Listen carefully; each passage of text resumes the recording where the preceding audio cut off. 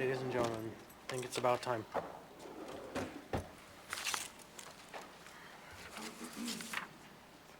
my God, so many items.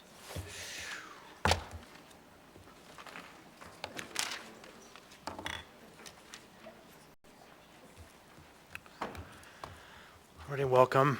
I now call this meeting of the Anchorage Assembly to order. The date is October 10, 2023. It's 5:03 p.m. Madam Clerk, would you please take the roll? Assemblymember Myers. Here. Assemblymember Martinez. Present. Assemblymember Rivera. Present. Assemblymember Bronga. Here. Assemblymember Johnson. Here. Chair Constant. Here. Vice Chair Zolotel. Here. Assemblymember Cross. He's excused. Assemblymember Voland. Happy to be here. Assemblymember Brawley. Here. Assemblymember Salt. Here. Assemblymember Perez Verdia. Here. Youth Representative Tyrell. Here. Chair Constant, you have a quorum. Thank you so much. Next, I'd like to do the Pledge of Allegiance. Mr. Voland?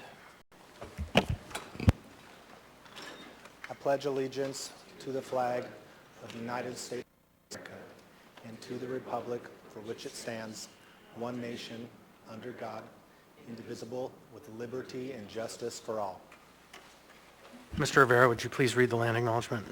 Happy to, Mr. Chair. A land acknowledgement is a formal statement recognizing the indigenous people of a place. It is a public gesture of appreciation for the past and present indigenous stewardship of the lands that we now occupy.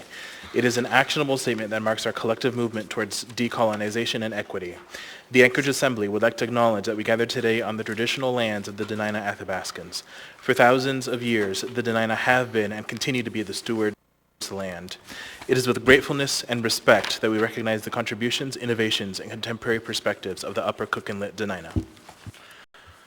Thank you, Mr. Rivera. Next on the agenda, we have minutes of previous meetings, and I don't believe there are any minutes. Oh, there are. I'm sorry. Thank you. So I would like to ask for a motion to approve or accept, no, motion to approve item 4A, regular meeting, August 22nd, 2023, and the special meeting, item 4B, September 9, 2023. So moved. Second. So we have a motion by Ms. Zolotel, seconded by Mr. Voland. Is there any discussion? Hearing and seeing none, asking for unanimous consent. Those items are adopted unanimously. Next, we have the mayor's report. Mr. Mayor, you have the floor. Thank you, Mr. Chair. Before I begin my formal report, I want to take a moment to recognize all of those suffering in Israel due to the violent attacks by Hamas and Hezbollah. Over the last few days, Israel has experienced one of the deadliest attacks since the Holocaust. As of yesterday, we learned that at least 11 American lives have been lost and over 1,000 people have been killed in Israel since the violence began. These unprecedented attacks on innocent lives are an absolute tragedy and should not be tolerated. Yesterday, I ordered the flags on municipal properties to be flown at half-staff to honor the lives lost and to stand in solidarity with the people of Israel. And tomorrow, I will be joining community members at the Dena'ina Center for the Alaska Solidarity with Israel event, and I hope you all can attend. Now, moving forward with official business. Last week, I delivered to the Assembly my proposed budget for 2024. During the development of this budget, the safety of Anchorage residents was kept top of mind while focusing on cost efficiencies. For 2024, I added funding for snow removal, road maintenance, and repairs, and to the continuation of very popular bus route number 85. I made sure there were no cuts to our public safety departments, and I lowered the tax burden on property tax owners. This is no fantasy budget. It prioritizes the people and allows for the continuation of crucial services and operations while staying $12 million beneath the tax cap. I conducted thorough reviews of each department's budget with municipal directors and realized spending efficiencies. This review allowed us to improve government spending processes and brought us to a budget that is $2.4 million less than my revised budget of 2023. We were certainly faced with a fiscal challenge through this budget process, but my proposal is proof that government can always has room to improve on its spending practices. I look forward to working with the Assembly during future budget conversations. The cold weather shelter plan deadline is right around the corner, and the Anchorage Health Department has done an outstanding job getting everything ready. With the Aviator and the Alex Hotel coming online this Monday, that will provide approximately 327 shelter beds, and we continue to make progress on the former Solid Waste Service admin building being converted into a temporary shelter. If all things go according to plan, a 10-day abatement will be posted at 3rd and Ingra on Friday that will be enacted on October 26th. Of course, this is all pending adequate shelter availability. I want to express my sincerest thanks to the Anchorage Health Department, Parks and Recs, and the Assembly, and to all those involved in making sure our unhoused have a warm place to go this winter. Tonight on the agenda is an Assembly ordinance that would restore failure to appear to a Class B misdemeanor. If passed, this will provide another tool for prosecutors when they deem it appropriate to use with particularly difficult cases. It would also conform better with state statutes. Currently, a defendant receives a citation when they fail to appear, and prosecutors can't use citation history, but they can use criminal history. This AO can help maintain law and order and sends a message that appearing in court is important, and I hope that the Assembly will approve it. Last week, I had the honor of announcing that the municipality will officially recognize the mushing district as part of downtown Anchorage, specifically on 4th Avenue. Dog mushing events have been a part of downtown Anchorage since as early as 1948. People from all over the world travel to Anchorage for the Iditarod, and officially recognizing the mushing district as part of downtown is good for our local businesses and great for tourists. As part of the mushing district agreement, the Musher's Arch will be installed on 4th Avenue. I am confident this will aid in the progress and vision to enhance the downtown experience for tourists and residents alike. Furthermore, I'd like to encourage everyone, when the Fur Rondi collector's pins come out, to please purchase them. Yesterday on Indigenous Peoples Day, I had the pleasure of meeting with the mayor of Incheon, Korea. We had a very good, delightful visit and discussed our Sister City program, which they are part of, and always our offices and how our offices can work together. Also recently I met with the Brazilian ambassador and consul, the Korean consul, and later this week I will be meeting with the Norwegian consul. These diplomatic visits are important in strengthening Anchorage's relationship with foreign cities and countries. Anchorage is one of the most diverse cities in the U.S., and many people from these places call our city home. I value the relationship Anchorage has with these offices, and I look forward to continuing strengthening our partnerships. That is all for me tonight, Mr. Chair. Thank you. Thank you. Now it's time for the chair's report. Good evening, everybody. Welcome. And I'd like to recognize yesterday was Indigenous Peoples Day, and the first time the municipality officially closed non-essential services to commemorate the holiday. In recognition and celebration, I'm proud to present the digital artwork that was displayed today, commissioned from local Indigenous artist Kata. Next week, we will welcome the Alaska Federation of Natives Convention, an event that brings a lot of energy to our city. It's the biggest event in the state annually, and we are grateful for the opportunity to be the host again this year. Now I'd like to talk about the Eklutna River Restoration Project. This is an important time to talk about the Eklutna River. The Anchorage Assembly has been working for many years with the native village of Eklutna and other partners on the restoration of the Eklutna River.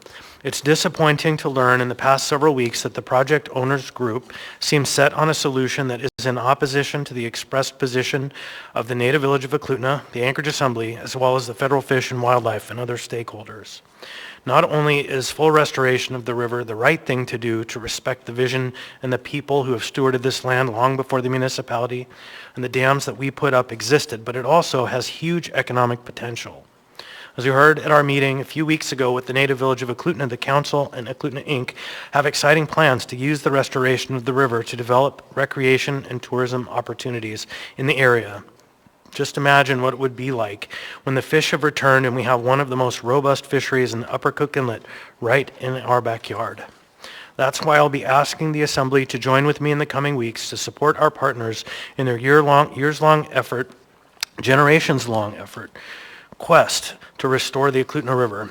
The restoration project stemmed from historical wrong, and this is our opportunity to make a historic right. Anything short of full restoration is a continuation of the nearly century-long cultural and environmental destruction that we have all been working to overcome. This last week, we had an opportunity to meet with the Anchorage Caucus, the Alaska Legislature. Member Brawley and I met with the caucus to update them on the Assembly's work and present our initial ideas for Anchorage's legislative priorities in 2024. While the municipality submits a program of priorities to our Anchorage legislators every year, this year we are taking proactive collaborative steps to bring these priorities to life. We look forward to working closely with the Anchorage Caucus to make strategic local investments during the 2024 session. I would also like to thank Senator Kaufman and Representative Mears for investing their time and energy in this partnership. Now the budget. So, yes, the ADN decided to take me to task on calling the budget a fantasy. And I will offer just a couple of areas in which this budget is still a fantasy. The administration has presented to us a fact that they need in 2024 to update the SAP program to ensure that our system continues to work with a $3 million price tag. They knew this months ago, and yet it's not in the budget. So there's a $3 million expense coming, but it's not accounted for. There was also a $2.5 million legal settlement for a contract that was illegally authorized by the administration that was, on a temporary basis, paid out of construction funds that were intended to be used for addressing concerns relating to homelessness this year, but instead were spent on a settlement. That settlement and its appropriation is actually not in the budget for 2024. Those are just two examples. The Anchorage Daily News cited the fact that the administration has been successful at overcoming issues related to not enough staff at the municipality by outsourcing contracts. We learned at the last meeting that they knew the cost of the sleep-off center, the Anchorage Safety Patrol, has tripled, and yet it's not accounted for in the budget. So $1 million expense or so is now a $3 million expense or so, but it's not accounted for in the budget. So, like fantasy football versus actual NFL football, we have a budget process that's about to begin. It's fitting to be looking towards 2024 as today's meeting is a major milestone. Items 10G3 through 10G6 represent the mayor's proposed budget for next year. Before we take action on the budget during our November 21 regular meeting, the Assembly will hold 3 work sessions. Our first is this Friday, October 13th, from 11 a.m. to 4 p.m., followed by another on Friday, October 27th, and another on Thursday, November 9th.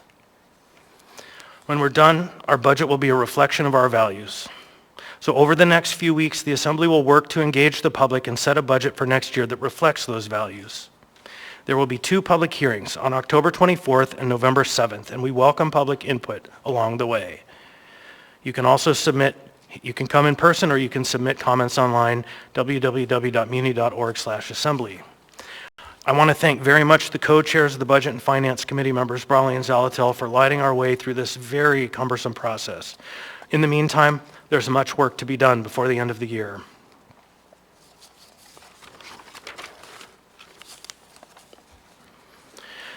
I will note that there have been a series of items laid on the table relating to emergency cold weather shelter. I'm glad that the mayor is now talking again in support of the Assembly and his staff who've been working so hard to prepare for the coming winter. The items that have been laid on the table, I'm not sure what's going to happen with them because we just received them. We've been asked to hold a special meeting, and a special meeting has been tentatively scheduled for Thursday at, I think, 3:10 p.m. to take these items up. But if they can be taken care of tonight, we probably will. Thanks to the hard work of the Health Department staff and the leadership from the Housing and Homelessness Committee Chair, Felix Rivera, our city has a plan for providing emergency cold weather shelter before winter arrives for the first time in a long time. The truth is, we're coming together on solutions that work for Anchorage, providing both non-congregate shelter with services and support, and sheltering small groups in congregate settings when appropriate, and investing in housing. Speaking of housing, Anchorage's housing shortage crisis is an everyone problem. Last year, rents in Alaska jumped by more than 7% on average, the highest increase in more than a decade. The median single-family home listing price in Anchorage rose 43% in only 3 years, from $311,000 in January 2020 to $446,000 in May 2023, putting home ownership further out of reach. And that doesn't even begin to tap into the challenges provided to us by the increase of interest rates. It's hard to find low rates these days. There's supply and demand imbalance, and we don't have enough housing options for everybody who wants to live here. So today, the Assembly leadership announced an event calendar for Housing Action Week, culminating in the Community Housing Action Summit on Friday, November 3rd at the UAA Student Union. Housing Action Week brings together community organizations, policymakers, and most importantly, our neighbors in a wide-reaching conversation about housing policy in Anchorage. I encourage everyone to participate in Housing Action Week. From the Make It Monday luncheon with the Anchorage Chamber of Commerce to Future Cities Family Fun at the Mountain View Library, even Chuck Marone, who's coming up from Strong Towns. There's something for everyone. Learn more about Housing Action Week and browse events at anchoragehousingAction.org. That really concludes my report. Suffice to say, this is a business meeting. We're here to do the work of the municipality. I thank you for your help in creating a climate of respect in the chambers. Please keep the aisles clear except when you're lined up to testify. If you need to hand something to the members, you can hand it to the staff up in the front of the dais. Please stop speaking if a point of order is called so I may rule on the point of order and the record is clear. If rules are not followed, I may interrupt speakers to ask for compliance. If compliance with the rules doesn't occur, then I may pause the meeting. If there's an actual disruption, I will give a warning, and if the disruption persists or happens again, the person may be asked to leave. Thank you all. That was a long report. And next we're going to move on to the rest of our agenda. So, starting from my right, we're going to have committee and liaison reports. Mr. Myers. Nothing to report. Thank you, Mr. Thank you. Mr. Martinez. Thank you, Mr. Chair. Good evening, everyone. The last meeting of the Community and Economic Development Committee met on October 5th, and the next meeting of the Community and Economic Development Committee will be November 2nd. Normally, we meet twice a month, and that next meeting would be October 19th, but we've canceled that meeting to participate in AFN. And I just wanted to highlight that the things that we talk about at the Community and Economic Development Committee are really in line with, right now we're focused on housing. As you see, that's a priority for the Assembly, and our housing summit's coming up. And in our committee, we really get into the technical aspects of Title 21, the changes needed and required in code, and a lot of the staff that attends these meetings are the technical staff in the development services and the permitting department. So I just wanted to offer appreciation to the staff that participates in those meetings and to let the public know what's happening in those meetings, and you're invited. The next one happens again on November 2nd at the Permitting Center at 9 a.m. Thank you, Chair. Thank you. Mr. Rivera. Thank you, Mr. Chair. There's going to be a special meeting of the Housing and Homelessness Committee tomorrow, October 11th, from 10 to 11:30 a.m. at City Hall, room 155, to kick off the next phase of the Clean Slate Strategy, which is the work to select permanent year-round low-barrier shelter. We're going to be catching up on the work done since this group last met and then discuss some next steps. The regular meeting of the Housing and Homelessness Committee is going to be taking place next Wednesday, October 18th from 11 a.m. to 12:30 p.m. at City Hall, room 155. We will discuss the ongoing implementation of emergency cold weather shelter. By that point, by October 18th, the 372 non-congregate beds and the 150 congregate beds should be online. We're also going to begin preliminary discussions on the transition out of emergency cold weather shelter, and we'll also have a presentation on the Housing Policy Strategic Plan. A couple updates on AML, the Alaska Municipal League. Last week, members should have received their invitation to register for AML's annual meeting from December 6th through December 8th at the Denina Center. I encourage both my colleagues and Assembly staff to attend as much as you can. as well as members of the administration. This is a great opportunity to connect with other local government officials who face similar issues as we do. Finally, Member Brawley and I attended the joint meeting between AML and the Alaska Superintendents Association a couple weeks back. Quick update from that meeting that I think members will appreciate.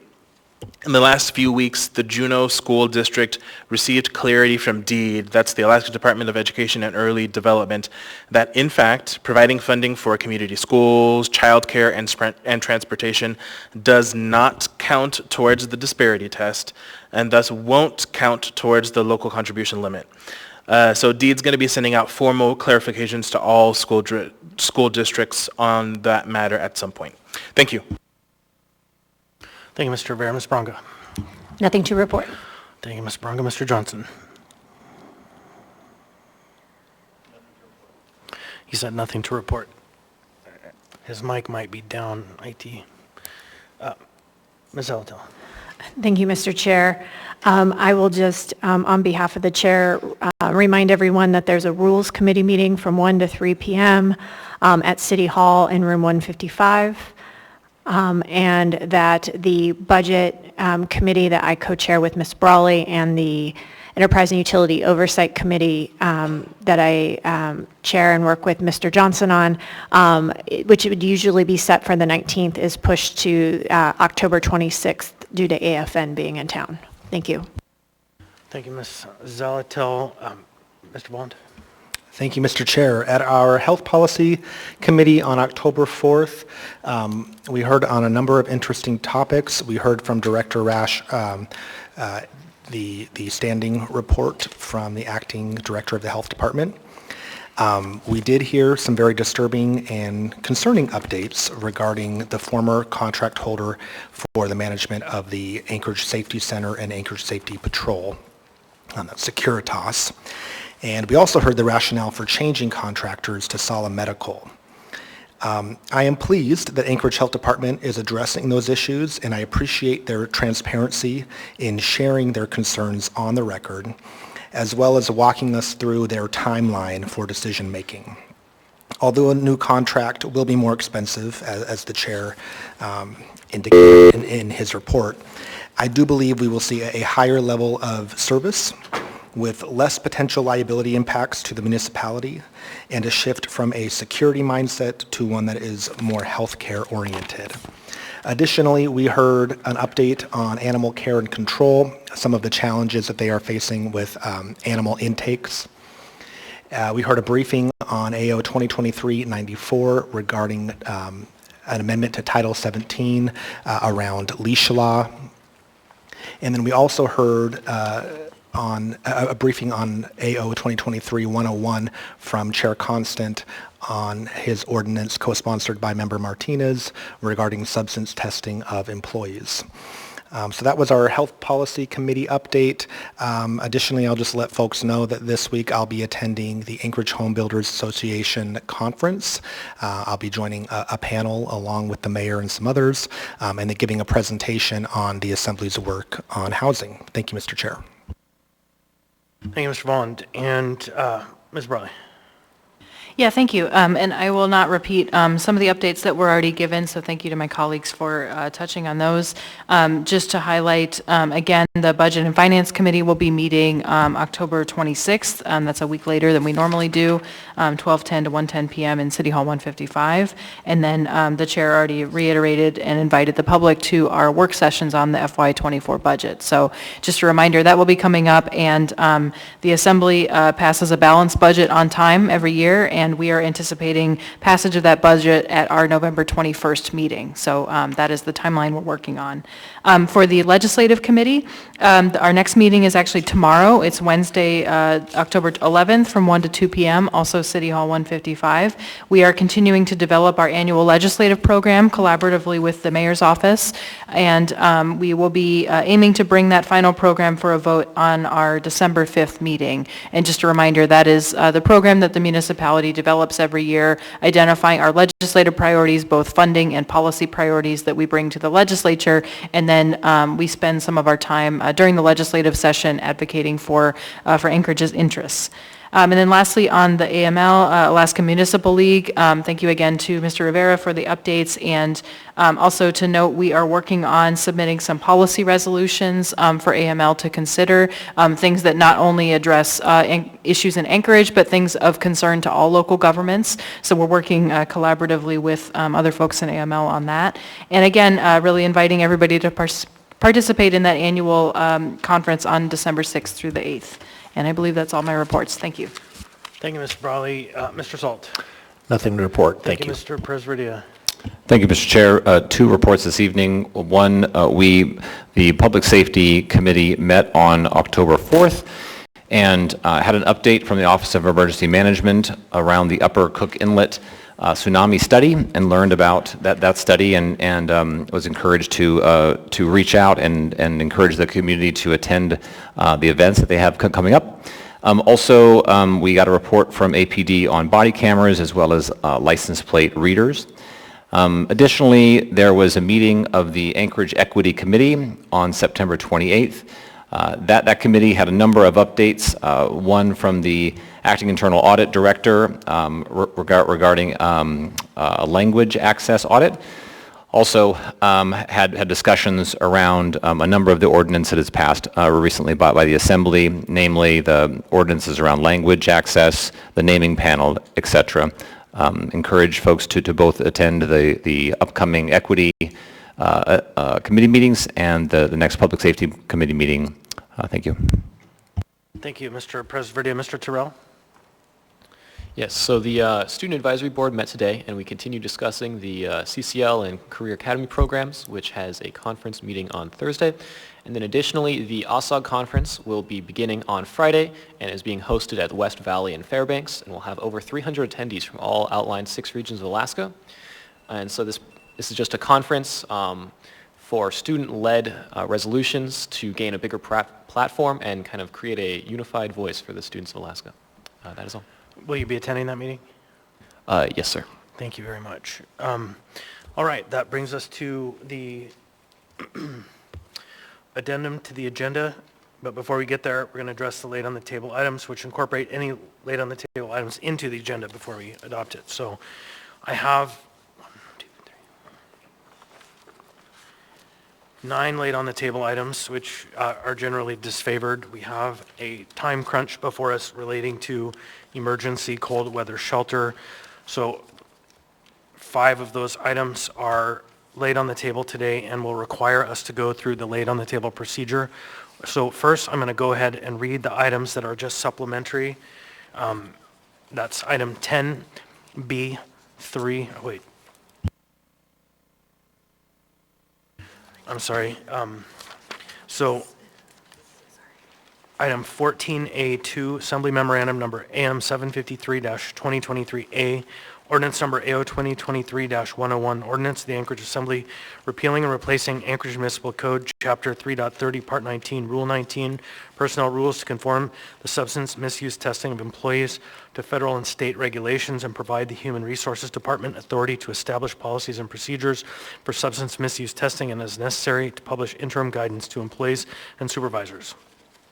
Item 14A3, Ordinance Number AO 2023-101S, an ordinance of the Anchorage Assembly repealing and replacing Anchorage Municipal Code, Chapter 3.30, Part 19, Rule 19, Personnel Rules to conform the state substance misuse testing of employees to federal and state regulations and provide the Human Resources Department authority to establish policies and procedures for substance misuse testing and as necessary to publish interim guidance to employees and supervisors. Also connected is item 14A4, Assembly Memorandum unnumbered AM.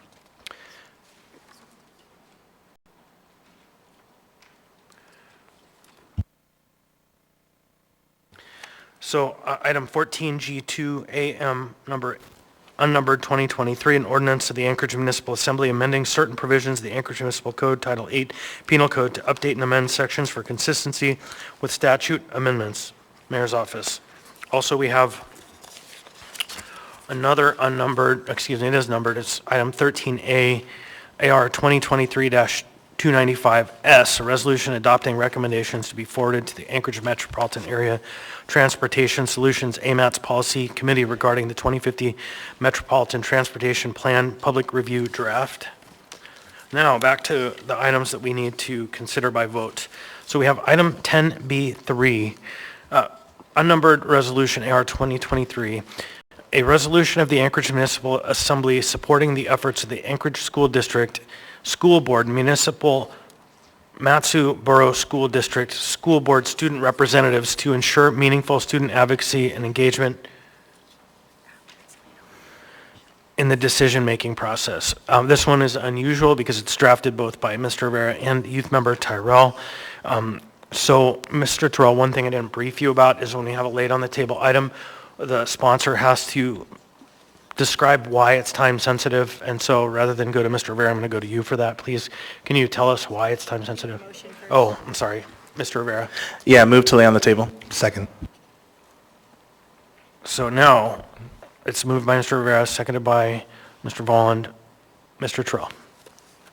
Yeah, so I'll keep this brief in the effort for time, but this is in support of a resolution going towards OSOG, the conference which I just mentioned, and that conference is happening this Friday and will not be in time for the next meeting. Thank you. Thank you. Any discussion? Oh, I have Mr. Rivera. No, I'm actually good. Thanks. Thank you. All right. Anyone else?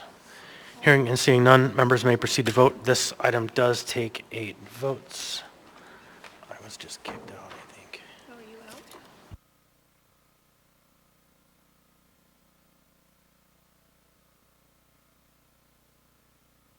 Members may proceed to vote.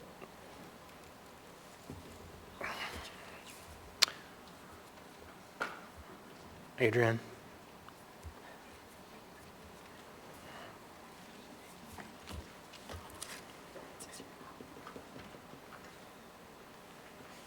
There we go. You can go ahead and vote.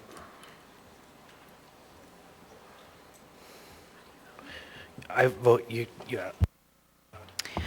Chair Constant, how do you vote? I vote yes. I got boxed out. So on a vote of 11 to 0, that item has been laid, oh, and the youth member votes? Yes. Yes, that item has been laid on the table. So next, we have, okay. Thanks. Item 10C2, Assembly Memorandum, unnumbered 2023, recommendation of award of contract for ESS DBA statewide services for congregate shelter food services to the municipality of Anchorage, $432,729. Mr. Chair, Ms. before we Alonso. take up the next 1, 2, 3, 4, 5 laid on the table items, I'd like to make a disclosure and ask for a ruling. So I'm the executive director of the Anchorage Coalition to End Homelessness. I did not previously participate in the funding allocation or the appropriation for emergency cold weather shelter, but as it related to the non-congregate, because we were working closely with the Anchorage Health Department.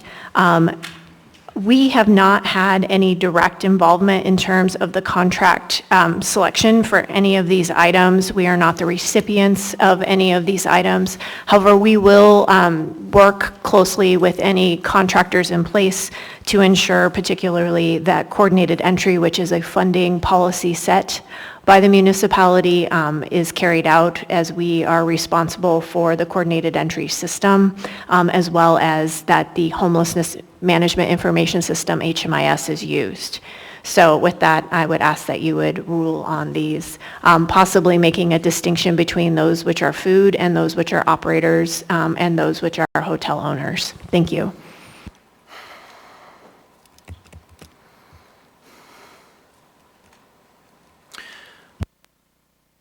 Thank you, Ms. Zalatil. One sec.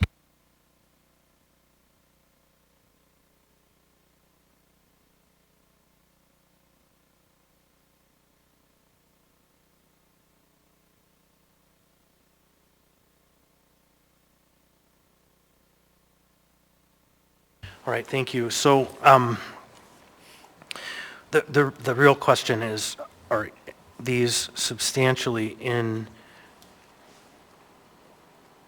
do you have a substantial personal or financial interest in these items? And it's difficult to take them all up because they're not all the same and they're not all different. And so I guess in the relationship to the food services, your organization have any connection to the food service items? No, we did do prior advocacy. I did do prior advocacy in my role at the coalition for the policy adopted by the Assembly for purposes of the baseline requirements for the food. So you don't have any oversight or make recommendations? We have made recommendations in the past, but we make no recommendations as to the particular vendor or, as to the particular vendor. Okay, and then relating to the provider of services for congregate shelter, does your organization engage in the work around the congregate shelter at this time? Based on the policy adopted with the appropriation, we will oversee the HMIS requirement as well as we hold the coordinated entry list. Mm-hmm.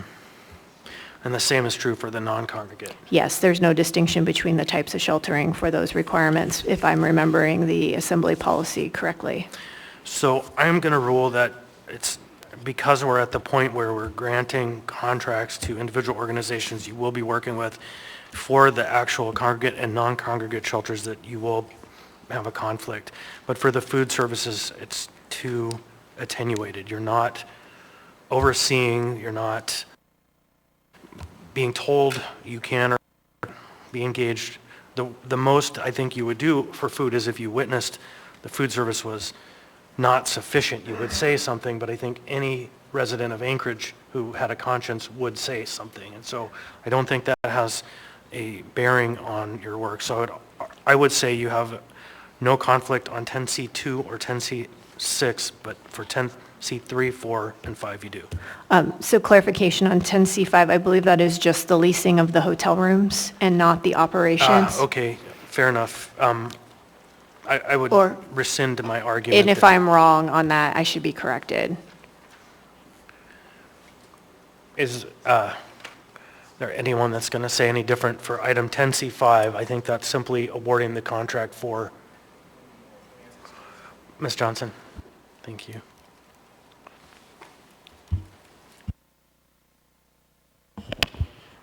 Alexis Johnson, Anchorage Health Department. Can we ask that question one more time? I was in a side conversation. My apologies. The contract proposed to the Alaska Hotel Group for non-congregate sheltering operational services, just the rental of the rooms, or is it for the services provided there as well? It is one encapsulating contract, Okay. so it is subcontracting as well. Okay, thank you. It's one contract, so yeah, it's the same as 10C4 and 10C3. Okay. So my original ruling is going to stand that for items 10C2 and 10C6, there is no conflict, but for items 10C3, 4, and 5, there is a substantial personal financial impact there. Thank you. Then, Mr. Chair, I would request that you take up the laid on the table 10C2 and 10C6 together, and I can be excused, and then we can take up the rest when I return. Just take for the two laid on the table.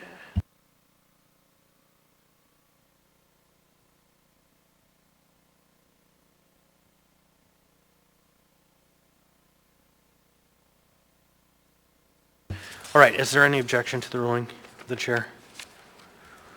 Hearing and seeing none, the ruling of the chair stands. So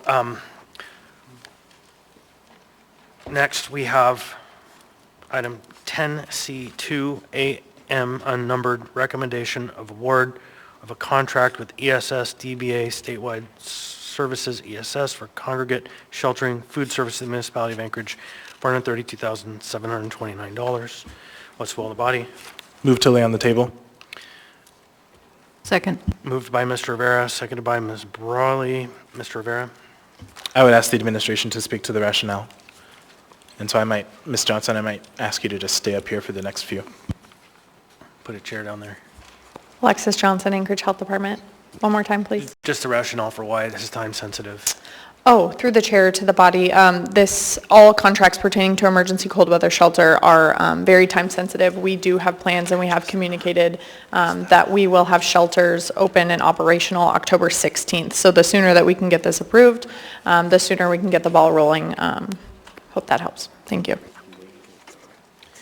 Anyone else wish to discuss the item? Hearing and seeing none, members may proceed to vote on the motion to lay on the table. It's just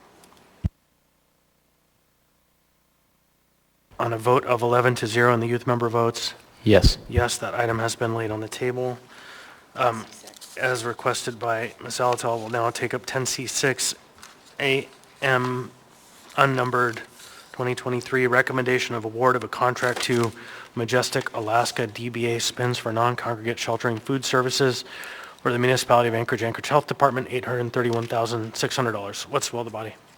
Move to lay on the table. Second. Moved by Mr. Rivera, seconded by Ms. Zalatel. Mr. Rivera? Same rationale as the last one? Through the chair to the body, yes, it is. Ms. Johnson says it's the same. Anyone else? Hearing and seeing none, members may proceed to vote.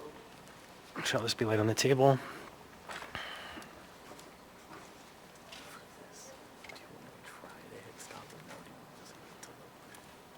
On a vote of 11 to 0 and the youth member votes, Yes. yes, that item has been laid on the table. Second, Chris. I would note for, Would you turn off your mic for a second?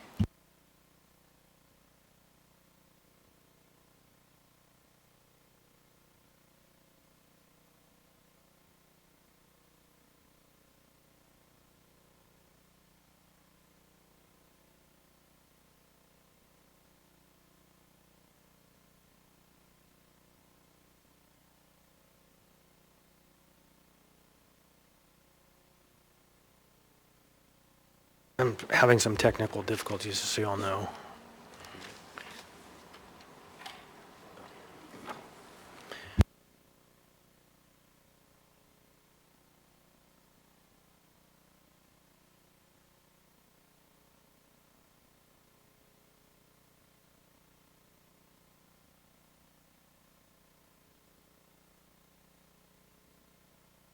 Sorry about that, folks.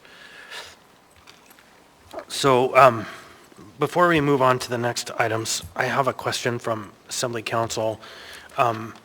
So the memorandums that we just received, the funding documents, are supposed to come with an attached department memorandum, but there aren't any attachments. Do you know if there are more documents coming? Through the chair, I don't, but I can get that answer for you. It could be that it's boilerplate. I don't know, so I just want to make sure. Okay, so we'll continue through the process. If they get laid on the table, we'll have some time before we get to them. We can figure that out. So I think it's probably just a vestigial language. So, okay, next we have item 10C3, Assembly Memorandum, unnumbered. Did I do that one already? 10C3. I'm sorry. Wait.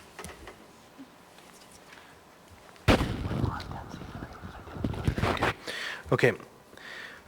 Unnumbered, recommendation of award of contract to Henning Inc. for congregate sheltering operational services for the municipality of Anchorage, Anchorage Health Department, ITB 2023B085 for $2,138,400. Mr., what's the will of the body? Move to lay on the table. Is there a second? Second. Moved by Mr. Rivera, seconded by Mr. Vaughn. Mr. Rivera? Thank you, Mr. Chair. I assume the same rationale applies. Through the chair to the body, yes, it does. Thank you. Ms. Johnson says it's the same rationale. Anyone else? Seeing none, members may proceed to vote.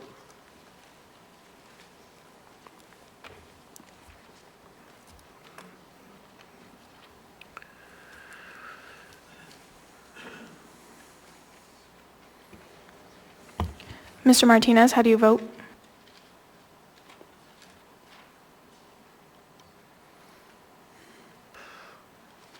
On a vote of 10 to 0 with one member recused and the youth member votes Yes. yes, the unnumbered AM 10C3 is laid on the table. Next we have item 10C4, unnumbered AM Assembly Memorandum, recommendation of award of a contract to Henning Inc. for non-congregate sheltering for operational services for the municipality of Anchorage, Anchorage Health Department, ITB 2023-B086, $1,554,300.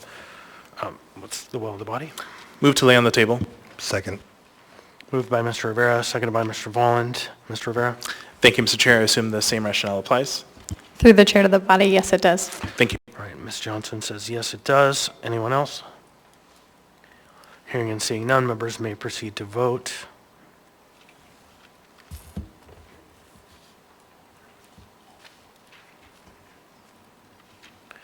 On a vote of 10-0 with one member recused and the youth member votes Yes. yes, 10C4, the unnumbered AM is laid on the table. Next, we have item 10C5, Assembly Memorandum, unnumbered recommendation of award contract to Alaska Hospitality Group for non-congregate sheltering operational services for the municipality of Anchorage, Anchorage Health Department, ITB 2023 B086, in the amount of $4,340,160. What's the will of the body? Move to lay on the table. Second. Moved by Mr. Rivera, seconded by Mr. Volland. Mr. Rivera? Thank you, Mr. Chair. I assume the same rationale applies. Through the chair to the body, yes, it does. Great, thank you. So Ms. Johnson says yes. Anyone else? Hearing and seeing none, members may proceed to vote. For now.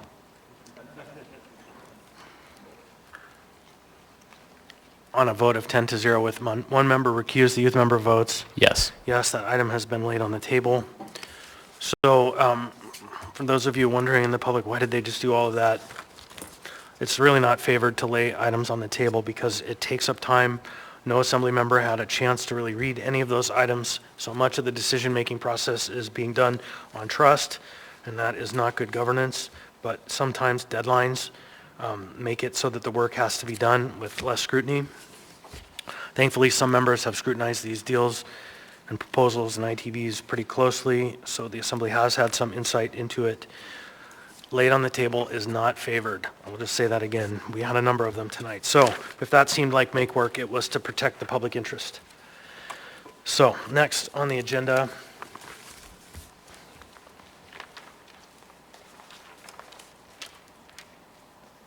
I would like to ask for a motion to incorporate the addendum as printed and distributed in the laid on the table items. So moved. Second. Moved by Ms. Zalatel, seconded by Mr. Volland. Any discussion? I'm going to ask for unanimous consent. Hearing no objection, the laid on the table items and the addendum have been incorporated into the agenda. Next, we have appearance requests on the agenda. There are no appearance requests. So now we'll move into the consent agenda.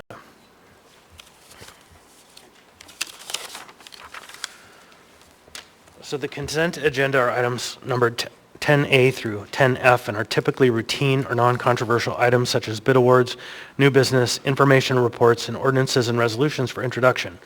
The items on the consent agenda may be accepted or approved by the assembly by a single vote on a motion to approve the consent agenda. Prior to approval, items may be pulled by an assembly member for discussion and separate vote on each of the items. Under the assembly rules of procedure, all ordinances and some resolutions will have an opportunity for public hearing on a future date. So now I'm going to go down the dais, starting with Mr. Presverdia. Would you like to pull any items? No items, thank you, Chair. Thank you. Mr. Salt. I'd like to pull 10A5, 10G12, and 10G14. So I have 10A5, 10G12, and 10G14. Ms. Brawley. Yeah, thank you. I have several. 10A1, 10A8, 10D3, 10D5, 10D8, 10F1, and 10F3. So I have for you, Ms. Brawley, 10A1, 10A8, 10D3, 10D5, 10D8, 10F1, and 10F3. Yes. All right, thank you. Mr. Volland. No items. Thank you, Mr. Chair. Thank you. Ms. Zalatel. Thank you, Mr. Chair. Just one moment. I'd like to pull item 10C2, which was a laid on the table item, 10C1 as well, 10 Delta 1, 10 Delta 5, 10 Delta 12 through 15, 10D18. And I believe that that is all. All right, so for you, Ms. Alto, I have items 10C1 and 10C2, and then 10D1, 10D12 through 15, 10D18. Is that all of them? I believe All so. right, thank you. Mr. Johnson? No items. Thank you. Ms. Braga? Has 10D7 been pulled? Not yet. Okay. And that's it. Winner. Mr. Rivera? Thank you. Several of my items have been pulled, but I have several more. So I have 10D6, 10C6, 10C3, 10B3, and 10E1. Really scrambling eggs going backwards there, Mr. Rivera. So 10B1, 10B3, 10C3, 10C6, and then 10D6. Is that it? Not 10 Bravo 1, but 10 Echo 1. Oh.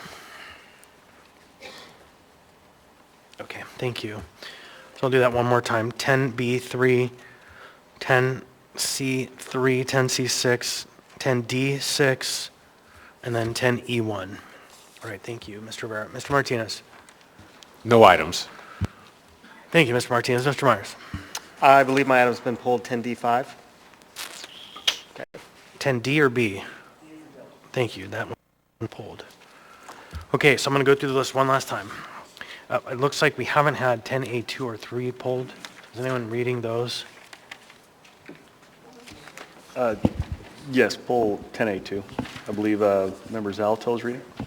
And then 10A3, And yes, we should be pulling 10A3. right? And so, Mr. Rivera, I'm going to...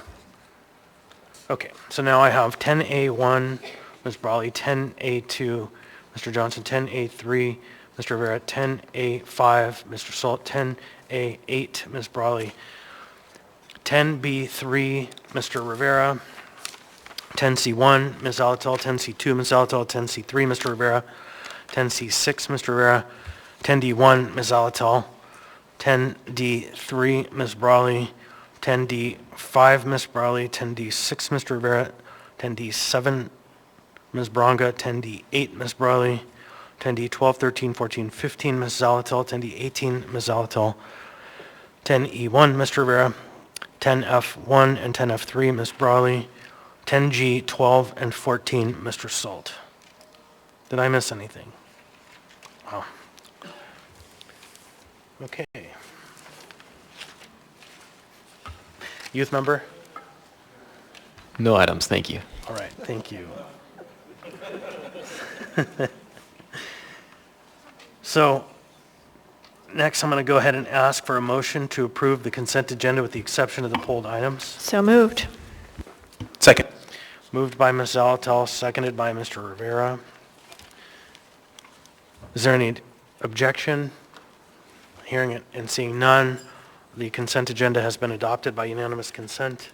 For the public's information, other than all those items that were just pulled, the assembly has now passed or accepted all the rest of the items in 10A through 10F. We'll take up the rest of the items next. The items that have been introduced for future public hearing are all the items in section 10G except the 2 pulled items. So if you're here to see action on the items listed on the consent agenda that were not pulled, those items have been passed or accepted.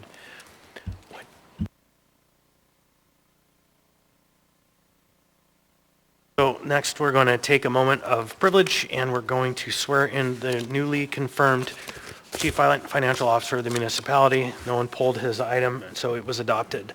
Mr. Thurn, please come forward. With your family, of course, if she wants to.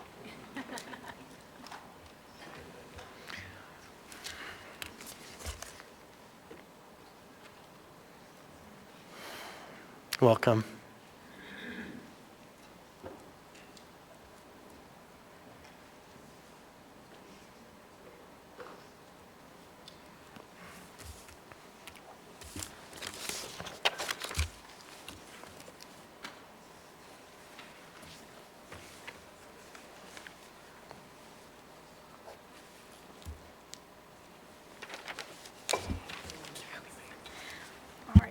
have you raise your right hand.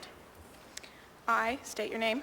I, Alden Thurn, Solemnly swear solemnly swear that I will support and defend that I will support and defend the Constitution of the United States, the Constitution of the United States, the Constitution of the State of Alaska, the Constitution of the State of Alaska, and the Charter of the Municipality of Anchorage, and the Charter of the Municipality of Anchorage, and that I will faithfully perform and that I will faithfully perform the duties of Chief Fiscal Officer the duties of Chief Fiscal Officer to the best of my ability. to the best of my ability.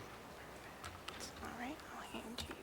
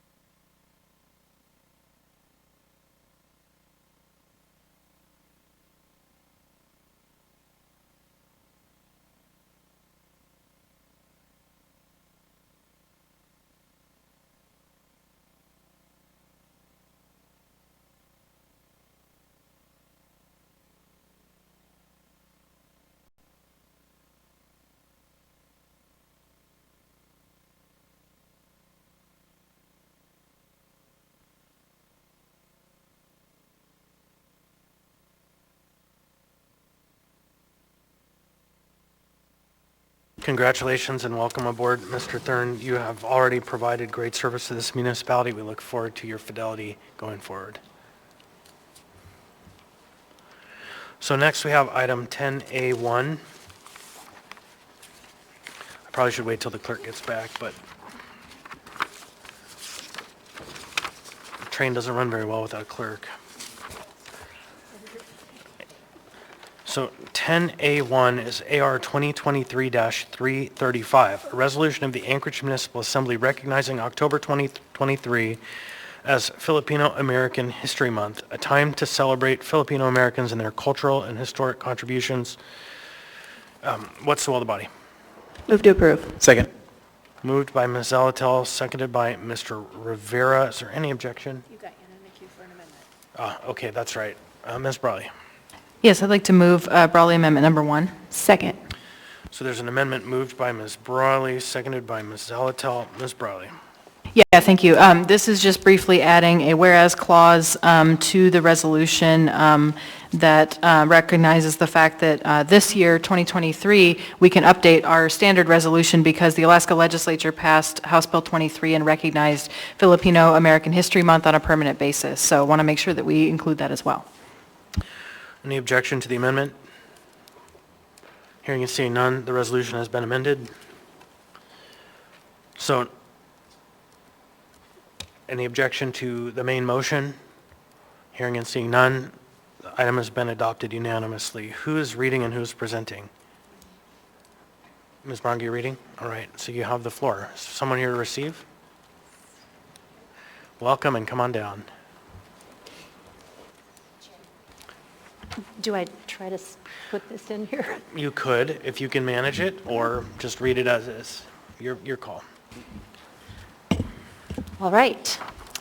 Whereas the first recorded presence of Filipinos in the United States was on October 18, 1587, and the first Filipinos arrived in Alaska in 1788 on the fur trading ship Iphigenia Nubiana, with Filipinos settling in Alaska in the early 1900s in the coastal villages in Southeast and in Bristol Bay, and in the 1930s in Anchorage. And whereas Filipino Americans have a rich history of public and military service and participation and leadership in social justice movements, including the United farm workers movement, the fight of ethnic studies, the Hawaii sugar plantation strikes, the Washington Yakima strikes, and the anti-martial law movements. And whereas the Filipino-American National Historical Society's 2023 Filipino American History Month theme is 1898, recognizing 125 years of Philippine American history, acknowledging the establishment of Philippine and U.S. relationship through the Treaty of Paris. And whereas on May 12th, 2023, the Alaska legislature passed House Bill 23, sponsored by Representative Genevieve Mina and supported by 43 co-sponsors, formally recognizing the month of October annually in Alaska as Filipino American History Month, and the bill was later signed into law by Governor Mike Dunleavy on July 20th, 2023. And whereas June 12, 2023 marked the 125th anniversary of the Filipino Declaration of Independence after centuries of Spanish colonial rule, and independence that was short-lived and not recognized by Spain or the United States, but which planted the seeds and ignited the desire for Philippines to eventual independence in 1946. And whereas we recognize the advocacy, leadership, courage, and service of Filipino Americans in Anchorage and Alaska, whose passion, dedication, and resolve have helped to sustain our community and state during challenging and transformative times. Now, therefore, the Anchorage Municipal Assembly recognizes and celebrates October 2023 as Filipino American History Month.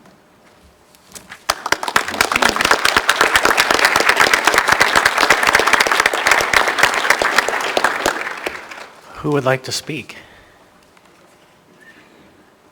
Welcome. The microphone is not on, so you got to figure out which button. It's like a yellow button, green button. There you go. You're on. Hello. Welcome. Okay, perfect. Mabuhay. My name is Joshua Albeza Brandstetter. I've lived in Alaska since the age of 3, when my father, who was serving in the United States Navy, was stationed on the island of Adak. After he retired and the base closed down, we moved to Anchorage, and I grew up here, and I'm still here today. I stand before you today as a proud Filipino man, as a Ilocano Ilongo man, as an Alaskan, and as a member of this beautiful community. I also stand here today with members of our Alaska Federation of Filipino Americans and the Filipino community of Anchorage, Alaska, who I'm proud to stand with, as well as MANA. MANA is a project founded by Filipino Americans Shane Nuesca and Tasha Elizarde and myself that is recording the history of Filipinos in Alaska right now. The Filipinos in Alaska have been present here since, well, for 235 years, whatever date that would be. It's a lot. It's a long time. We have been here and we have been an involved member of Alaska, building our canneries, building our roads through the DOT. Betsy Engel, who was the first female director of design in the Arctic. We have been present throughout the state, but our history has often gone untold. One book written by the first ever Filipino legislator, Thelma Buckholt, was written on Filipinos in Alaska in 1996. And since then, another book publishing our history has not been written. There's a lot of history, a lot of stories that have not been told, but that history is valuable. I told you that our group is called MANA. That word is Tagalog, and it means the history we inherit. But it also means the history we pass down. On October 28th at the Anchorage Museum, a first ever exhibit will be premiering, titled MANA, which will be featuring first-person stories from Filipinos all across Alaska, from the canneries in Kodiak to Fairbanks to people in Adak like me.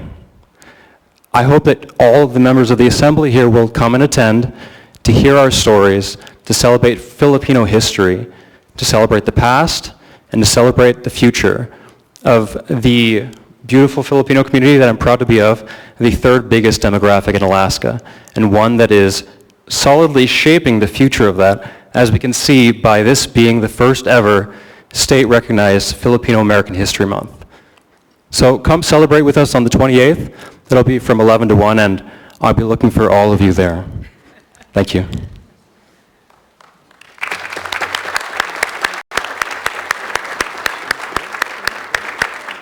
So your event on the 28th, where and when?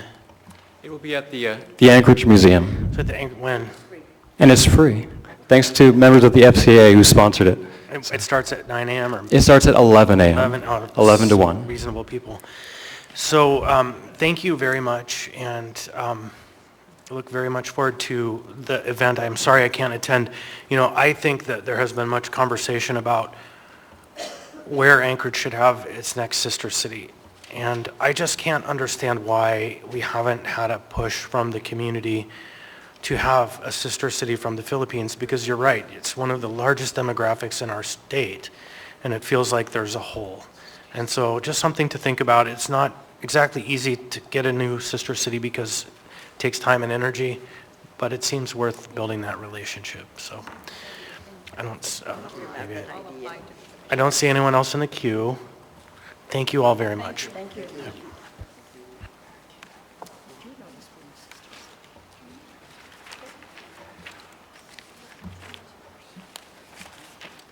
Next on the agenda, we have item 10A2, Resolution AR 2023-338, Resolution of the Anchorage Assembly and Mayor Bronson welcoming delegates and attendees to the 2023 Alaska Federation of Natives Convention, October 19 to 21, 2023.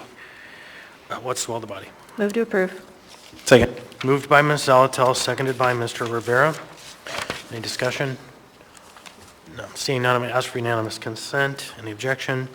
Seeing, hearing none, this item has been adopted. Next, who is reading and who is presenting? I'm reading, Mr. Chair, and Mr. Johnson is presenting. All right, Ms. Zalatel, you have the floor.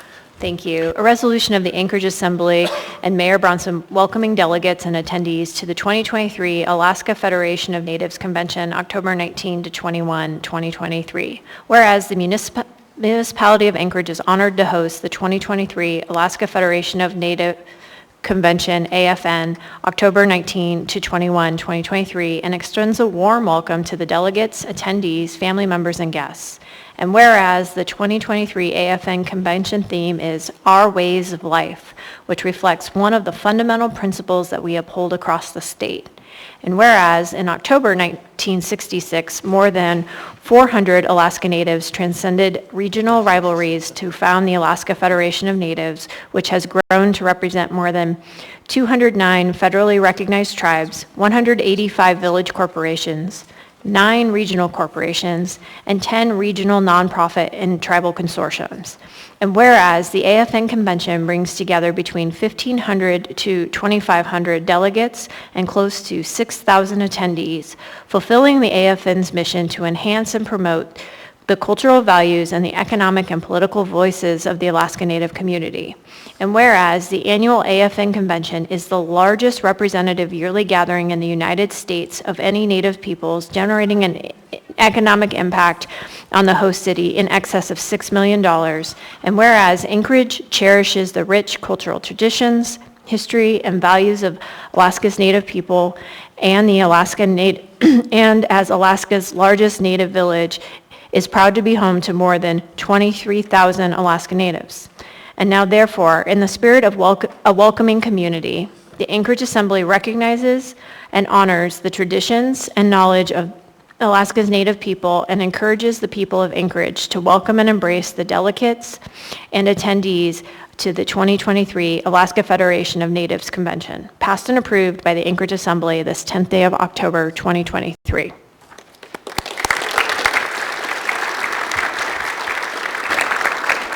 Welcome, Ms. Kika. There Is it's it on. on? Yes. Well, I wanted to thank you, Mr. Chairman, and members of the Assembly, and Mayor Bronson for this resolution. We will read it at our convention on October 19th when it starts, and we very much appreciate the recognition of our community. I think we're up to about 160,000 in the state. We're very proud to be Alaskans. We're proud to have members in Anchorage, and was very excited to see the previous resolution with the Filipino community on that. proud to be in partnership with other Alaskans on that. So thank you very much, and we appreciate this, and we'll read it to all our members. Thank you. Thank you and welcome. Right, next we have 10A3, AR 2023-339, a resolution of Anchorage Municipal Assembly recognizing and honoring Greg Groneweg for more than 40 years of service in the Anchorage Fire Department. What's the will of the body? Move to approve. Second. Moved by Mr. Rivera, seconded by Ms. Zalatel. I heard someone else, but missed it. So any discussion on this? Point of information, Mr. Chair. Yeah, Mr. Mayor, you have been added as a sponsor. I would note that if that's what you're inquiring about. Yes, it and is. Thank you, Mr. Chair. Also, Mr. Myers, Mr. Presverdia, and Mr. Cross were somehow left off. I'm not sure how. So they have also all been added as sponsors. So thank you, Mr. Mayor. And so I would like to ask for unanimous consent. Hearing and seeing no objection, that item is adopted. Who's reading? I'm reading, Mr. Chair. All right, Mr. Martinez, you have the floor. A resolution of the Anchorage Municipal Assembly recognizing and honoring Greg Groneweg for more than 40 years of service in the Anchorage Fire Department.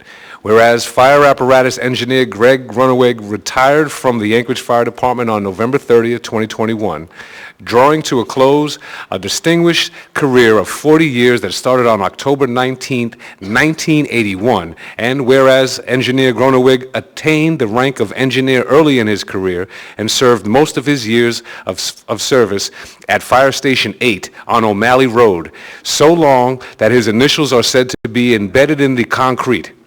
And whereas engineer Groneweg played a pivotal role in the multi-year process of design, engineering, implementation, and administration of a modern, self-contained breathing apparatus program to reliably protect the lives and health of firefighters of Anchorage, Chugach, and Girdwood, and whereas among engineer Groneweg's recognitions were emeritus conduct in 1998, distinguished service in 2006, and a lifesaver off-duty. And whereas in over 40 years at the Anchorage Fire Department, engineer Groneweg never once took a sick day. Whoa.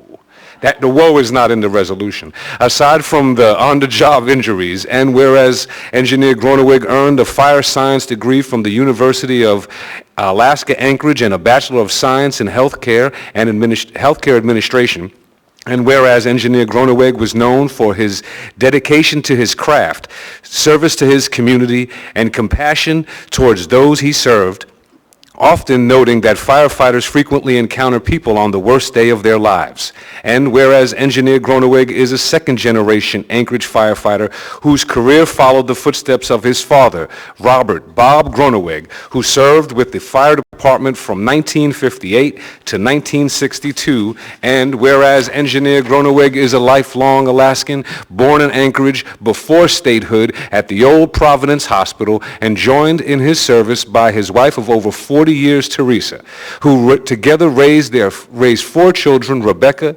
David, Daniel, and Jessica. Now, therefore, the Anchorage Municipal Assembly recognizes and honors Greg Groneweg for 40-plus years of service to the citizens of Anchorage and the Anchorage Fire Department.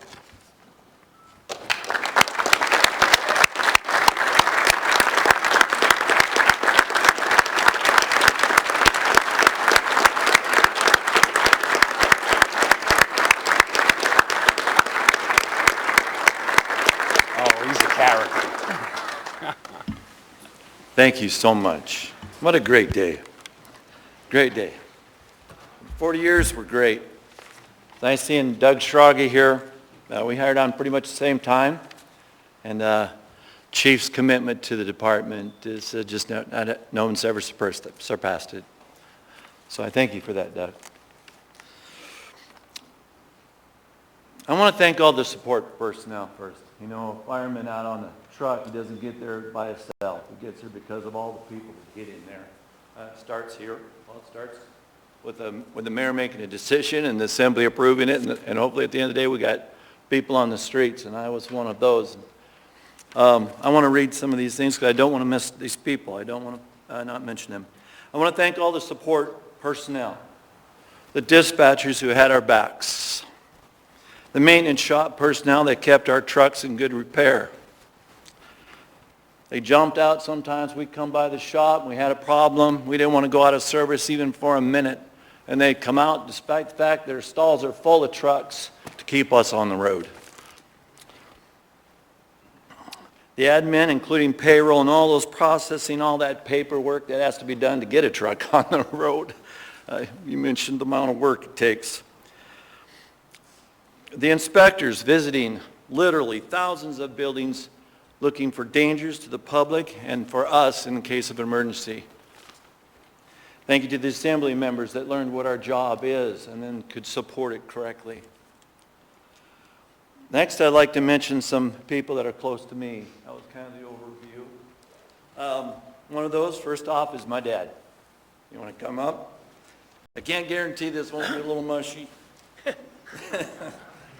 Yeah, fire department kind of taught you to cry too. First off, my dad, who taught me excellence and integrity through example. Thank you, Dad. He was an Anchorage firefighter back in the 50s when the world hadn't quite been tamed so much. The life expectancy of a firefighter back then in Anchorage was 57 years old. So we're doing better today. I'd like to thank the men who hired me. Now they're gone now, but I still want to mention their names. They were good men. BC Dick Penland and Chief John Franklin. These were, rest in peace, they were characters. They really were. Then there was Tony Knowles. He was the mayor when I hired on, and I met him in an elevator as I was headed towards the employment office as a new hire.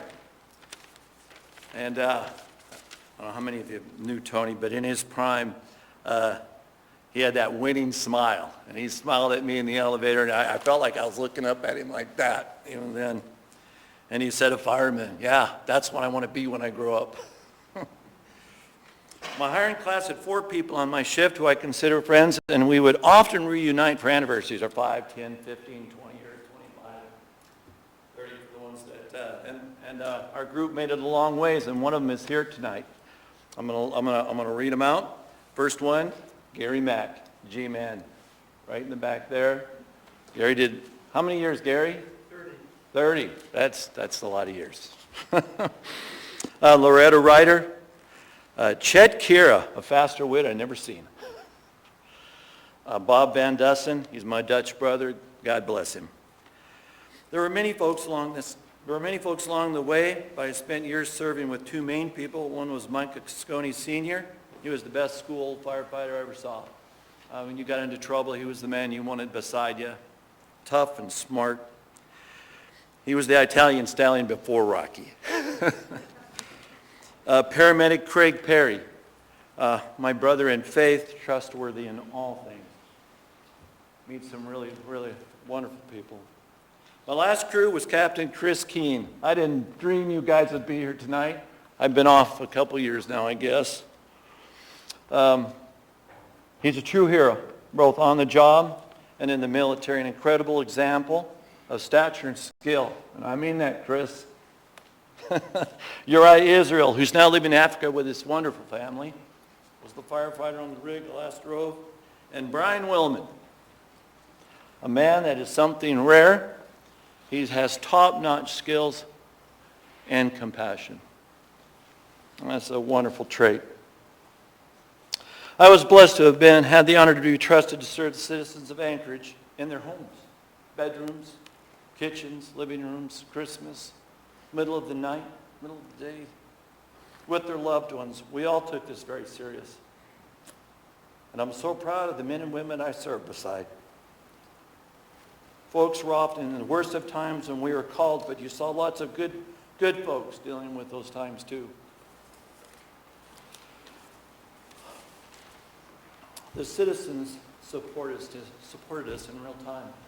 That's the advantage we have. Every call, every time on the street, the citizens of Anchorage, they've encouraged us. For a period, I was also privileged to serve in the IAFF. Nick, is he still here? He was here. Hi, Nick. Nick is the president, and I'm so glad he is a really, really passionate man who's smart too. Oh. The 1264, I had the honor of serving with the union for a while, and that was a great opportunity because you really got to work with people. People, the union is people, and don't confuse it with some big conglomerate. It's people. It really is. And we all stand together and we help each other. We work for a safer work environment. You know, we had our own goals, but they matched the city. And during that time, I think we learned to work very well with the admin of fire, and a lot of issues, you know, got solved by working together. It was really nice after years prior. I'm going to tell a story now, and then I'll be done. Firemen do two things. We love to tell stories. I miss the firehouse for that. Learned a lot in stories. The second is we grow a beard when we retire. It's just kind of part of the deal. So I'm a little fuzzier than I was for 40 years, but I finally got to let my hair grow. I'm going to see if I can do this by memory. We have lots of tours, lots of kids. That's the coolest part. Oh, going to school, reading stories, having them come see the fire truck. It was a lot of fun. But in this particular tour, it was a mother, and this you'll see why I'm telling the story. It was a mother and a daughter, and I think she maybe homeschooled, and I'm sure she had an assignment, so she was there getting the information that she was supposed to get. And towards the very end of the tour, her mom encouraged her to ask a question. And the question was very unusual. It caught us off guard. I mean, I was used to, what color is your fire truck? And I could usually get that one right. Or we went through a period where they were green, if you didn't know. Or how much water we carried. But this girl asked this particular question. And went something like, what is the best or most important thing you've seen out there on all your calls? And it set me back. I mean, I wasn't expecting it from a child. But I was anxious to hear what the captain would say. And Captain Burt, a very fine gentleman at the time, deferred it to me as the senior member. I had the gray hair already with 30-some years on. I immediately reflected. I thought about revenging for the old senior thing after the story, but I realized that the child and the mom were looking at me, and it caused me to reflect, you know, on many, many, many calls, and the most important thing out there is very simple, really. It's love. It's out there, and it keeps this city going. I mean, you guys are doing your part. We did our part on the street. It's the same thing, and it's the citizens that it's all about. And so I thank them. They fed my family, and they allowed me into their homes. Never betrayed their trust. So thank you very much. Tonight, I really appreciate this. This is a culmination for me of 40 years, and it means a lot. Thank you. Thank you, Mr. Sullivan.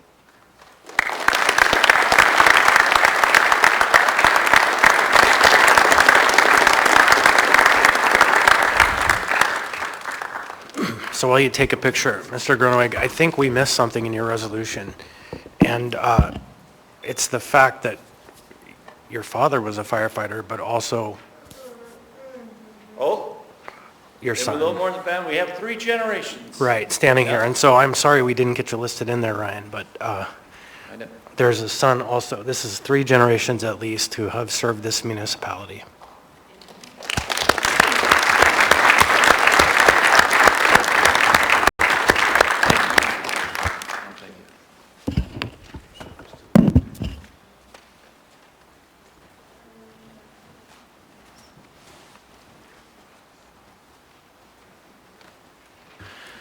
All right, next on the agenda, we have AR 2023-341, a resolution of the Anchorage Municipal Assembly recognizing October 2023 as Disability Employment Awareness Month.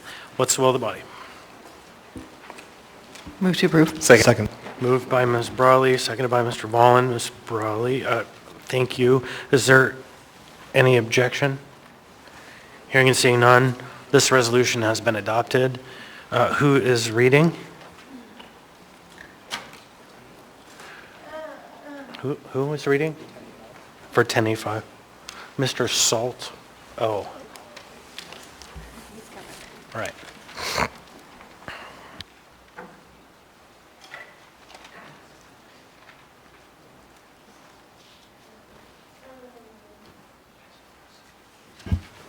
All right, sorry about Salt, that. you have the floor. Going to shake hands.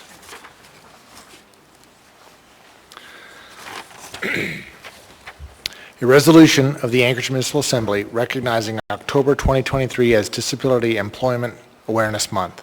Whereas October is National Disability Employment Awareness Month, celebrating the contributions of workers with disabilities and educating about the value of workforce inclusive of their skills and talents. And whereas the NDEAM theme for 2023 is Advancing Access and Equity. And whereas this year is the 33rd anniversary of the Americans with Disabilities Act, which prohibits discrimination against people with disabilities in various areas of life, including employment. And whereas disability can happen to anyone, and people with disabilities, including those with professional training, can often contribute to the workforce with accommodations and modifications, but are many times overlooked. And whereas Alaska has a lower approval rate for Social Security disability than other states, yet adults with disabilities still need equal access to income and health care. And whereas the past few years' large-scale challenges, changing norms, and employment adjustments prove that many employment requirements may be successfully completed in non-traditional ways. And, differently, ABLED individuals have a legitimate and ongoing role in the work environment, however it looks and changes. And whereas hiring people with disabilities creates a vibrant, diverse, economically sound, welcoming, robust, and competitive Alaskan workforce. And whereas policymakers, labor leaders, and employers can increase economic vitality by training for and establishing disability-inclusive workplaces with part-time professional work, disability-friendly technology, and equal opportunity for all. Now therefore, the Anchorage Assembly recognizes October as Disability Employment Awareness Month and encourages the people of Anchorage to further their awareness about disability-inclusive employment. Passed and approved by the Anchorage Assembly this 10th day of October 2023.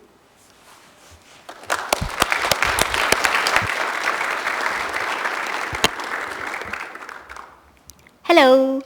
Thank you very much for this resolution. My name is Annette Alfonsi, and I'm the Director of Empowering Education. First, I'd like to invite you to the Disability Awareness Art Show put on by Empowering Education and Denali Graphics and Frame Gallery near the corner of Arctic and International Airport Road. Employment includes the arts, so please support local artists this holiday season. And you can meet the artists this Saturday, October 14th from noon to 4 p.m. at Denali Graphics Gallery. Recently, somebody told me about a position that had a lot of interaction with people and hardly any technology requirements. I asked for the application so I could share it with somebody, and I was directed to an inaccessible website. So in order to apply for a job without a lot of technology, someone needed to navigate inaccessible technology. So one suggestion for employers is to make websites more accessible and follow ADA guidelines for all postings. Another idea, if someone has an inaccessible website and no IT person to fix it, is to allow for more than one method of application for a job. This increases the ability of people to apply for jobs that they would excel at and allows for more local employment opportunities to increase our economic vitality. And to speak more about accessibility, I'd like to introduce Tori from Assistive Technologies of Alaska.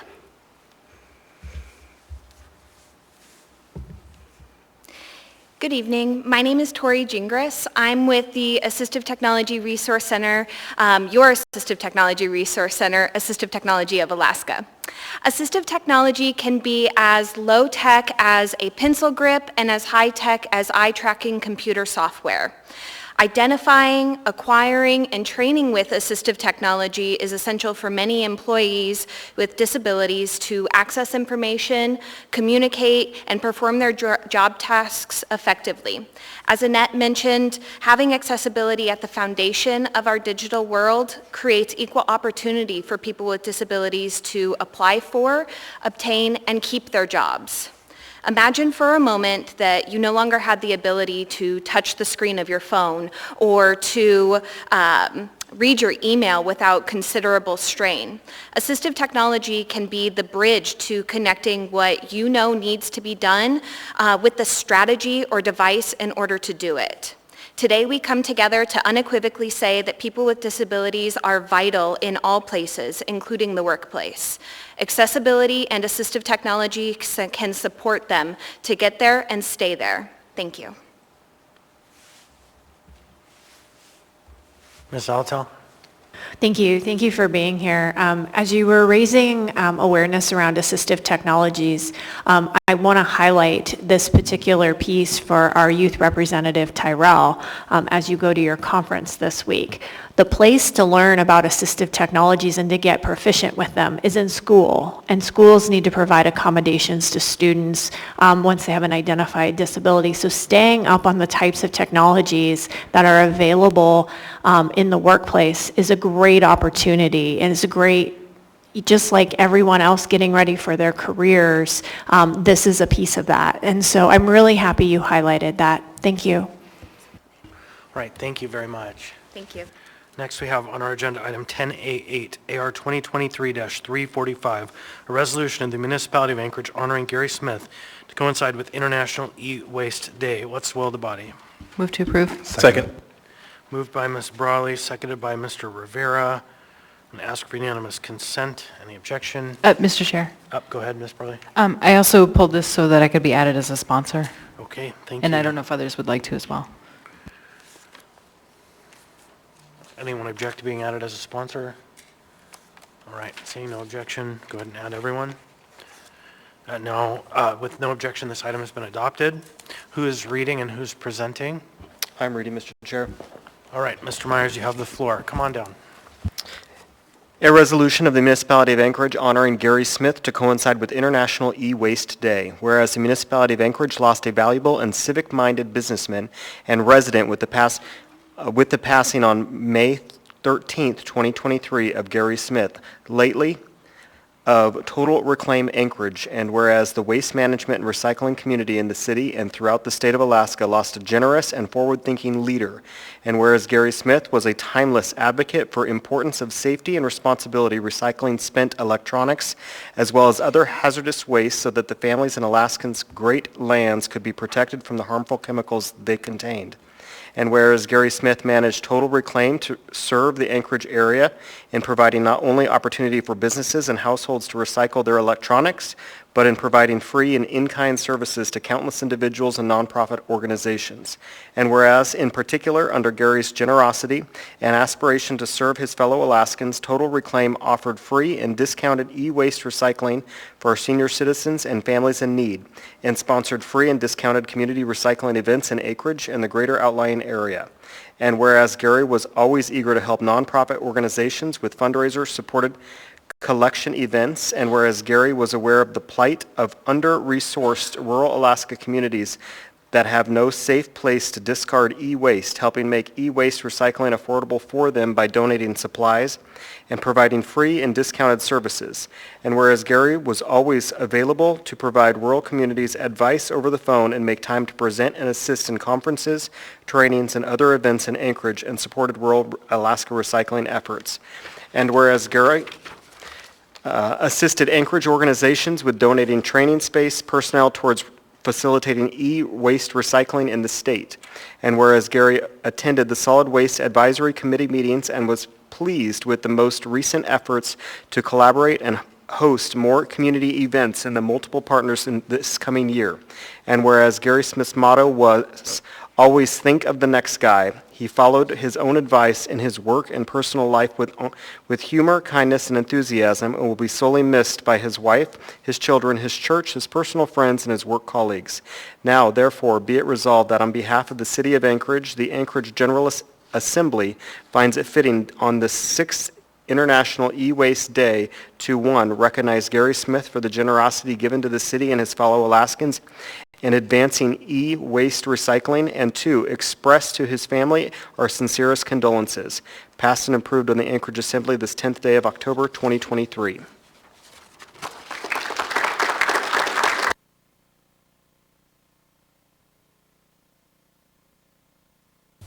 Anyone like to speak?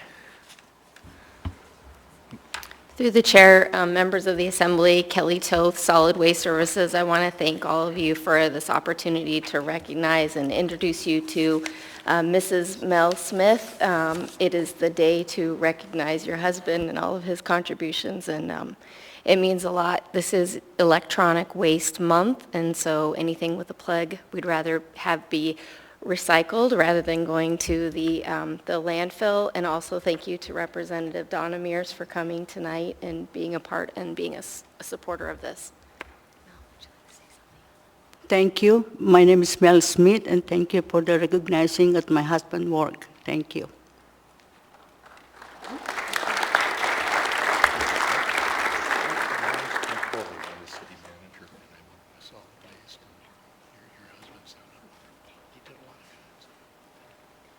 Thank you. Ooh, that was more recognition resolutions we've had in a while. So next, we will move on to item 10B3. 10B3, Mr. Rivera. Oh, that's right. I'm sorry. I have to read it first. 10B3, unnumbered resolution of the Anchorage Municipal Assembly supporting the efforts of the Anchorage School District School Board and Matsu Borough School District School Board student representatives to ensure meaningful student advocacy and engagement in the decision-making process. Mr. Rivera. Thank you. I move to approve. Second. Moved by Mr. Rivera, seconded by Ms. Brawley, I think. Mr. Rivera. Yeah, thank you, Mr. Chair. So I pulled this item at the request of the youth member. So before I cede the floor to him, I just want to thank the youth member for this resolution, and happy to carry this because I suppose that's the system that we are in. Hopefully, maybe at some point, maybe the youth member will just be able to introduce their own things. But until then, happy to carry that. And would like to cede the floor to Member Terrell. Mr. Terrell, you have the floor. All right, yeah, and first I'd just like to apologize for the timeliness of this, but as you guys did not have access to this before, I'll just quickly summarize. So this resolution is in support of another resolution going towards the OSUG conference, which aims to, in the future, create safeguards towards student voice in school boards. So recently, the Matsu Borough took it out of code to have their school board member, which was elected by the SGA, which is a collection of student governors from across the borough, and they removed pretty much the entire position, including the ability to vote, being recognized in notes, and participation in discussion, pretty much invalidating the position. And so this resolution does not change anything, but just offers the support to the resolution going towards the conference. Thank you. Ms. Brawley. Yeah, thank you. I just want to speak briefly in support of this resolution, and thank you to Youth Member Terrell for bringing this, and also to Member Rivera for helping our youth member participate. I just want to briefly share. I attended the youth court conference. Some others were there as well this weekend, and really was, I guess, invigorated and excited about the participation of our youth members in government, and also made me reflect on how lucky we are to have a youth member participate in that system. And so I also want to recognize that we are making a statement about another local government, which is not a usual thing that we do, but I believe that it is really important to stand in solidarity with the ability of our youth to participate in government, to understand how our systems work, and to make their voice heard. So I urge your support. Thank you. All right, anyone else? Seeing and hearing none, members may proceed to vote.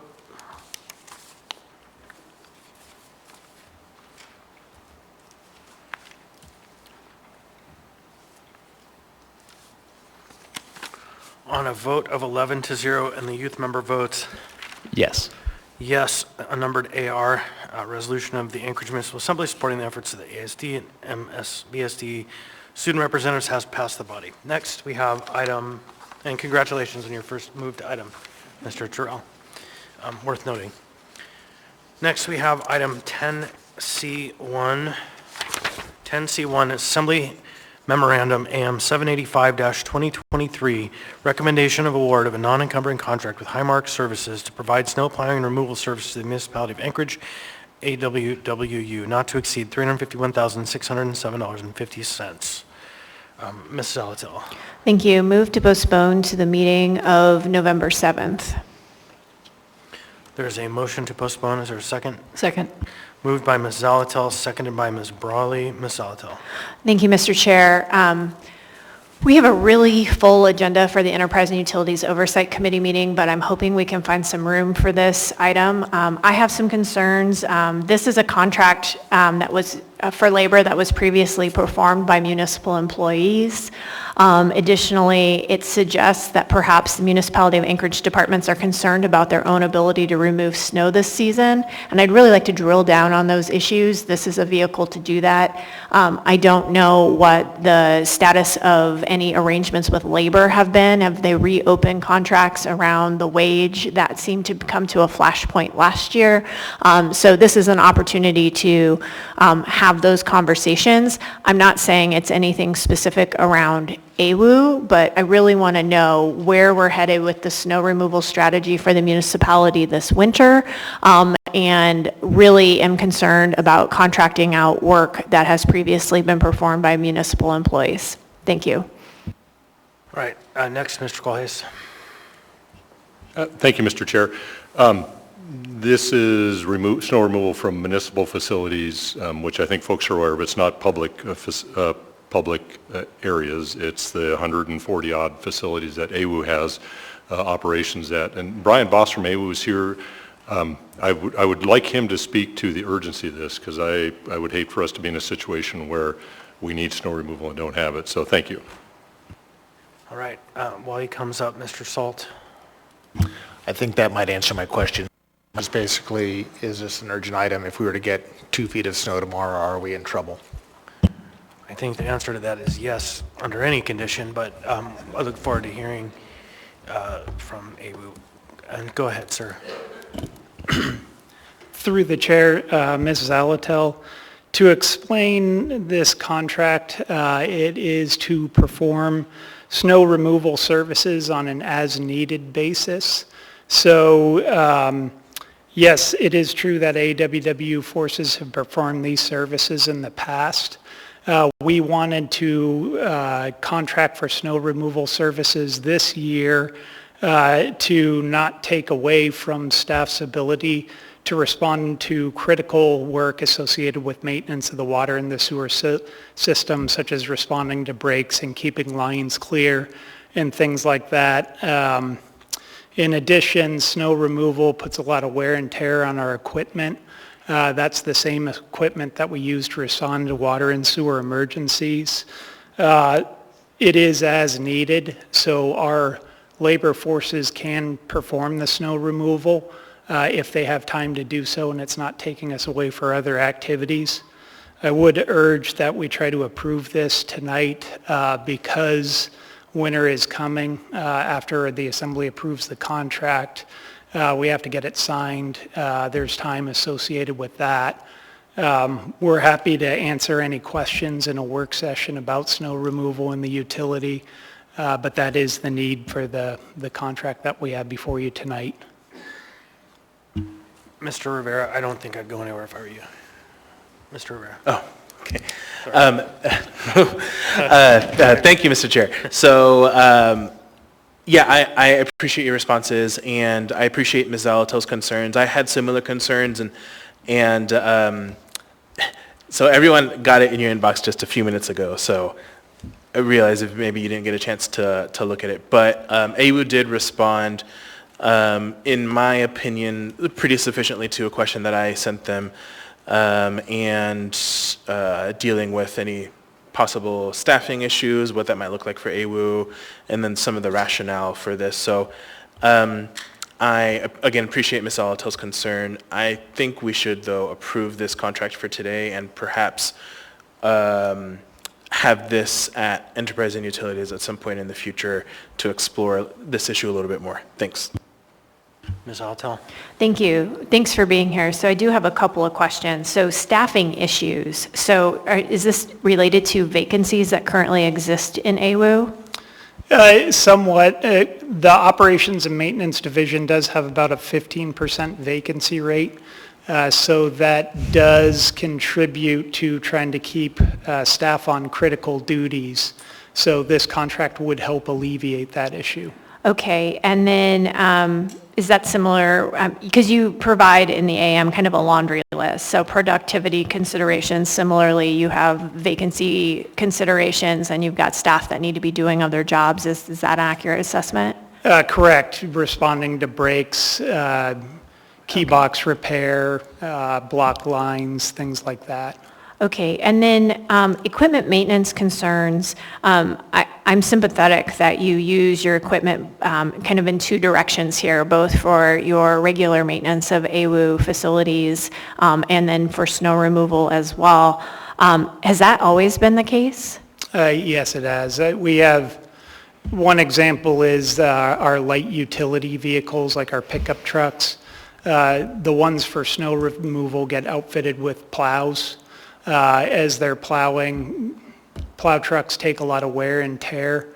Those same light-duty utility vehicles are used for everything under the sun for like summer inspection, turning off water, things like that. So it is advantageous not to use them for snow plowing if we don't have to. Okay, and then this is a $351,000 contract. Is this something that was already built into AWU's budget? Yeah, as it is non-encumbering, the funding used for it would be from the Operations and Maintenance Division's operating budget, but it would be consumed only per event. So we get a snow event, we give a verbal go-ahead to the contractor to plow, they give us an invoice and we pay it out of the operating budget.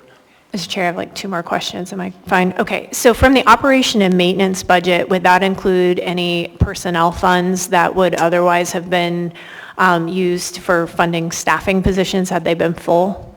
All the vacant positions are accounted, or all the way we build the budget, you have a labor section that includes when we project to hire those vacancies. So there are, we do account for the vacancies in the operating budget, if that makes sense. I guess the question more pointedly put is there money being spent on this contract that would be spent on wages had those vacancies been filled?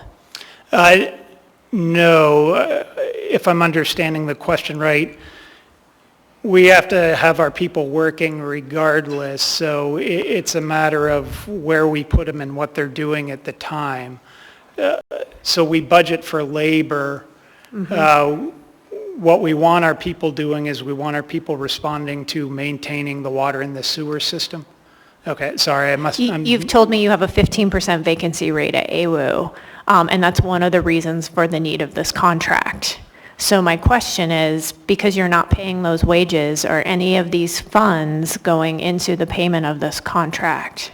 Not the way the budget is set up. Labor is different. This comes out of non-labor. Okay, great. So, that's helpful, thank you. So there's no intention of moving labor into non-labor? Correct. Okay, great. That's all my questions for now. Mr. Constant. Thanks. I have a couple questions as well. So what is your hourly rate generally for an AWU employed worker? Just kind of range. It depends on the employee and one who would consistently be driving one of these plow machines. Off the top of my head, shooting from the hip, it's somewhere like $40 to $60 an hour. Okay, so that's fair. Burdened with everything. Yeah, with the burden, it could be a little bit more. Do you know what the hourly rate is we're proposing to pay the contractor? It's per event, per unit event. I would have to get back to you on how the structure goes. And the units are depending on what they're doing too. So snow clearing is one unit, sanding is one unit. We can pick and choose what we get them to do. So it's not a one-to-one versus hourly versus what they're doing. Right. So My experience with contracting is that we see, let's use an example, Alaska Safety, they're going to be proposed to be contracted to convert some vehicles. We're going to pay them $150 an hour for their service, where we're going to pay $50 for our employed workforce. So, okay, so we don't know is the answer. Second question is, why did this then just get laid on the addendum on Friday if, in fact, we know winter is coming and we know that we have issues relating to snow and we have clearly a plan? Why did we just see this on Friday so we don't have an opportunity to investigate the costs and understand the ramifications? Sure. Yeah, we started putting the contract together months ago. It just took a lot of time to get everything put together and through the bidding process. Ideally, we would have liked to have gotten it to the assembly earlier, but it just didn't happen due to workloads. Right. So, okay. I think my questions are done with you. I just want to say to folks, they had a lot of time, and now this item is before us, and they tell us you have to approve it. You don't have any time. You have to think about that when these items continue to come in this manner. It's impossible for us to determine the actual cost. It's impossible for us to know without an opportunity to investigate. We have a committee structure that's set up to consume questions like this so we can understand what the actual costs are going to be. And so my conscience says we can't authorize effectively a blank contract that we don't know what the terms are. We're doing fiduciary mismanagement if we do that. Like, you're just being asked to approve it. So that's the choice before you now, is on Friday you were given a document that you haven't had a chance to understand, but we know there's a trajectory of increased costs because contracts cost more because there's a profit margin, and you have to vote now is what you're being told. So that, I think, is the landscape of your vote. If anyone else wish to speak to the item? The motion is to postpone. Hearing and seeing none, members may proceed to vote.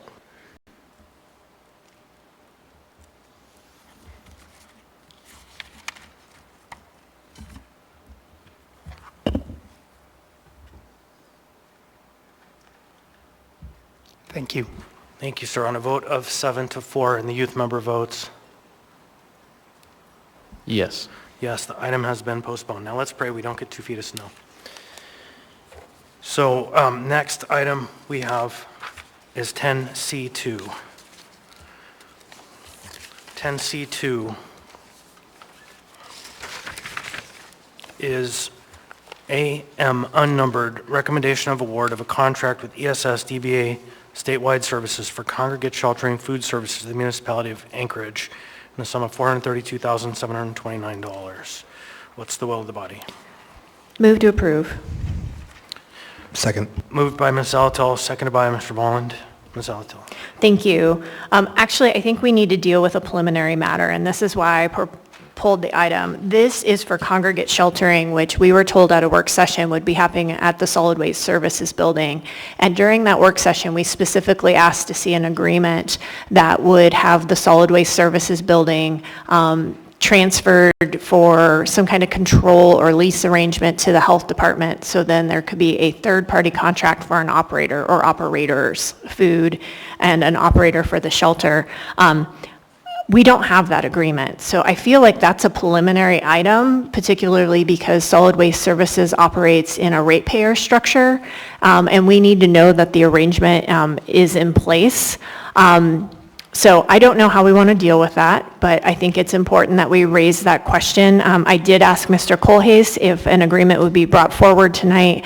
He has indicated it's still in the works, but I also realize this is time sensitive, but I have a lot of heartburn around authorizing the use of a building that solid waste service ratepayers are paying for right now for another purpose without that agreement in place. I think it's really important to protect the ratepayers, which is one of our jobs, and as well as to be comfortable with the terms of the use of that building, because it's a municipal asset. We have two roles here. And one is to be fiduciaries of the municipal assets. So I don't know if there is still the opportunity for a special meeting, and then there can be the opportunity to bring that agreement forward at a special meeting and then possibly approve those related to congregate items. I guess my question would be, depending on when that's scheduled, can the administration commit to having that agreement before us at that time? Thank you. So before Mr. Rivera gets in the queue, the special meeting is planned for 3:10 p.m. on Thursday. And so, Mr. Colhay, is it possible for you to have that agreement done by 3:10 p.m.? Through the chair, I'm going to ask Alexis Johnson to speak to the status of the agreement. Thank you. Thank you. Ms. Johnson. Through the chair to the body, yes, we are working with Real Estate Services and Law to get it done. We have heard that it is 90% complete and that we just need some final touches to it, and we can definitely have it before the body at 3:10 on Thursday. With a title before that. Go ahead, Ms. Zalatel. And it's not just at 3:10 on Thursday, it's like maybe noon on Thursday, so there's an opportunity to read it and digest it, and then to have law and real estate present at the meeting in case there are any questions. Thank you. No problem. Thank you very much. So the answer to Ms. Zalatel's question is yes. Mr. Rivera. Thanks, Mr. Chair. Was that it? All right. Ms. Brawley. Yeah, thank you. I just wanted to raise another quick point as I'm looking at the totals and the fund sources for these various items. So looking at this one and the subsequent items, which I know not all have been pulled, but just wanting to understand how the totals of what are being proposed and from what fund sources connect back to the appropriations that were already made. So I don't know if that's an ask, not something we can produce right this moment, but maybe for Thursday. All right. And Ms. Bronca. So I'm looking at the hotel one, and it's 187 people in the hotels, if I counted right, 137 in one, 50 in another, and it's 831,600 for food.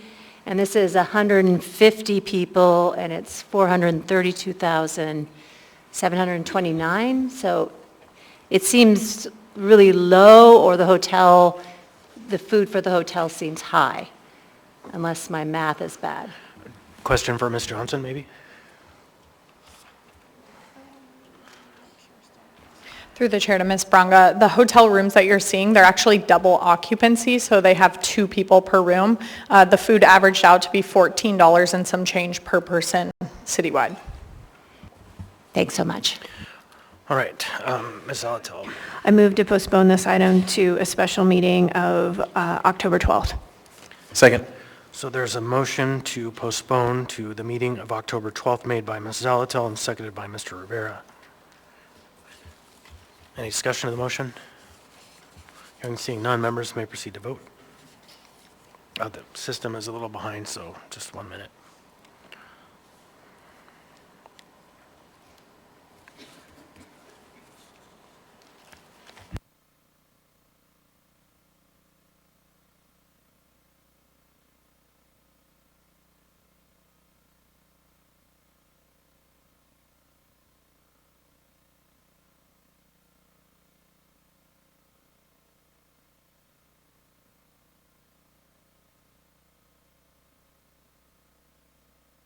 Members may proceed to vote.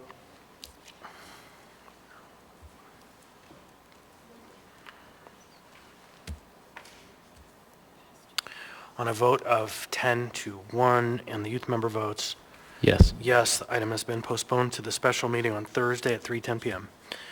Next, we have item 10C3, I believe. Yes, Mrs. Zalatel will be excused for this item. 10C3 is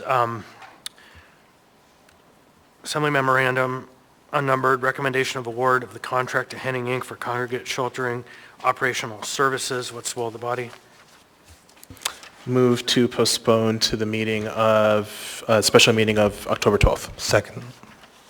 So moved, a motion to postpone by Mr. Rivera, seconded by Mr. Walland. And so essentially, the arguments are the same as the previous item. We have a special meeting, and we need some more information on the congregate shelter question. Anyone wish to speak to the item? Hearing seeing none, members may proceed to vote.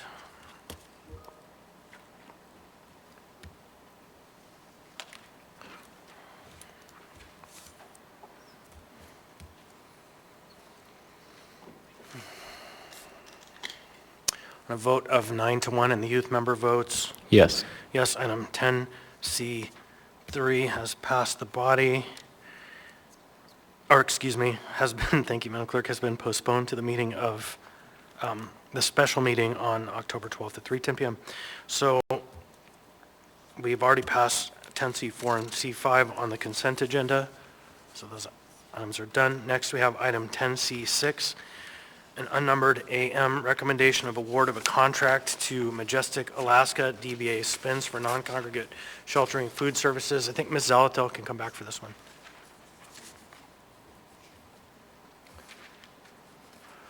So what's the will of the body? Move to approve. Second. Moved by Mr. Brawley, seconded by Mr. Volland. Any discussion? Yes, Mr. Chair, I pulled the item. Okay, Mr. Rivera. Thank you, Mr. Chair. I guess just a quick question, and I think for Ms. Johnson, before I get to my point, and the reason why I pulled the item.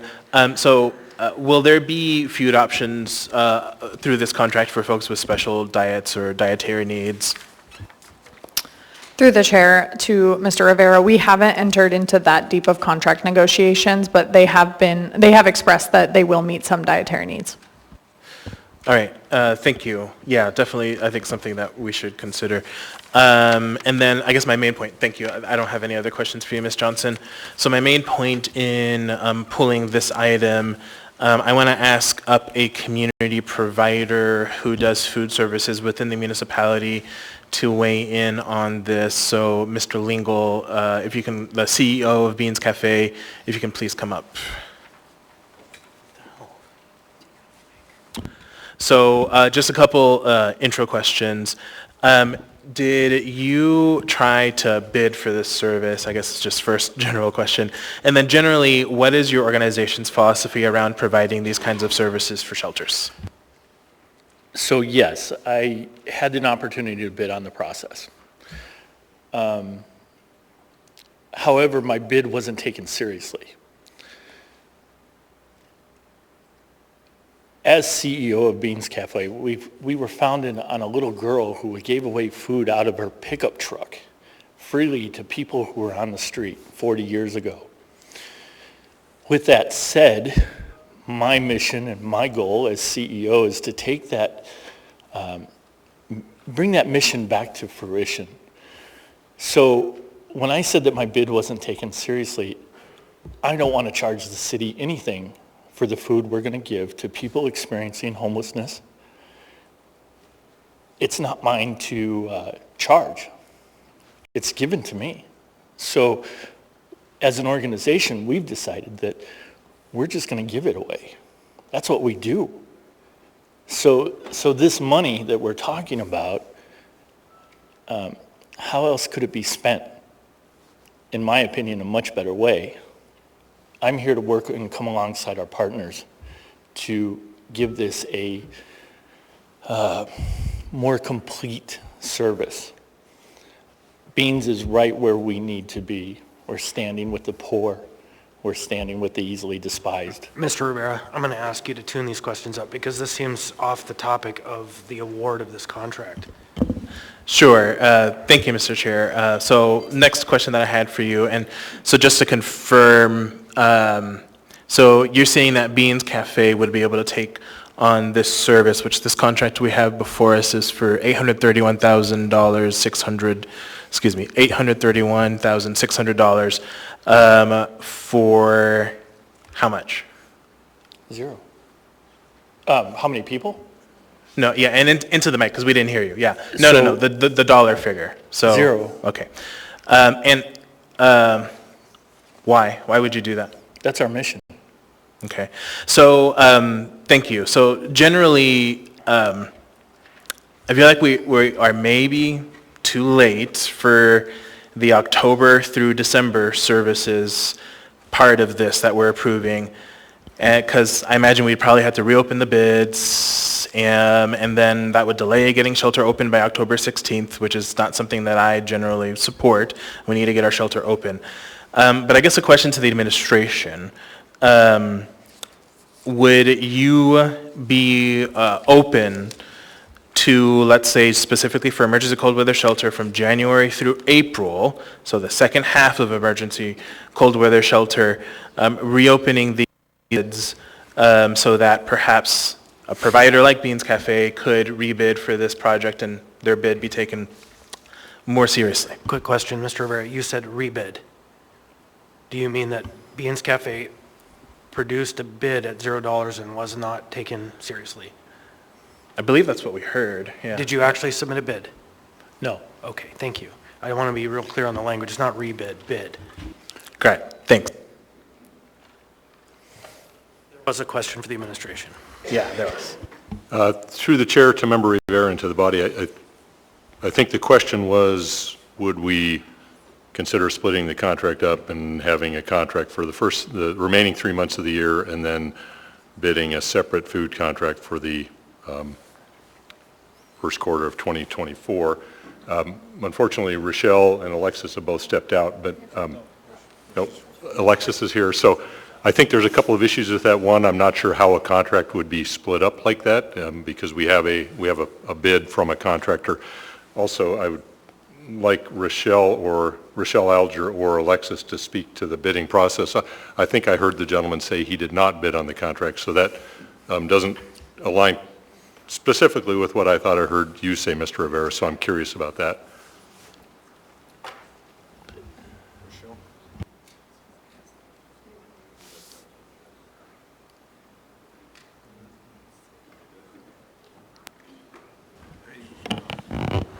Ms. Alger.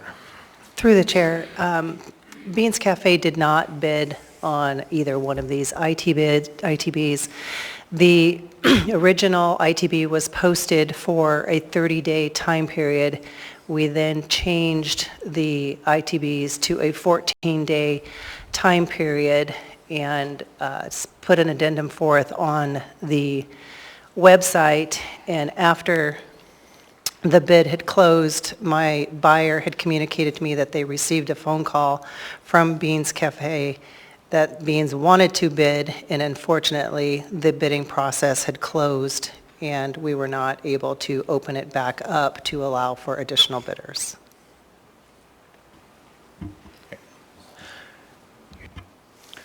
There's a lot of folks in the queue, so I'll just get back in. Thanks. Say don't go too far, but Ms. Brawley.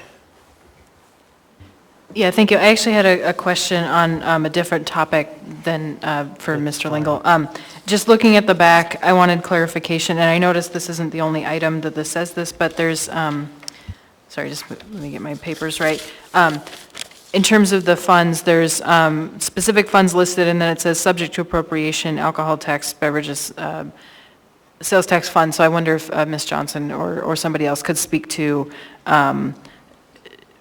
how much, is this because it's looking ahead to FY24 and we haven't gotten to that yet, or kind of what is the relationship between the available funding and then us approving this item?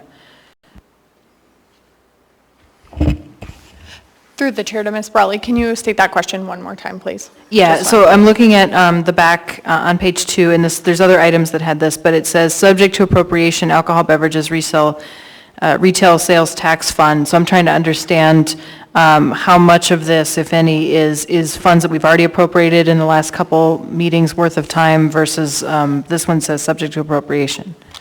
Through the chair to Ms. Brawley, we are looking forward to fiscal year 2024 and making sure that we have those appropriations as well to continue funding into the new year. We just wanted to make sure that we didn't have any hiccups going into the new year and that food was seamless. So just to clarify then, so the $323,400 that's listed here, that would be essentially between, I guess, October, whatever the start date is, through December 31st of this year, and then the remainder that you're listing is what is needed for FY24? Through the chair to Ms. Brawley, yes, ma'am, you are correct. Okay, thank you.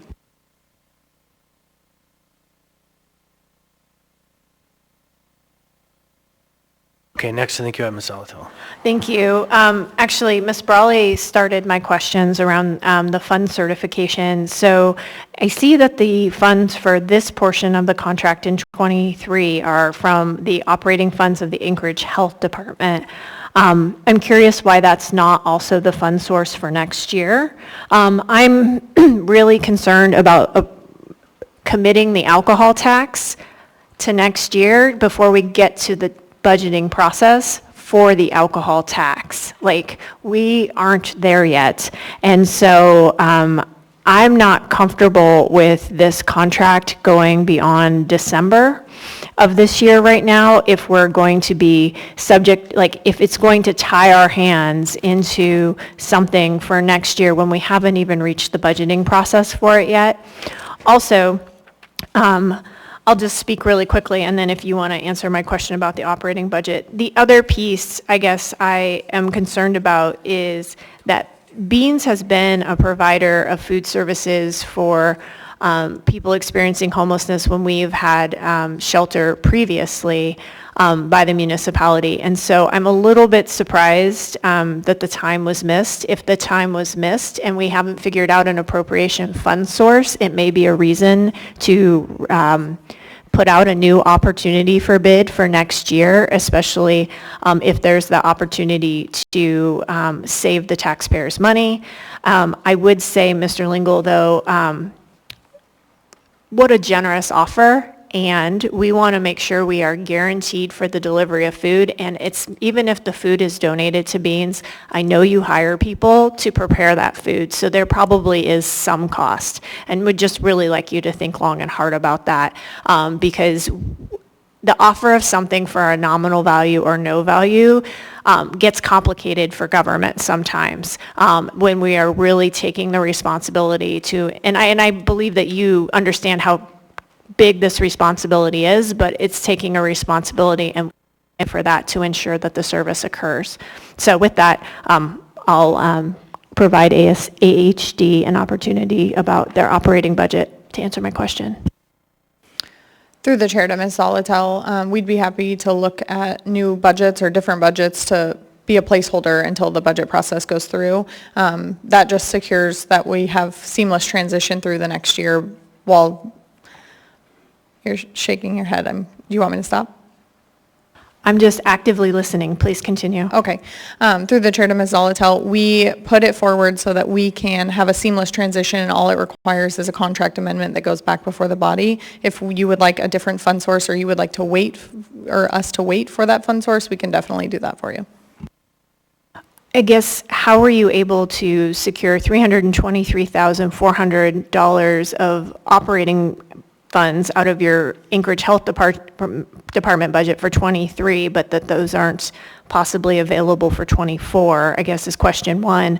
And there had been a conversation around using entitlement funding or HUD-based funding for some of this, and I have yet to see a fund certification on these items that suggests that any part of that process has moved forward. Through the chair to Ms. Zolotel, I can speak to the HUD funding specifically. That requires the contract or the substantial amendment. I do know that CSD is actively working on that. So I wouldn't be able to use that fund cert until obviously it came before the body. But to your first question, I don't have the answer to it, but I am happy to investigate and get you an answer before end of meeting today. Thank you. I appreciate that. I think with that information, I would be more comfortable postponing this item to the special meeting, but the queue is full. Mr. Vaughn. Thank you, Mr. Chair. Actually, I think that is a good idea that Member Zolotel had to postpone. I just have a few random thoughts. I'll try not to take too long here. Mr. Lingle, I appreciate you being here, and I know that you've been thinking about this for some time because we also had an opportunity to discuss your desire to do this free of charge as part of the mission for your organization. I'll just say, the timing's a little tough because we did have a bid that went out, and the scoring was done, and now we have someone who was selected as the least cost responsive and responsible, and so I appreciate Member Rivera bringing you here to get this information and having you answer some of our questions.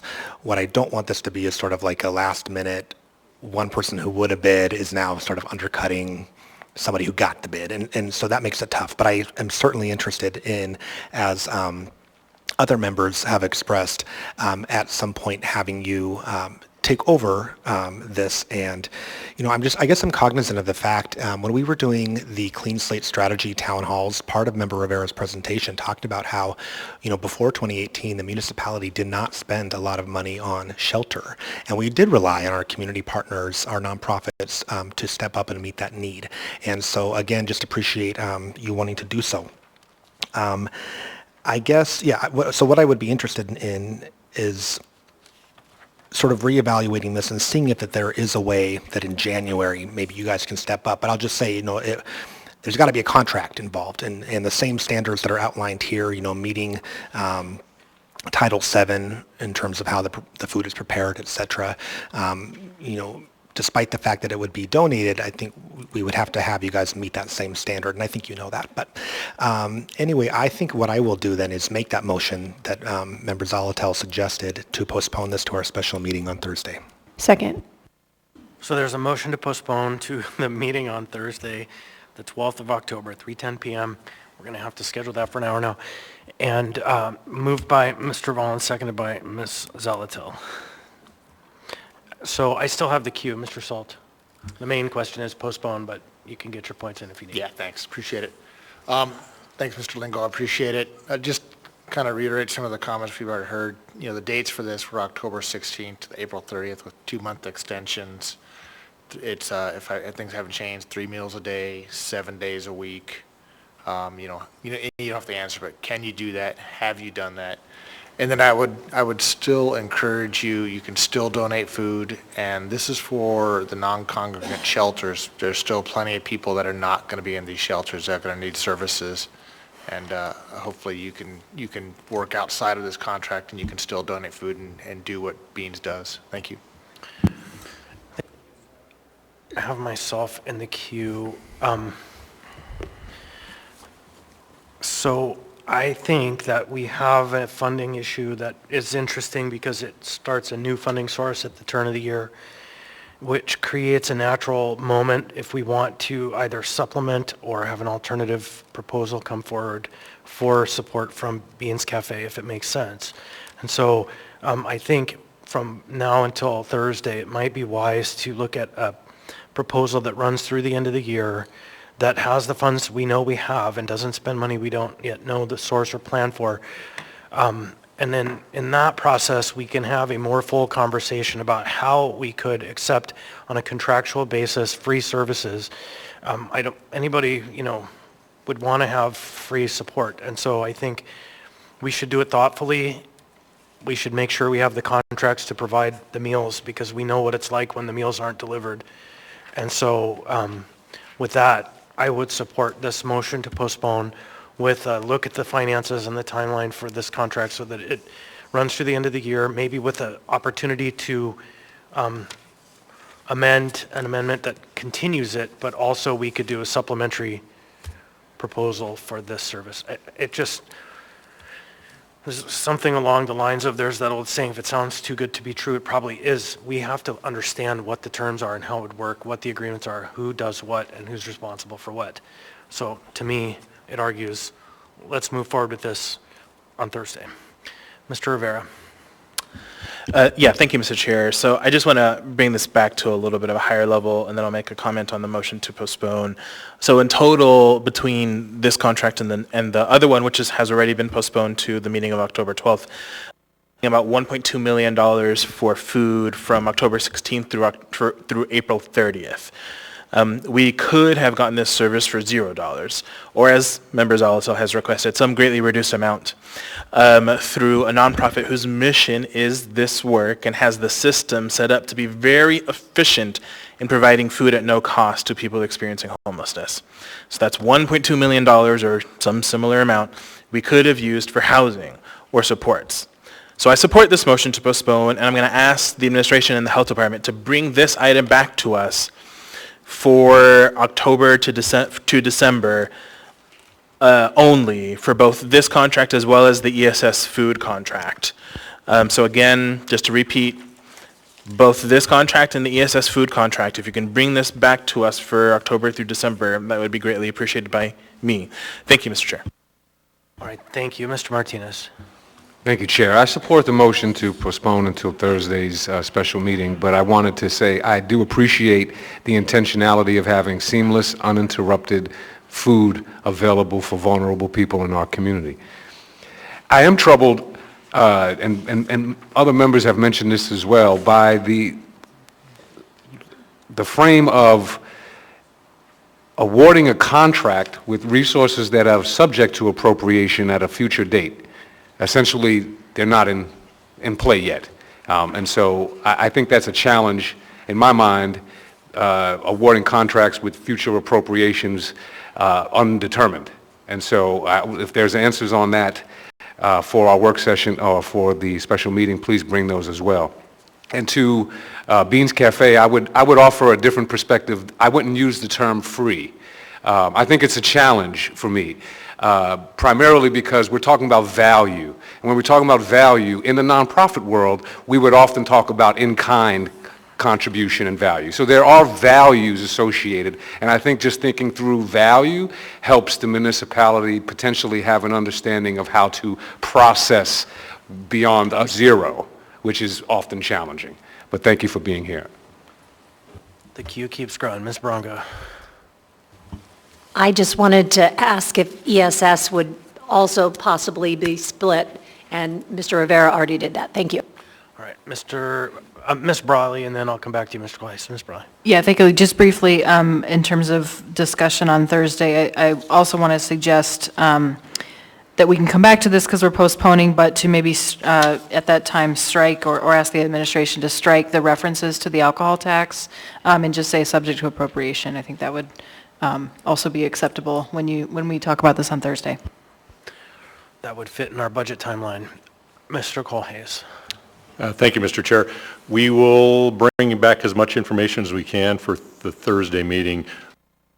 Caution I would offer is that we're going to talk with the Department of Law and the Purchasing Department on the idea of bringing back a contract that is substantially different than what was advertised, and that would be a contract that has a duration of 2.5 months as opposed to a duration of 6.5 months. We need to determine whether the bids for that contract would remain valid or whether there would be a substantial change and we'd have to rebid. So we will investigate that. Mr. Weiss, what was the timeline in which the amendments were to be executed in the contracts as proposed? Right, because we heard that there would be amendments to allow further service. Through the chair, I believe it was through December of this year with two-month contracts to get us through the end of April. Right, so there's a built-in actual moment in the contract that says at the end of the year, we'll see which way we go by amendment. And so law department can figure that out, but I think there's actually a built-in vehicle already. Okay, seeing no one else in the queue, it's a miracle. Members may proceed to vote. The motion is postponed to Thursday, a meeting at 3:10 p.m.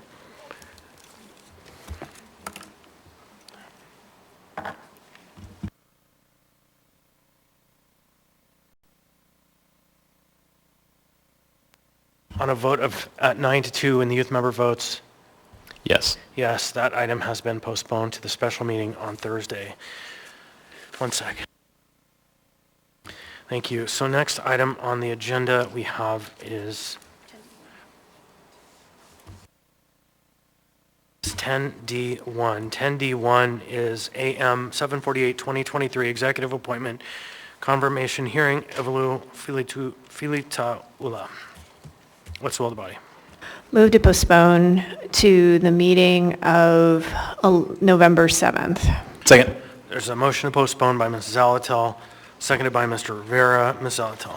Thank you. So this appointment, well, at least according to my email with the first introductory email, was on June 28th, 2023. That means the 60 days allowed for an acting position without seeking an extension ended at the end of August. By moving to postpone this out even further, I think this puts the assembly in the driver's seat, and that's fine. If we agree to postpone, I think we are tacitly accepting an extended acting position until such time. Partly, the 7th is to give us time to find time for a confirmation hearing. Our calendars are really tight, but we can get a confirmation hearing scheduled. I just want confirmation from the administration that the intention is for a confirmation for this position. That is correct. Okay, so we can get a confirmation hearing scheduled then, hopefully with a postponement to November 7th. And then I'll just use this as an opportunity to say we really have to, there are a number of acting positions currently within the municipality. We really need to track these and stay on top of them. That 60 days melts away in a moment with our pace of business. And so if we can somehow create a chart so that we know what's coming up and we can all be on the same page, not unlike what we have been working through with the boards and commissions appointments. I think that would be helpful. I think we're all headed in the same direction, but it's just a lot to keep track of right now. Thank you. Thank you. So I will put myself briefly in the queue and just say we offered a confirmation hearing, but we had an email back that said they weren't ready when we scheduled the confirmation hearing for the CFO. And so it's not that we didn't want to set and make time.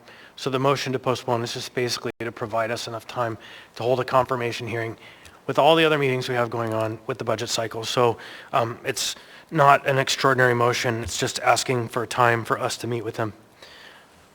Anyone else? Seeing, hearing none, members may proceed to vote. The motion is postponed to the first meeting in November.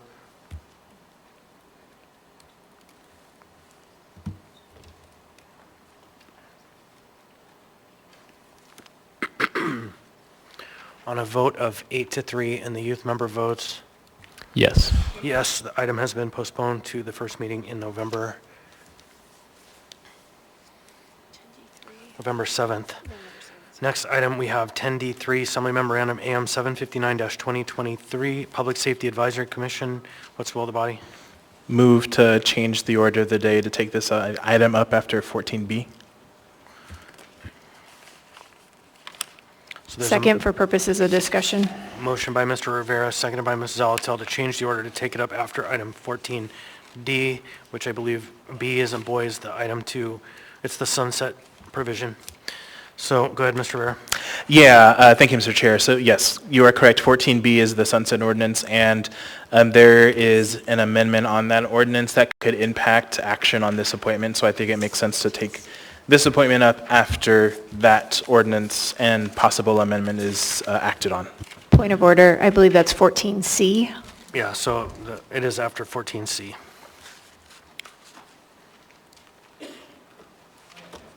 All right. No objection to changing that. It's after item 14C. Ms. Brawley? Yeah, I was going to make that point, but I support that move. Thanks. All right, any other discussion? Hearing seeing none, members may proceed to vote. The motion to change the order of the day. Or is there any objection? I am not hearing any objection, so the order of the day has been changed.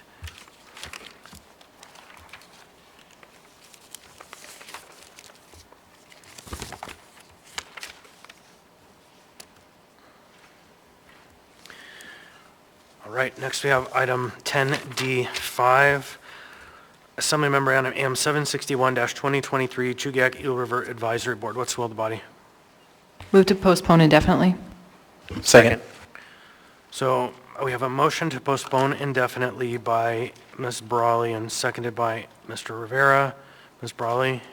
Yeah, thank you. I want to speak to the purpose of this. As I was looking at the code, and I believe maybe other members have discovered this as well, the Chugach Eagle River Advisory Board has 7 members, all of which need to be basically brought forward either through each of the 6 community councils, and then there's one with the native village of Eklutna. So the reason I'm recommending postponing indefinitely is so that either there can be evidence produced that it went through this process for this individual, and or that if it didn't go through this process, that it would give those community councils time.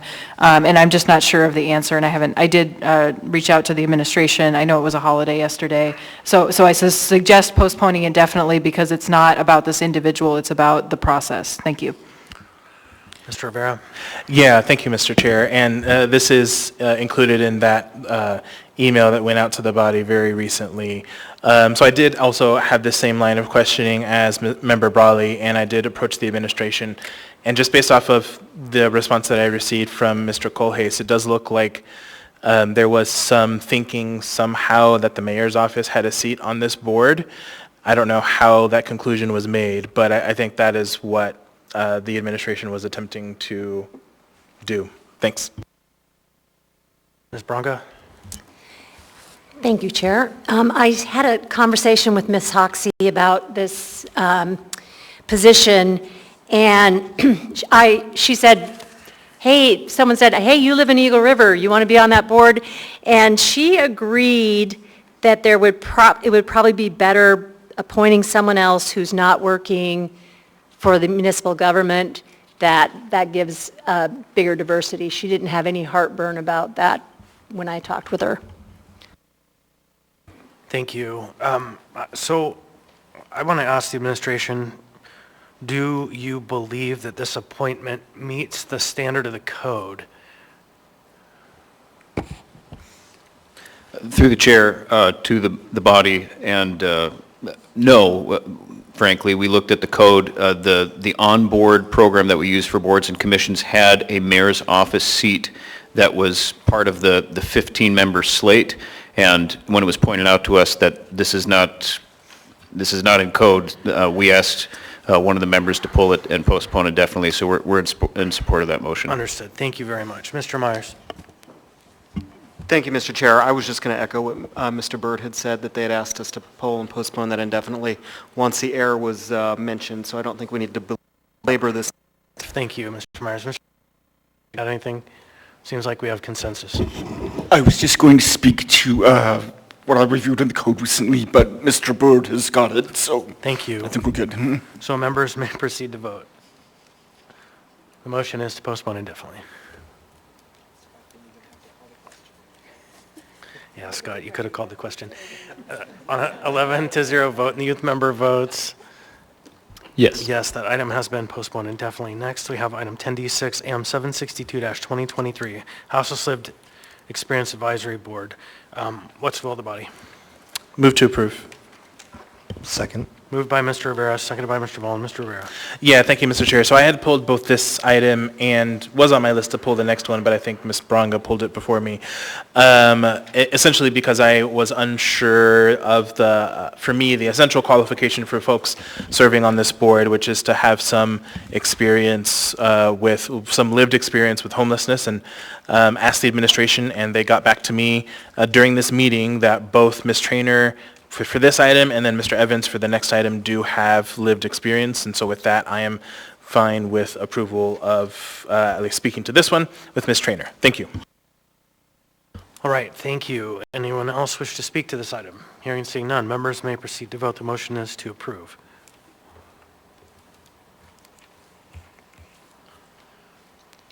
On a vote of 11-0 and the youth member votes Yes.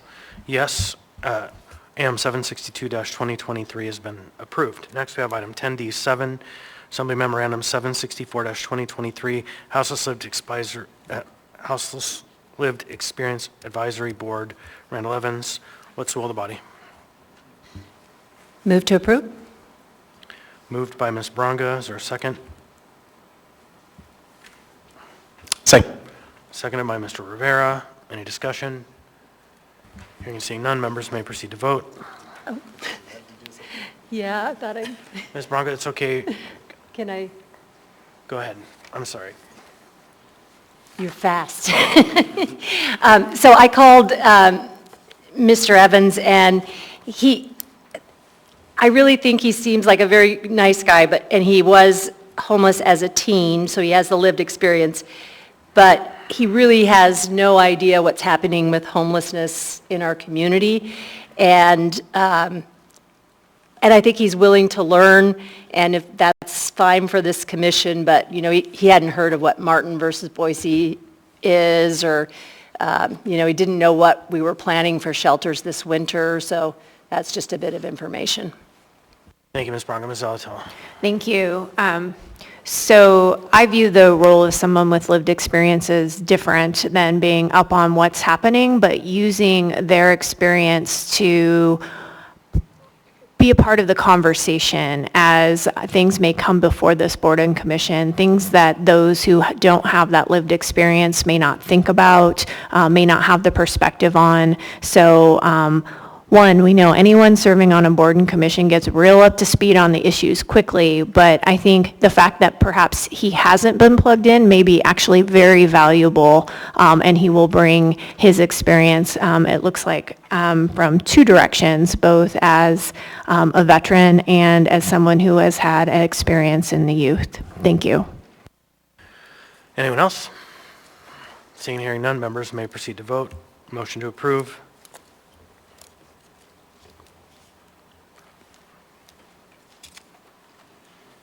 On a vote of 11-0, and the youth member votes Yes. yes, AM 764-2023 has passed the body. Next, we have item 10D8, Assembly Memorandum AM 763-2023, Library Advisory Board. What's the will of the body? Move to postpone to the meeting of October 24th. Motion to postpone, is there a second? Second. Seconded by Mr. Rivera. Ms. Brawley? Yeah, thank you. I was looking at the members of the Library Advisory Board and the expiration dates and noting that that there are 3 current members whose terms are supposed to expire. And so looking at, potentially that this nominee may be the only nominee. And so I would recommend that we give a little more time to look at these as a group. I also had a chance to understand that in the past, the library was directly involved in the selection of board members, and I wish I had known that a few months ago, but apparently that's how things used to be done. So I have a question for the administration. Did you reach out to library staff to discuss this or any other appointments? This board. Mr. Byrd. Through the chair to Member Brawley, I'm not sure about this particular appointment. My general instruction has been, I think, with this board to go through the library director, and I don't know whether Ms. McClure reviewed this candidate, but I know that's what happened for the last time we had a slate of library advisory board candidates. Okay, thank you. Well, I believe that we would benefit from a little more time, and then also, again, understanding what the intended composition of this board is. I'll also say that the library has indicated, and I think we know they have upcoming projects. The downtown library has been in the works. There's discussion of renovation of the Alaska Room, and so I think the library advisory board would be beneficial if we had folks who have experience with capital projects, with planning and development, and really being able to help do that work, because I know, like all departments, we're short-staffed there. So this is not necessarily about the individual being presented, but I believe that it would be helpful to see a broader, a breadth of experience in those specific areas. So I would make that recommendation back to the administration. Thanks. All right, thank you. Mr. Rivera. Yeah, thank you, Mr. Chair. So I agree with everything that Member Brawley has said, except that, and my pause for seconding the motion, is that I agree that we need more time, and I'm not sure October 24th is enough time. We're in the middle of budget season. There's a lot going on. So the motion that I was going to make was to postpone this to the meeting of December 19th. And to allow us to have a work session with the current board and library staff to talk about what skill sets that they need from any new members and what they are looking for.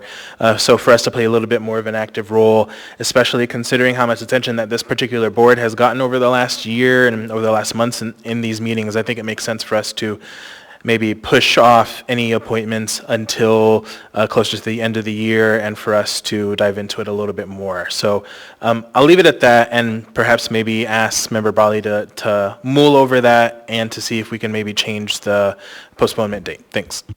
Thank you, Ms. Bronca.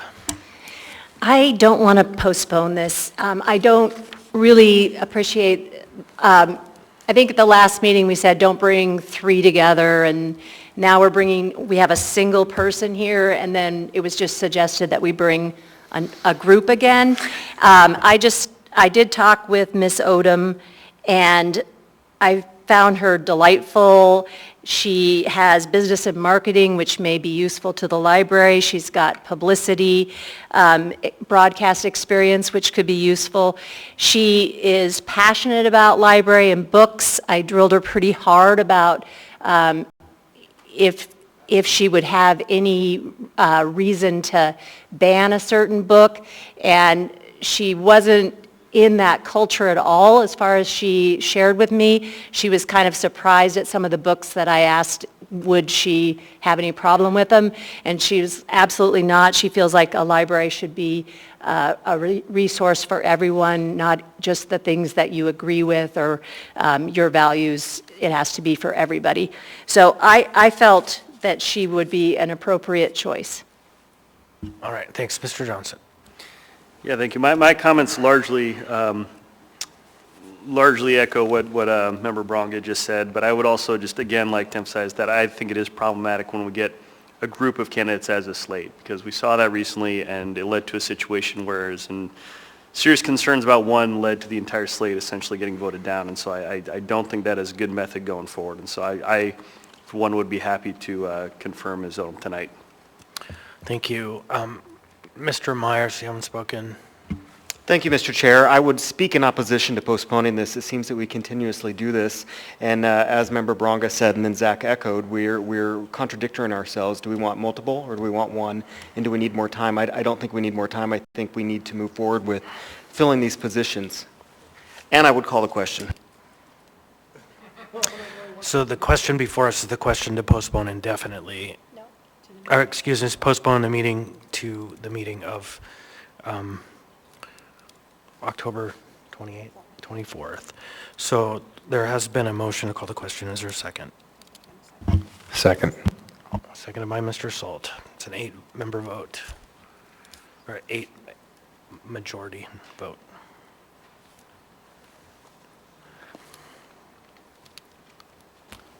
Point of order. We are voting on the motion to call the question, Yes. not on the motion to postpone. Yes.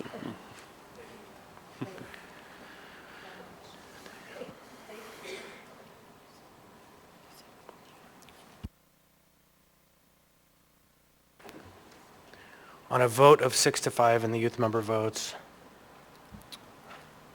Yes. yes, the motion fails. It's an 8-vote majority required. So, Ms. Brawley. Thank you. Just briefly, since I have the opportunity, first to clarify the request, it's not to bring a slate of employees on one item, it's to bring multiple members, each as an individual item, and so that is also an option. So the purpose is to look at the overall composition of the board and determine if it can provide the guidance and advice that is necessary. The second is I will I'm forgetting procedurally, but I will recommend postponing to the meeting of December 19th, as Member Rivera suggested. Both the mover and the seconder agree, so the motion then would be to the 12-19. The clerk was prepared. So now that's the question before us. And I'm going to speak briefly, very briefly, just to say that I didn't hear the question was bring a slate or bring a single. What I heard the question is let's understand what the Library Advisory Board needs and then see about getting candidates that meet the qualifications of the need of the board. And so, we have a vote later on today to talk about extending the life of certain boards and commissions, and it's always good to know what the mission and what the purpose and how we're achieving it is. With that said, Mr. Rivera. Thank you, Mr. Chair. So I just want to clarify, because I don't want to cause confusion for the administration, and sometimes they get confused when we have different messages here on the dais. So the appointments, as my understanding, and I'm fairly certain I'm correct, the appointments should be, as Member Brawley said, one agenda item at a time. So 10D1, 10D2, 10D3 can all be library board appointments, but they need to be separated. They can't be all grouped into one 10D1 appointment. So just in case there was any confusion. Thanks. Mr. Bronson. Yeah, I just want to remind the chair and the assembly, you can make a motion to bifurcate. We've done that often for the last few years, so if there was a slate and you didn't like it, you just bifurcate. Thank you. Thank you. Ms. Bronga. I just wondered if anybody else called Ms. Odom, and that, it's not really fair to keep pushing these things back if we didn't do our work to call the person and talk to them and find out a little bit about them.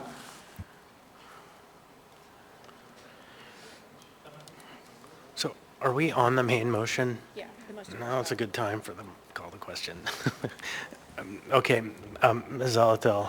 Thank you. I didn't hear as justification for the motion to postpone an inability to reach Ms. Odom or about Ms. Odom in particular, but more as to the strategic alignment of the board and how she may fit in those plans along with other potential appointees. So I think I think that the sponsors or the mover and the seconder of this motion to postpone has been really clear about what they're hoping to achieve by December 19th, and I support that. Thank you. All right, no one else in the queue. Members may proceed to vote. The motion is postponed to the meeting of December 19th.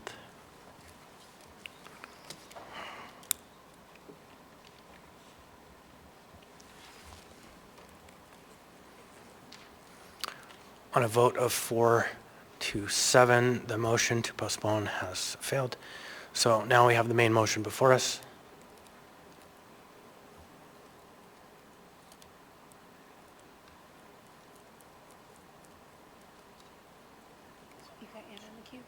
Ms. Brawley? Yeah, thank you. I just, again, sorry, let me think for a second. So there's 9 members on this board. I'm looking at the list right now. 3 of the current members, including, I believe, the current chair, their terms expire on October 14th. And as far as I can tell, they have not yet been brought forward because we haven't seen them on our agenda. So just to be clear, regardless of the outcome of this vote, and again, I am not speaking against this particular individual, there will not be quorum for this board because there are not enough people on it. So as a practical matter, regardless of the outcome of this vote, there will be a delay in this board being able to meet quorum. Mr. Rivera. Yeah, thank you, Mr. Chair. So yeah, I've done my homework and I'm happy to support Ms. Odom and her appointment. I would say, though, that my request for a work session should still stand because I think we have some work to do with this board. Thanks. Mr. Byrd, on behalf of the mayor. Thank you, Mr. Chair. First of all, my understanding of the code is that there's a 120-day grace period for all commissioners that are not immediately reappointed following October 14th.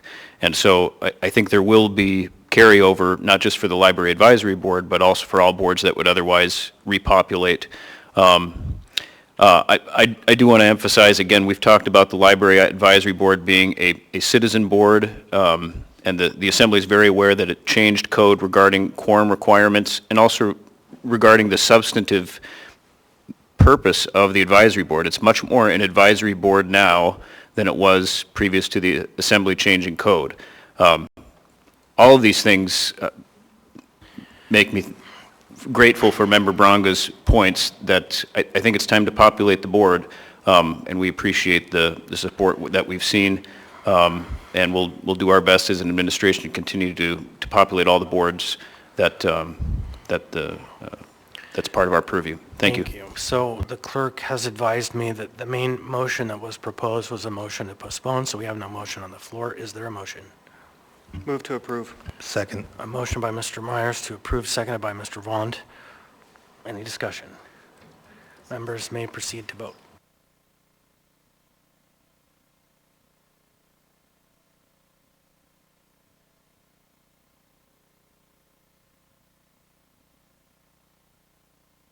On a vote of 11 to 0 and the youth member votes, Yes. yes, that item has been approved, and we will find time to have a work session where we bring together the staff of the library and have a conversation about the future of the board. So next on the agenda, we have 4 items that the administration has asked that we postpone. It's 10D 12 through 15. And so I'm just going to ask members to make no motion so we don't have to go through the motions. So next we would have 10D 18. 10D 18 is AM 780-2023 cooperative purchase from National Auto Fleet Group through Sourcewell Contract 091521-NAF for the purchase of 30 Dodge Durangos for the municipality. What's the will of the body? Move to approve. Moved by Ms. Second. Zalatel. Who seconded? Seconded by Mr. Salt. Ms. Zalatel. Thank you. I have a question for APD on this item. So my question is, there's two questions. One, I believe Dodge Durangos will be a different type of vehicle from us, like a different manufacturer. And so I'm curious if there are any other considerations about shifting from one brand of vehicle to another in terms of how we outfit them, how we get parts, et cetera. And the other is, we heard at the Public Safety Committee not too long ago about the fleet needs of APD. Can you talk a little bit about how this $2 million in a fleet purchase of 30 cars goes towards either meeting the deficit, or is it keeping up, or kind of where does that square us in that conversation? Thank you. Mr. Case. Through the chair, Chief Case. Assemblymember Zolotel. First question is, there's not a lot of concern. We've talked to the radio shop, we've talked to our maintenance shop, and the city's maintenance shop, asked them what concerns they have for switching vehicles. It's like anything else. They're going to go through a process to make sure they get up to speed on the vehicles and what they need to do to maintain that fleet. The big thing with these vehicles is the availability. Just last week, the prices for Tahoes came out for next year. They're $8,000 more a vehicle. And so that's, I mean, that puts a dent in what we can do. The Durangos haven't yet increased their prices, which we anticipate they're going to do here in the next couple months. And so the sooner that we can get our order in, the quicker we can get the lower price. As for what this does, this gives us 30 vehicles. It is necessary. Does it put a dent? Not really. I mean, we need about $5 million a year for vehicles in order to annually, on a recurring basis, in order to keep our fleet up to speed. And particularly with how far we are behind with the vehicles that need to be deadlined, this is helpful, but we got a lot more needs when it comes to vehicles in our fleet. Great. Okay, thank you. I appreciate that context. Anyone else? Thank you for asking those questions, Ms. Zalatel. Members may proceed to vote.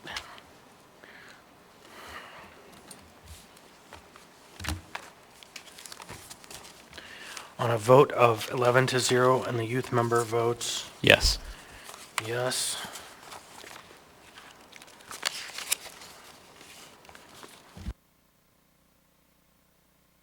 Ten to 18 has passed the body. That's AM 780-2023. Next, we have item 10E1. 10E1, Resolution AR 2023-346, a resolution for the Anchorage Assembly reappropriating $1.3 million from the Anchorage Health Department to the Real Estate Department, all within the Operating Projects Committed General Fund 190000, and authorizing a grant agreement with the Anchorage Affordable Housing and Land Trust for rehabilitating vacant and abandoned properties. Mr. Rivera. Thank you. So there was, just quick preamble, there was some confusion about this item and whether it needed to be set for a public hearing or not. It does, so I pulled this item and make that motion. So I move to set AR 2023-346 for a public hearing at the October 24th meeting. Second. Third.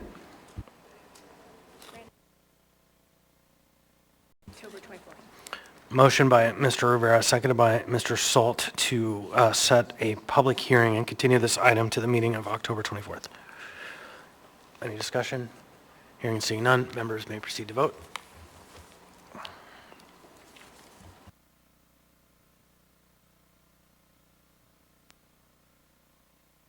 On a vote of 11-0 and the youth member votes Yes. yes, this item has been postponed to the October 24th meeting. Next, we have item 10F1 AIM 196-2023, Internal Audit Report 2023-S1, Public Safety Advisory Commission. Ms. Brawley. I move to change the order of the day to move this item and 10F3 before 14B, before 14C, as they relate to that item. Second. So motion to change the order of the day by Ms. Brawley, seconded by Mr. Rivera. These are just reports we're accepting. We're going to have the discussion on those items anyways. So it could be argued that we just accept them and then have the discussion once and take care of these two items. Mr. Chair, I would be open to that. I did have a couple of questions for our auditor, so sorry. So I'm open to accepting these now, but I would still like to ask those questions, whether it's now or later. So I think that the questions will be fair if you'll stick around for when we have the debate on the boards and commissions extension. I think we should proceed, but let's just get it done. Mr. Colhase. Thank you, Mr. Chair. I would just note that Mr. Lee is, here waiting for this item to come up, and this is going to push his attendance quite a bit later in the evening. Thank you. Yeah, so maybe we just hear from him now, actually, I think is the takeaway. Thank you, Mr. Colhase. So we have a motion to postpone. I would love a motion to accept instead. Would you rescind your motions? Motion.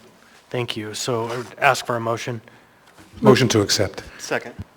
Mr. Martinez has moved, and Mr. Myers has seconded. The motion is to accept. Go ahead, Ms. Brawley. Yeah, thank you. I would invite up Mr. Lee, our acting auditor, internal auditor. Martinez moved. So my question relating to the Public Safety Advisory Commission, as we said, this will be addressed in a later item as well. My question specifically is, I was somewhat surprised to see an audit recommendation saying to only extend something by 3 months, in this case, this board. And so we had a brief conversation before the meeting. I just wonder if you could speak to the other recent history or prior audits of this board that had similar recommendations. Thank you. Welcome. My name is Scott Lee from Office of Internal Audit. Through the chair, Ms. Brawley, yes, we perform this sunset audit every 3 years for the boards and commissions that has a sunset clause per Anchorage Municipal Code. And last 2 occasions, last time when we did the sunset audit of a Public Safety Advisory Board, we recommended a similar thing to extend it for 3 months. We evaluated having the work session, then consider the reauthorized or sunset the board. Thank you. And can you also briefly speak to the reasons for that short recommendation for this particular time? Yes, during our review for this board, we were not able to find if they even met. We were only provided unapproved meeting minutes, just one approved meeting minutes, and the board did not publish any resolution or the report during our review period. Thank you. That's all my questions. I just wanted to make the members aware. All right, thank you. Any other discussion for this item? So don't go too far. Seeing and hearing none, members may proceed to vote on the motion to accept AM 196-2023. So on an 11-0 vote, and the youth member votes Yes. yes. AIM 196-2023 has been accepted. Next, we have item 10F3, AM 198-2023, Internal Audit Report 2023 S3, Port of Alaska Modernization Program and Design Advisory Board. What's the will of the body? Move to accept. Second. Moved by Ms. Zalatel, seconded by Ms. Brawley. Ms. Zalatel, or Ms. Brawley, you had questions? Yeah, thank you. Similarly, this is related to an item later on the agenda, but I wanted to call the members and the public's attention to the findings in the report. In this case, it recommends not reauthorizing this board. It will expire on October 14th. And my question for Mr. Lee, can you speak briefly to your findings in this audit and your recommendation?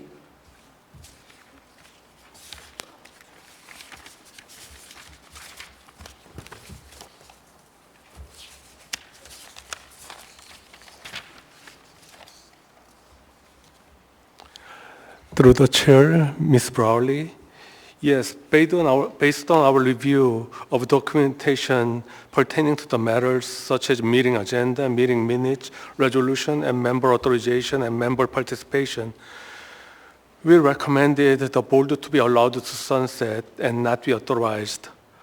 We also spoke with the board chair. The port director is the board chair according to the code. He believes that the board has done its job and there is no purpose of reauthorizing this board. Thank you. Those are my questions. So, okay, Ms. Zalatel. Thank you.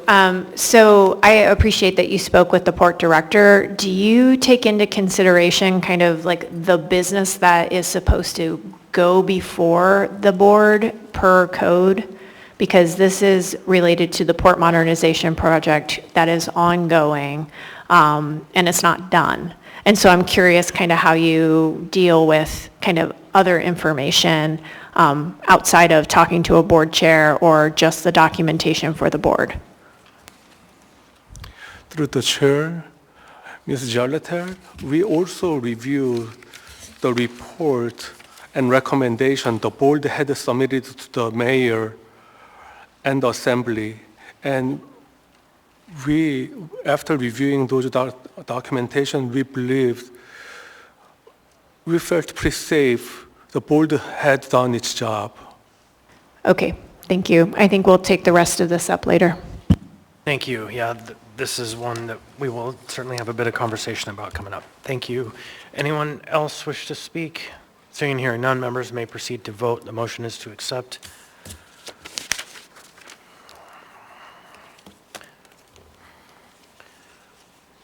On a vote of 11-0 and the youth member votes. Yes. Yes, AIM 198-2023 has been accepted, I believe.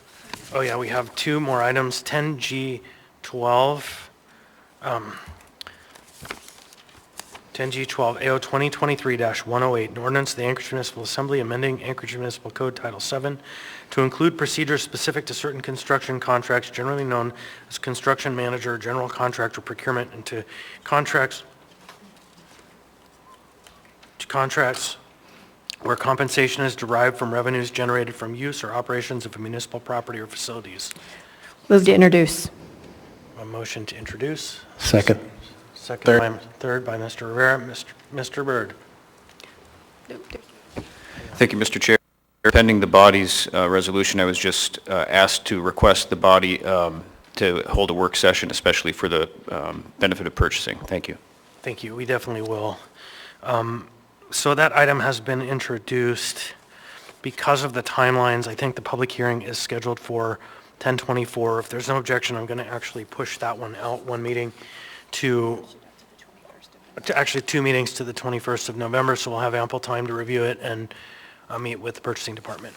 If there's no objection, that one is scheduled to the second meeting in November. Next we have, thank you for that, item 10G14 AO 2023-110, ordinance of the Assembly amending Anchorage Municipal Code Title 10 to add a new chapter for licensing and regulation of short-term rental operations in the municipality and amending AMC Section 14.60.030, the municipal fine schedule to add corresponding fines. Move to introduce for the meeting of, and set the public hearing for the meeting of December 5, 2023. Second. Moved by Ms. Zalatel, seconded by Mr. Salt. Is there a third? Third. Third by Ms. Brawley. The action there just took and set both of those public hearings out further in time, so there's more time to contemplate. And with that, I can't believe it, we've finished our consent agenda. It's the latest one we've done in a long time. We still have a lot of business items left, so we'll take a brief dinner break and we'll be back.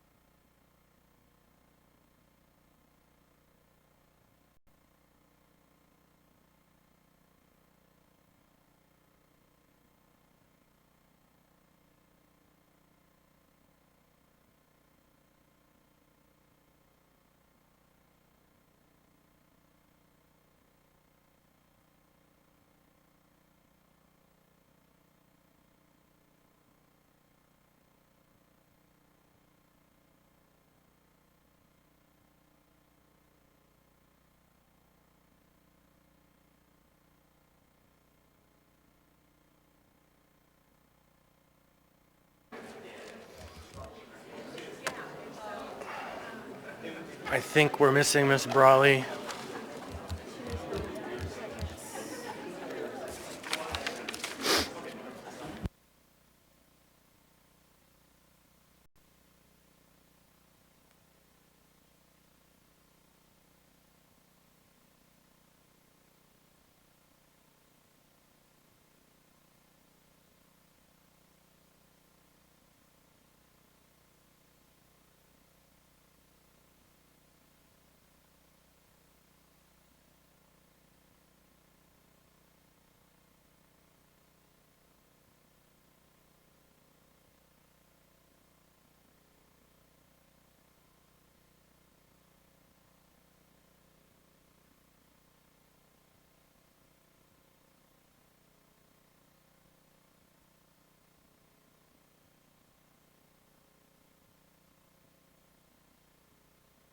Ladies and gentlemen, I'll call us back to order.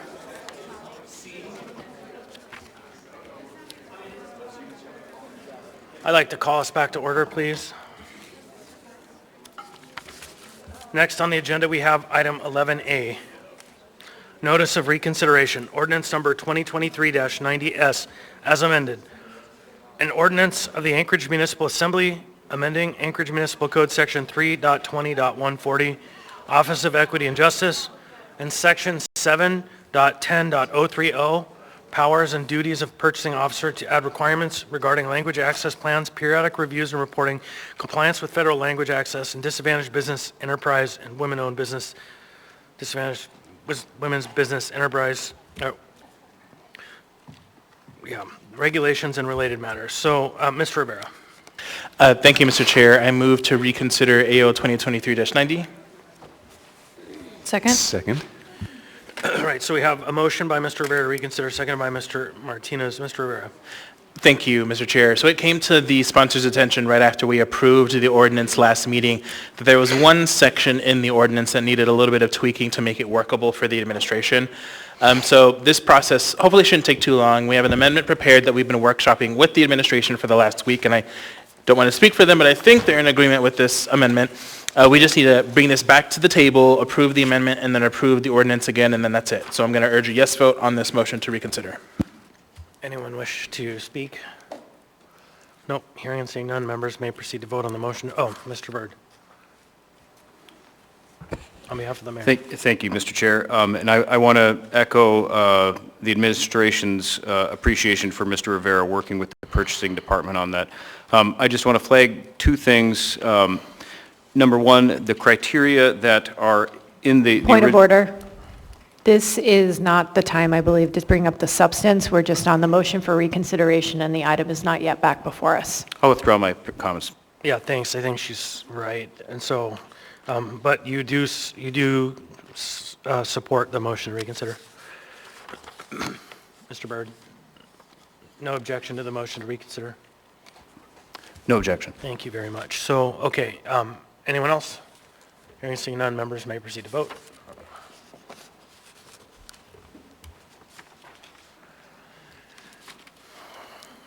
On a vote of 11-0 and the youth member votes Yes. yes, the item has been reconsidered. Now we have before us the main motion, which is a motion to approve the S version. Mr. Rivera. Thank you, Mr. Chair. So I'm going to move Rivera Amendment Number 1. There's a motion. Second.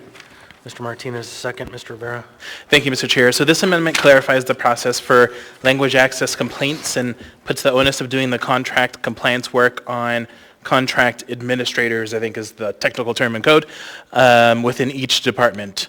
And although it's not in the amendment, as it really is an administrative function, I've been talking with purchasing and the administration about how we can get regular reports from contract administrators within departments and have those reports compiled, sent to OEO, since language access issues live within that office. So my hope is that through this amendment and efforts by the administration, we're going to be able to get a better sense of complaints being filed about language access and include contractors, because that's not something that was currently in the code, and how our contractors are doing with language access compliance. So I urge approval of the amendment and curious to see what Mr. Byrd may have to say. Thanks.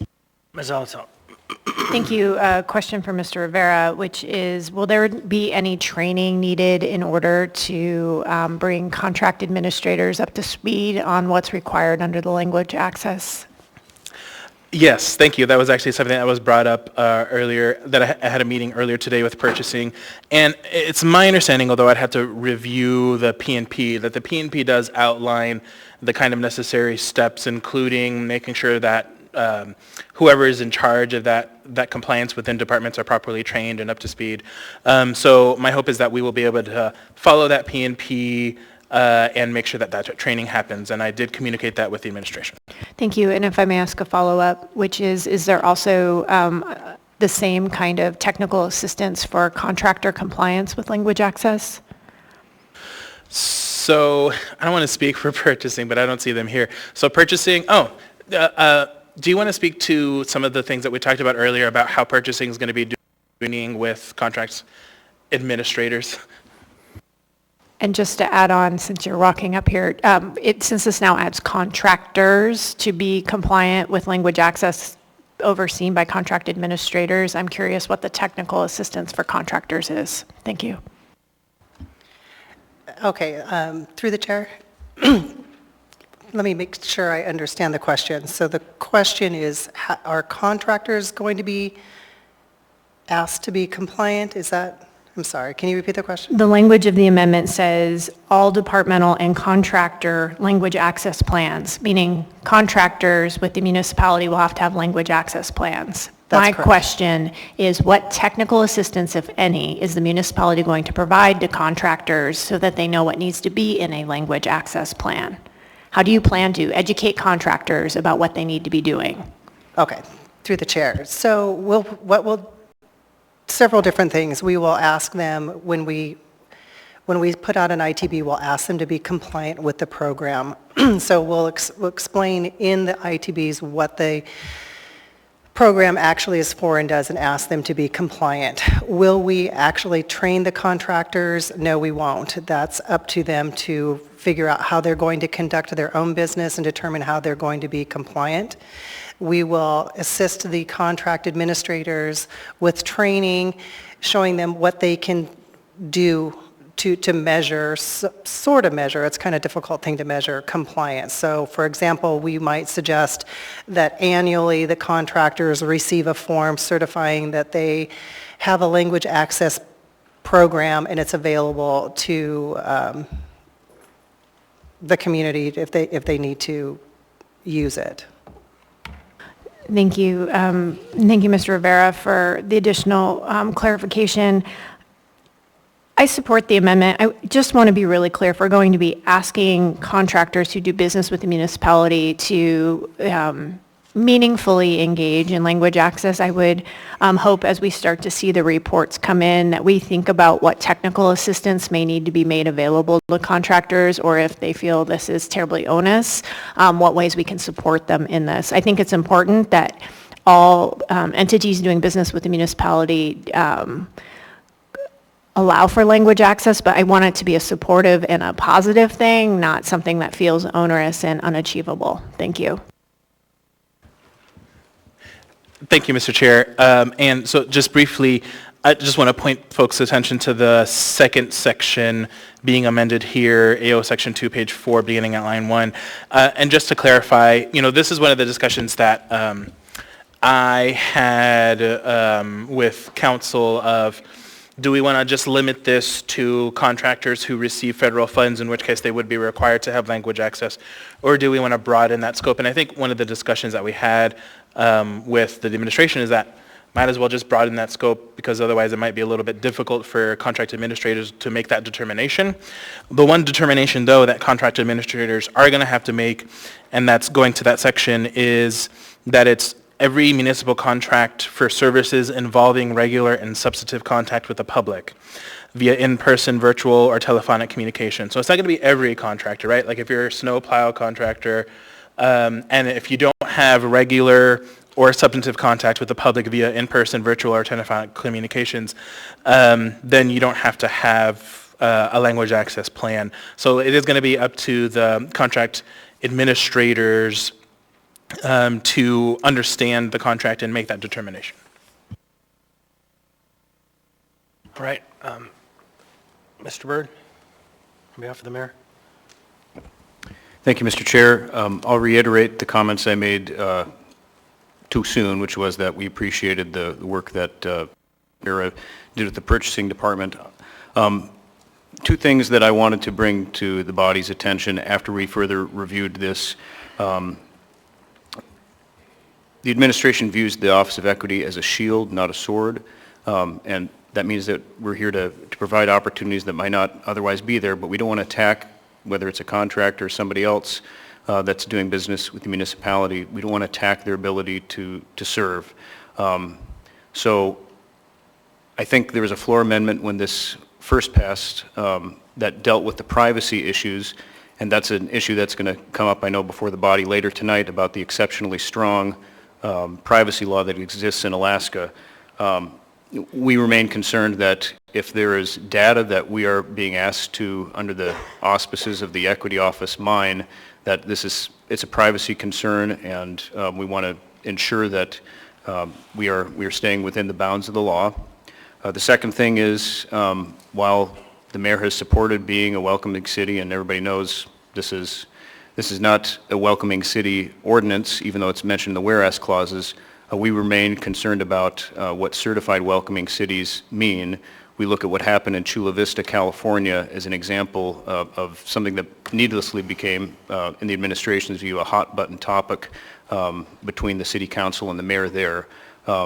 As you're aware, Mr. Chair, we have one of, if not the most diverse student bodies in our school district and one of the most diverse cities, and we think it's great. And we want to make sure we do everything we can as administration to continue to support that.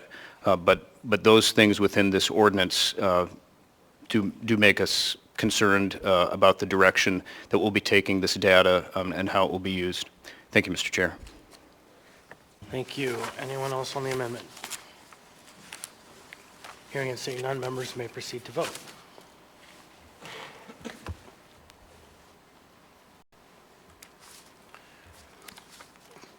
On a vote of 11-0 and the youth member votes Yes. yes, the item has been amended. So now we have before us 2023-90S as amended. Anyone wish to speak to it? Hearing and seeing none, members may proceed to vote.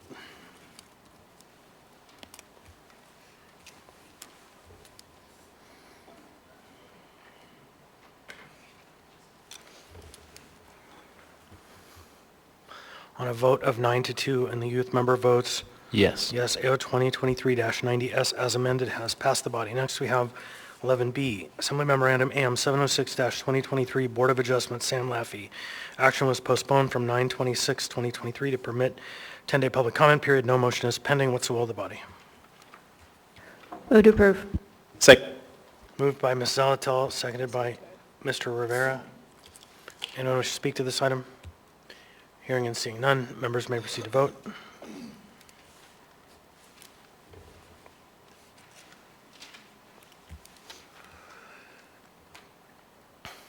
On a vote of 11-0 and the youth member votes Yes. yes, AM 706-2023 has passed the body. Next, we have item 11C, AO 2023-59, an ordinance providing for the submission to the qualified voters of the municipality of Anchorage, Alaska, the question of the issuance of not to exceed $10 million of general obligation bonds of the municipality of Anchorage to pay the cost of Chugach access capital improvements in the Chugach State Park access service area, and the question of an increase in the municipal tax cap.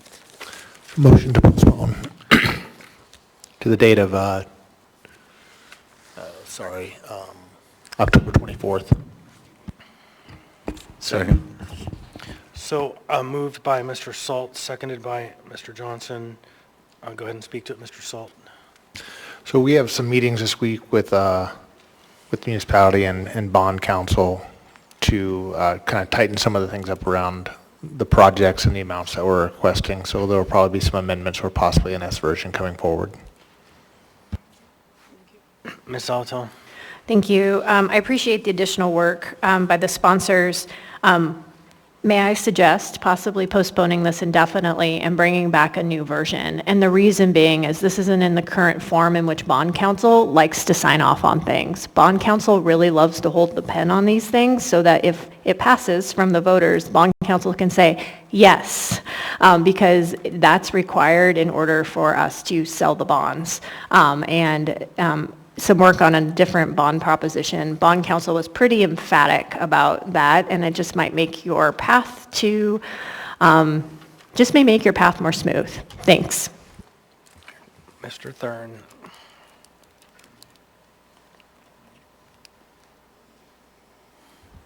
Through the chair, Ms. Salto, yes, we actually have prepared one, and we've delivered the draft version to Mr. Solt this evening, and we have a meeting scheduled in the morning to go through it with him. So I believe that is what our plan is to not move forward with the one you currently have, but to come forward with a one that has been prepared by bond counsel.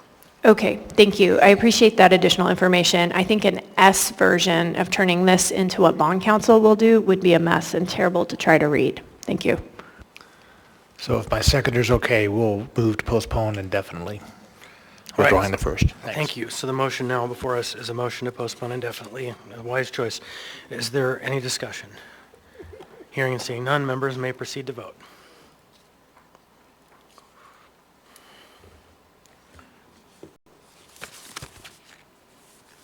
On a vote of 11-0 and the youth member votes yes. Yes. AO 2023-59 has been postponed indefinitely. Valiant effort, Ms. LaFrance. Now we'll come back in a form that bond counsel will accept. Next, we have item 11D, ordinance number AO 2023-80, an ordinance authorizing the retention of tax foreclosed properties for public purposes and disposal for less than fair market value to Anchorage Community Development Authority Real Estate Department. Public hearing was closed 8/20/22/23. Action was postponed from 8/20/22/23 and 9/12/2023. No motion pending. Ms. Zolotel?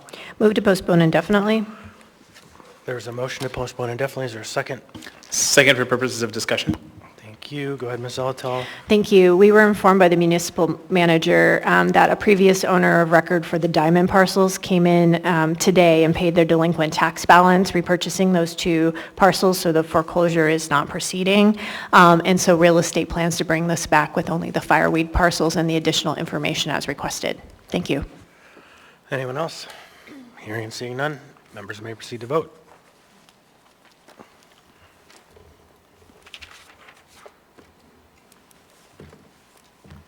On a vote of 11-0 and the youth member votes Yes. yes, AO 2023-80 has been postponed indefinitely. Next, we have an unusual item. It's item 12A, ordinance number 2023-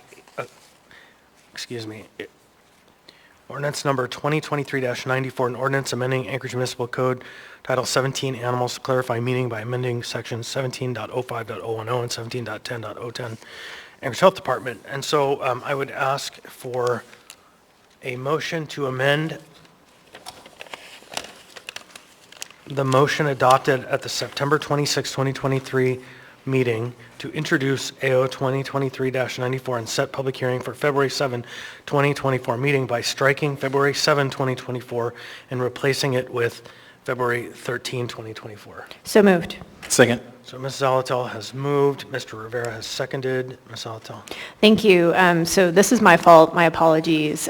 You'll notice we now have the 2024 Assembly meeting schedule up on the dais because the date was wrong. So this just is simply a procedure to correct the date that sets it to the correct public hearing. Thanks. If there's no objection, members may proceed to vote.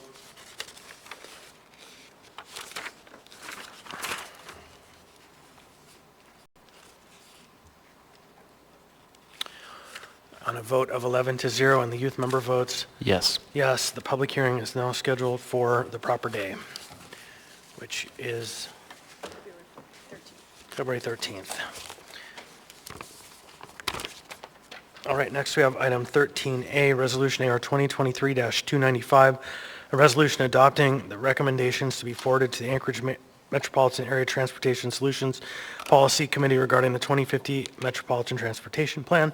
Public review draft. This item is continued from 9/26/2023. The public hearing on this item is open.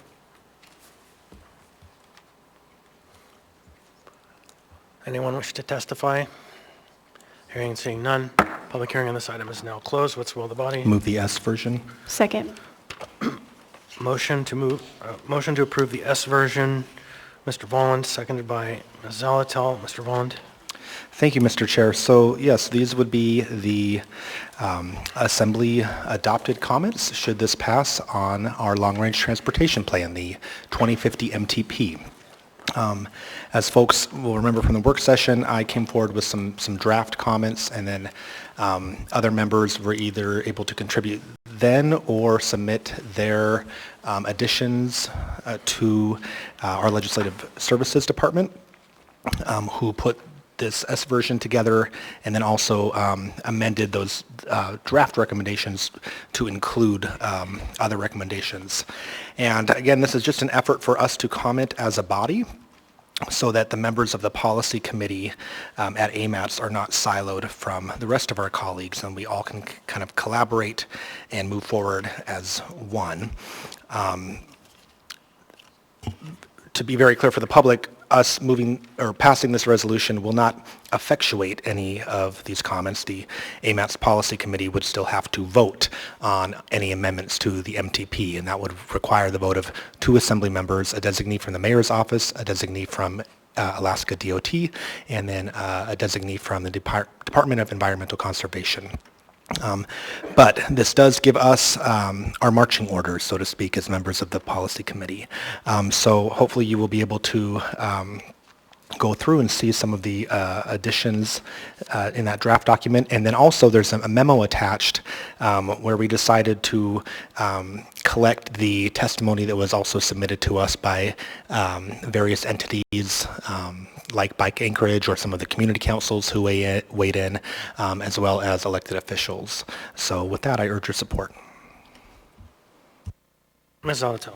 Thank you. I think the most notable comment in our comments that are being forwarded is really effectuating some prior action we've taken around the Seward Highway O'Malley Road to Diamond Boulevard reconstruction project. This project has been one of considerable conversation, particularly at the Abbott Loop Community Council. It's a very expensive project. It's been delayed, but I think this would be the opportunity to make real change, because the local jurisdiction doesn't get a lot of say in the state transportation improvement plan. But what has to happen is those projects in the STIP have to be in the MTP in order to move forward. Right now, this project is in the state transportation improvement plan. And Member Voland and I, as members of the policy committee, had tried to amend it, remove it, do all kinds of things, try to right-size it, and we just were rebuffed kind of at every opportunity. We were happy with the delay to take further look at it, but we don't really think that in the end it's based off of information and sized for what's actually occurring now. And that happens with transportation projects because they're 10 years in the making sometimes. And sometimes it's hard to get folks to, they're invested, and it's hard to get them to reevaluate. So I'm really happy to see this comment here that it should just not go into the MTP. It's a project that's really contrary to a lot of the goals that the Assembly has expressed around transportation. So I hope that the policy committee members really move this as an amendment to the MTP and hopefully find success, hopefully in partnership either with the administration or state DOT, because they've agreed to look at it again. Thank you. Thank you, Ms. Brawley. Thank you. I just want to briefly say thank you to my colleagues for working hard on this and digging into transportation policy. It's a tough part of planning, and it takes a steep learning curve, so I really appreciate it. And then I also want to express specific appreciation for the last item, which supports transit projects, including a new route along 36th that will serve, among other things, the UMed district all the way further west. So I appreciate that. Thank you. Mr. Volland. Thank you. I appreciate Member Zalatel's comments, and I think for me, when I was drafting the original set of comments, I a common thread that I think we really need to hone in on, and a common thread of many of these comments, is that we need the MTP to be a living document that is responsive when realities do not fit what was projected decades ago. And I know that that causes complications when projects are ready to enter potentially the design or the construction phase.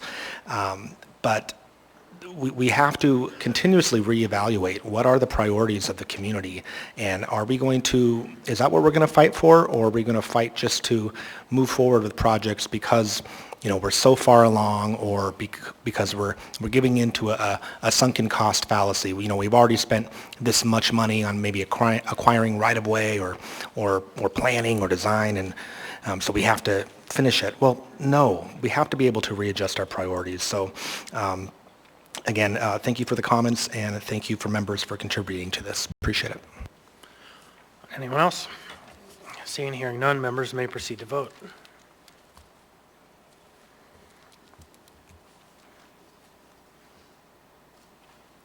On a vote of 11-0 and the youth member votes Yes. yes, AR 2023-295 has passed the body. It also has an associated AIM that will communicate to DOT or AMATS, the comments that we received from other organizations. Next, we have item 13B, AO 2023-91, an ordinance amending section 5 and 6 of AO 2015-49 as amended, approved May 14, 2015, to extend the period of deteriorated area status of 1, portions of Block 41, original town site of Anchorage and adjacent real property located in the downtown business district to 2030, and 2, the site of the former Northern Lights Inn and adjacent real property located in Midtown to 2035, Community Development Department. There's also a substitute version up here. The public hearing on this item is continued. We have one person to call. Can we call Mr. Chang?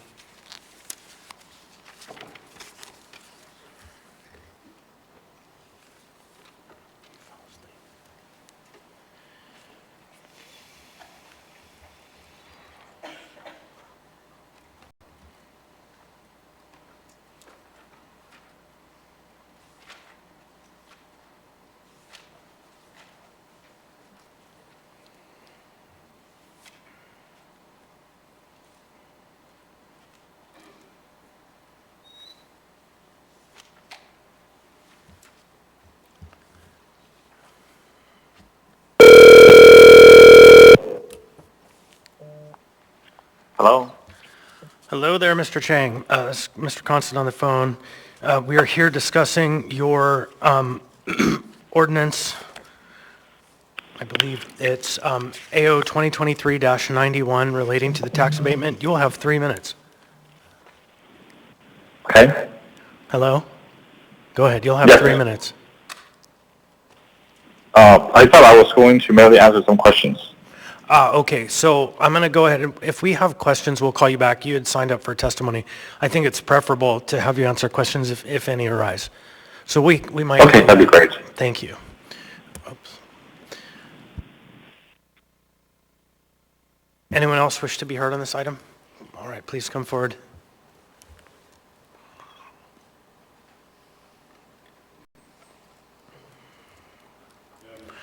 The microphone is off. There's a little green button there on the, there you go. Good, you're on. Thanks. Please state your name, what part of town you're from, you'll have 3 minutes. My name is Larry Noreen.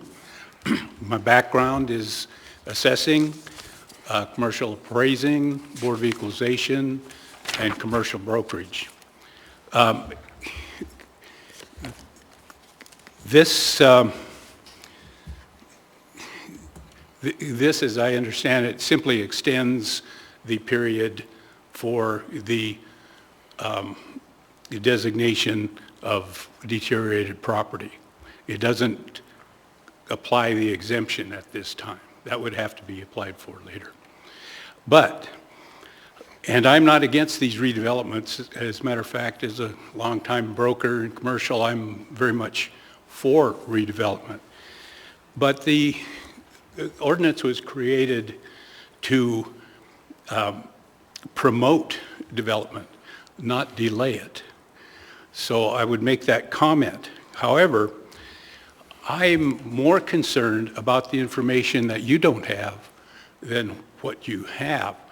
The one thing I didn't see after trying to inquire into these issues is really an analysis of the dollars and cents involved, the impact on the other taxpayers by these larger exemptions, and the benefit to the particular property in question. What is the proposed redevelopment? You need to know that. Without that knowledge, you're just writing a blank check, and in this case, for likely massive amounts of money. What is the impact on the other taxpayers? What will be lost from the tax base, therefore creating a higher rate that the other taxpayers will pay for? We have to remember that an exemption, that money isn't lost.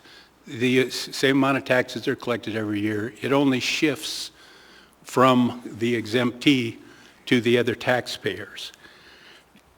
I think you need to see more numbers. I don't believe you've been provided with an actual analysis of those things.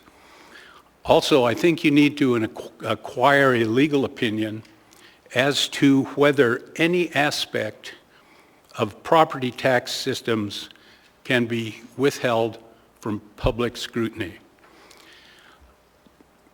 Currently, the Finance Department claims exemptions to be confidential and not available to the public. That's not in accordance with the rest of the taxing jurisdictions in this state and likely the nation. The exemptions for deteriorated property and economic development are relatively new things. All right, thank you, sir. I think, pardon me? Your time has expired. Can you? I know you've had work sessions of an hour. Can a taxpayer? You're allowed 3 have minutes. 4 minutes? You're allowed 3 minutes, but you can submit your testimony by email to us. It's worthy. Thank you, sir. I see where you're coming from. All right.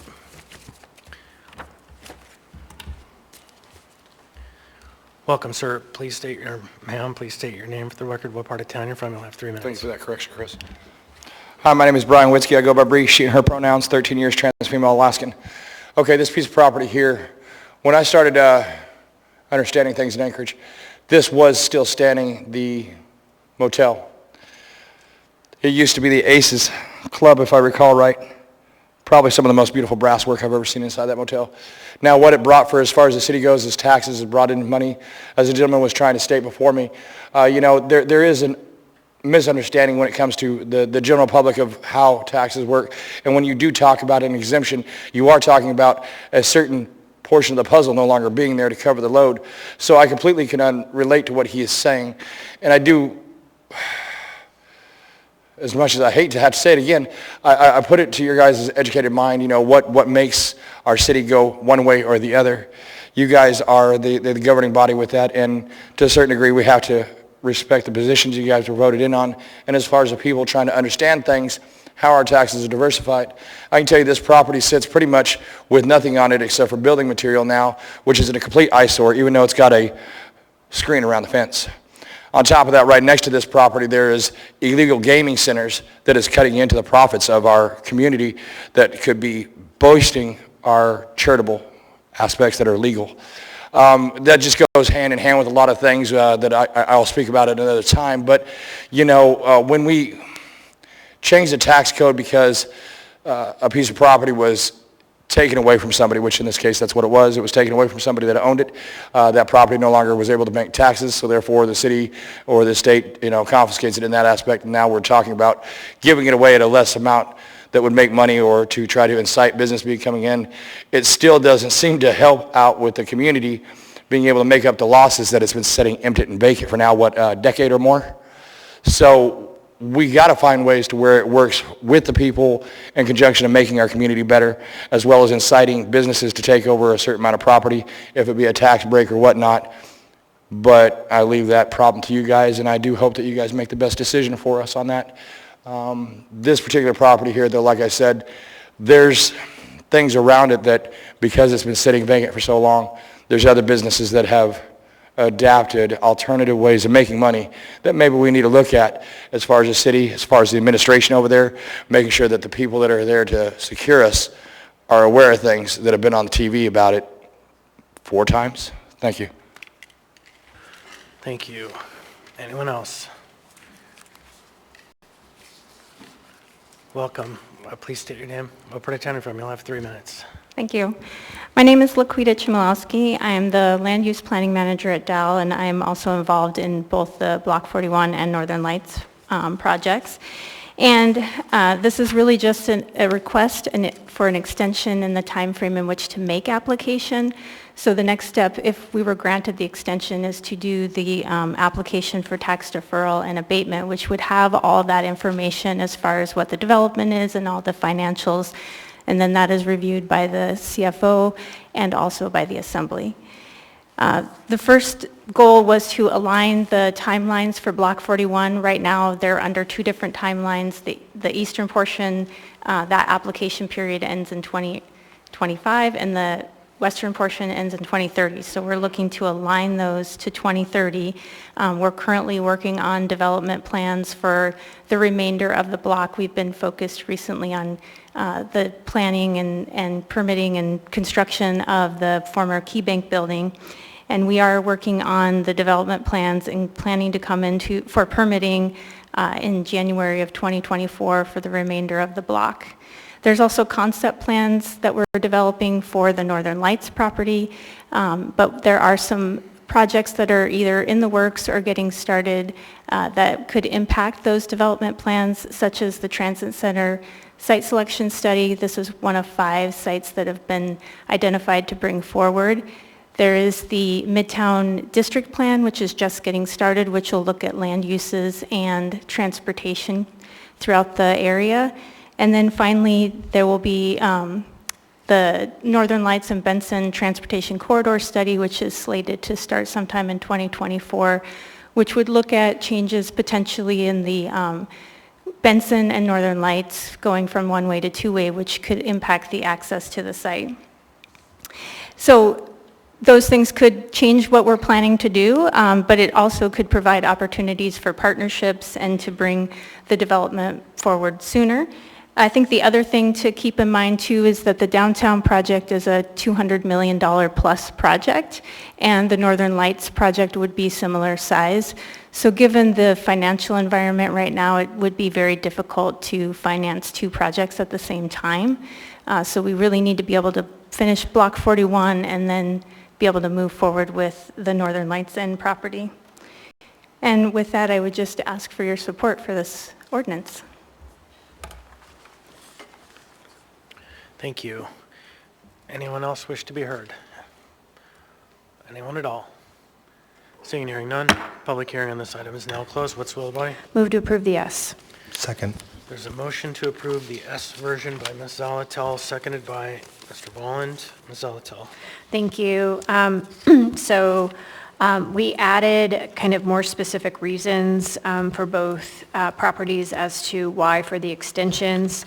I appreciated the first person's testimony. I mean, these are meant to spur development, and I think though over the course of the time that these opportunities have existed for these properties, we've had some unprecedented things.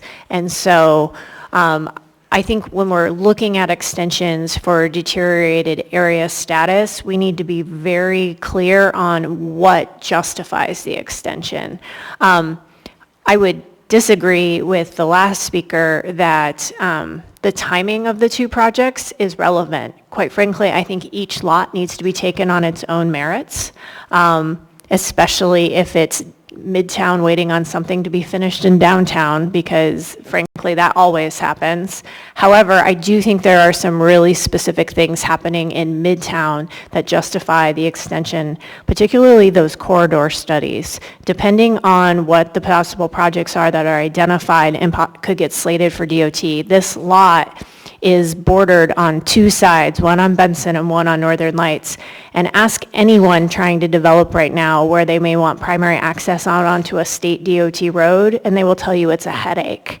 So really getting that resolved, and then of course the other plans and the transit center study that are both in progress, I think are all big question marks and reasons to say, okay, you have to take a pause on your development. You weren't anticipating these things.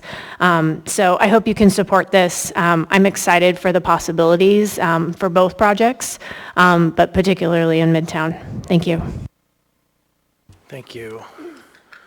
So I have myself in the queue, two things really. One, the initial document, the original version, was fine and sufficient for the 4th Avenue property, Lot 41, but it was insufficient a justification for why to extend the deteriorated property status on the Northern Lights property, because it simply had one line that said basically because there's nothing on it. And so both Ms. Zalatel and I separately challenged the petitioner to provide more detail on the lot on Northern Lights, and wasn't related, but the same questions ended up in the lap of the contractor for the petitioner. And so the justifications that were provided, I think, are sufficient to argue for an extension. I had originally said at the work session inaccurately that they are receiving a financial benefit at this time. The properties are designated deteriorated, but they are not yet receiving a deteriorated property tax abatement. And so that is a conversation for when there is a structure being built and the improvements start to show up on the property. So I wanted to clarify on the record that I did misstate that, but I wasn't wrong that we have to be targeted in how we deliver a tax abatement going forward, because what we need to ensure we're doing is hitting the missing middle of housing instead of using all of our tax benefits to shoot out in all different directions. We need to focus it. And so, but with that said, with the updated information that Ms. Zalatil thankfully drafted into an S version, I can support this item. Ms. Brawley. Yeah, thank you. And I do look forward to a larger conversation about incentives and how they play into our development market. I am speaking in support of this. I appreciate the additional detail and information around the Northern Lights Inn. I've been around long enough that I remember that being a building that had a lot of problems and caused a lot of issues in that area. I've also been long enough around that I worked on this project 10 years ago under, I think it was, 3 administrations ago, and the original answer from the administration in response to this particular idea of having a deteriorated property designation was that the government was not in the business of development. So I feel like we've come a long way over those years, and I appreciate that this is a long story. And I also encourage my fellow members to read the original memo, because I think it speaks to some of the unprecedented events, as Ms. Zalatel said. It also speaks to ways that we can improve the municipality and hopefully also encourage other levels of government to be better business partners, because I think there's a long and complex story of all the ways that have made this development harder, that makes other developments harder. And so again, I speak in support of this. I look forward to this being built. And one other thing I'll mention too, certainly tax exemptions or tax abatement or essentially allowing people to not pay the full value of the tax for a period of time does shift the burden to other taxpayers for that moment. But we're looking ahead to building a city over decades and hopefully centuries. And so I think to understand that these are not permanent exemptions, that they do kick back in at some point, that this property will pay the full value of its new development. And so the purpose of these is to get more buildings, to get better and newer developments in the ground in our city, and then it does have a long-term payoff. And this is one of the best strategies that us and other communities can use to increase development in our community. So thank you. So I wanted to note that the phone chirped about 10 minutes ago. That was Mr. Cross joining us. So he is on the phone. Next in the queue, we have Mr. Salt. Thank you. Yeah, I agree with what Ms. Brawley said about kind of this is how we spur development. We're going to see a great new building on Block 41, a new tenant revitalizing downtown. And Ms. Chmielowski, I think, correct me if I'm wrong on this or come up if I'm wrong, but I believe the Northern Lights property had a hotel on it at the end that was blighted. And as part of that agreement, it was decided to tear down the building. So if people wonder why you have a blighted lot, it was an agreement made prior to tearing down that building, and tearing it down is the right thing to do, correct? Okay, she's nodding. Thanks. All right, Ms. Braga. I just wish that this Midtown was being dealt with. 21 years that Northern Lights building has been from the close time, and nothing has been going on in that building for 21 years. Sitting there, getting worse and worse, and then eventually demoed.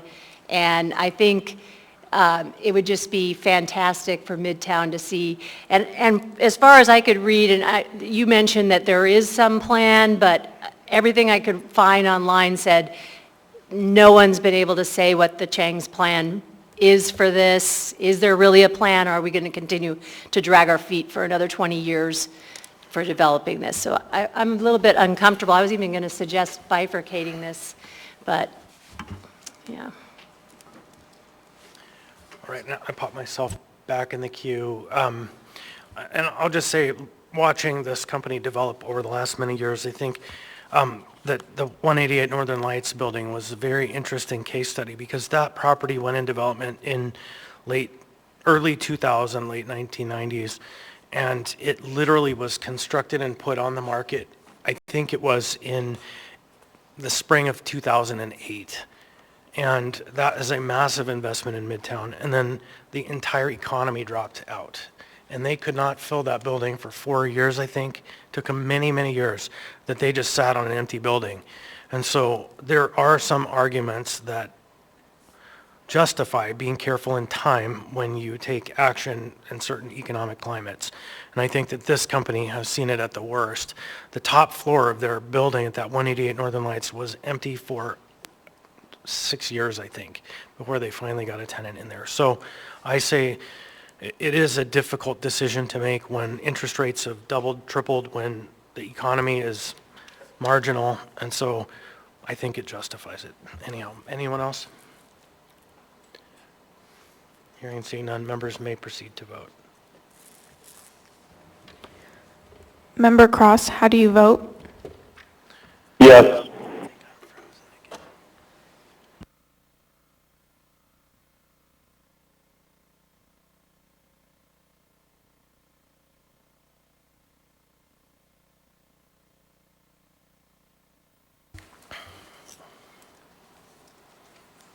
On a vote of 12-0 and the youth member votes Yes. yes, AO 2023-91 as amended has passed the body. Next, we have item 14A, AO 2023-101, an ordinance of the Anchorage Assembly repealing and replacing Anchorage Municipal Code, Chapter 3.30, Part 19, Rule 19, Personnel Rules to conform the substance misuse testing of employees to federal and state regulations, and provide the Human Resources Department authority to establish policies and procedures for substance misuse testing, and as necessary to publish interim guidance to employees and supervisors.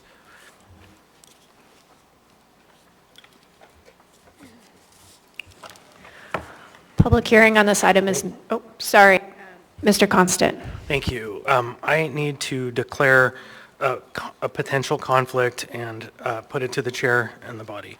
So I have discussed this at the work session and at the first conversation we had about it, that I do work for a company that provides substance abuse treatment services.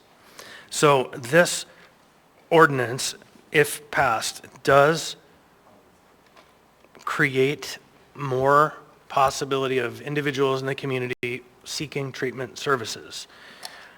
It, in my opinion, is a de minimis amount of people. We've had 2 or 4 or 6 or 0 people who've tested positive who might avail themselves of the small portion of this ordinance that addresses it. But this ordinance does not provide any path to treatment that we are funding. It doesn't create a contract. It doesn't create an opportunity in any of those ways. And so instead, what I believe I'm bringing to this is my expertise in the field. And so that is my disclosure. Thank you, Mr. Constant. Based on your disclosure, I find that any personal or professional interest you may have in this item is speculative and in the future, and therefore you do not have a conflict. Does anyone wish to challenge the ruling of the chair? Okay, we will proceed. Thank you, Ms. Altel. The public hearing on this item is now open. Anyone wish to be heard? Welcome. Please state your name, what part of town you're from. You'll have 3 minutes. The microphone's off. My name is Brian Witzke. I go by Bree, she and her pronouns. All of Anchorage.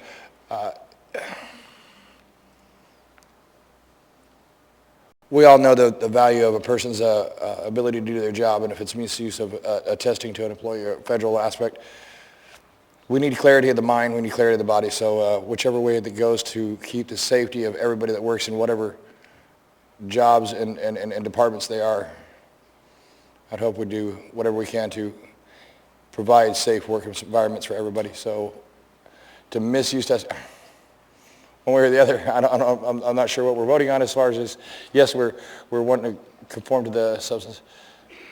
Are we looking at backlash? It's just hard to understand from the wording of this. So a little clarity on that would be helpful, but overall, if it benefits a safe environment, I don't know why we were voting on it. Anyone else? Anyone at all? Seeing and hearing none, public hearing on this item is now closed. What's the will of the body? Move to approve the S version. Thank Second. you. Second. Moved by Mr. Rivera and seconded by Mr. Bond. I would like to speak to it.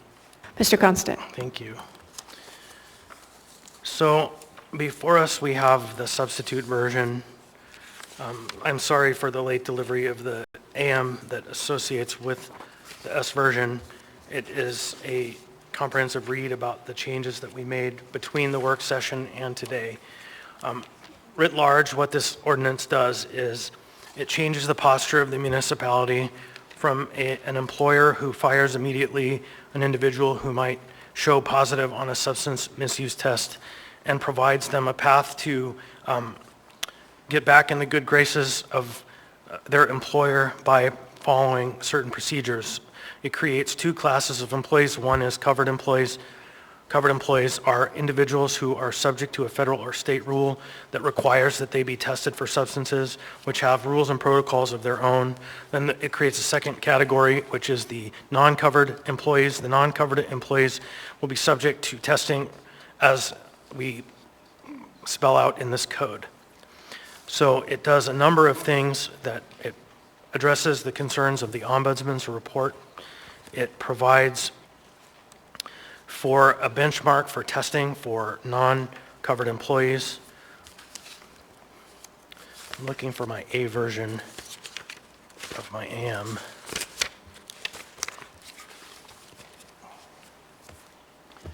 I guess I'm just going to go through. There we go. So the A version of the AM is the original AM with a couple of corrections. So it has a couple of just basic edits because of grammatical errors, and then it walks us through. This ordinance prioritizes healthcare over punitive measures, treatment over termination. It prioritizes compliance and safety. It updates the testing policy in the context of legalization of marijuana. It also clarifies that we will hew more closely to the federal and state rules instead of our own, and follow the Alaska State Police Standards Council requirements for our police department. It also regulates marijuana like alcohol. Now I'm going to move to the AM that's for the S version.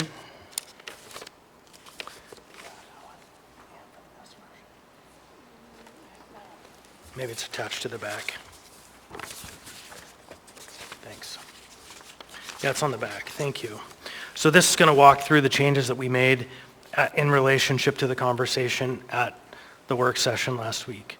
So Section 1 amends subsection 33191B3 to add a clear privacy protection for employees. So the previous version did not have that, but this, it will state that the employee's personal health information will be protected. The S version also addresses many of the concerns raised by Assembly members. It amends Section 33191C to clarify that in order for a self-report to be considered voluntary, notice must be provided before a test triggering event. Also, it amends subsection 330-192B1 to clarify that testing will be prohibited for prohibited drugs listed in the 49 CFR Part 65521, which includes marijuana, cocaine, opiates, amphetamines, phencyclidine. It also fixes a little grammatical error we had in the code.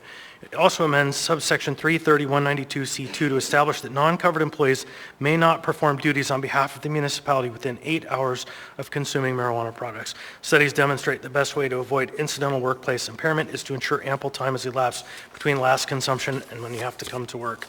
The co-sponsor and I tried to come up with a better phrase than bottle to throttle, but we weren't prepared. We might have a list.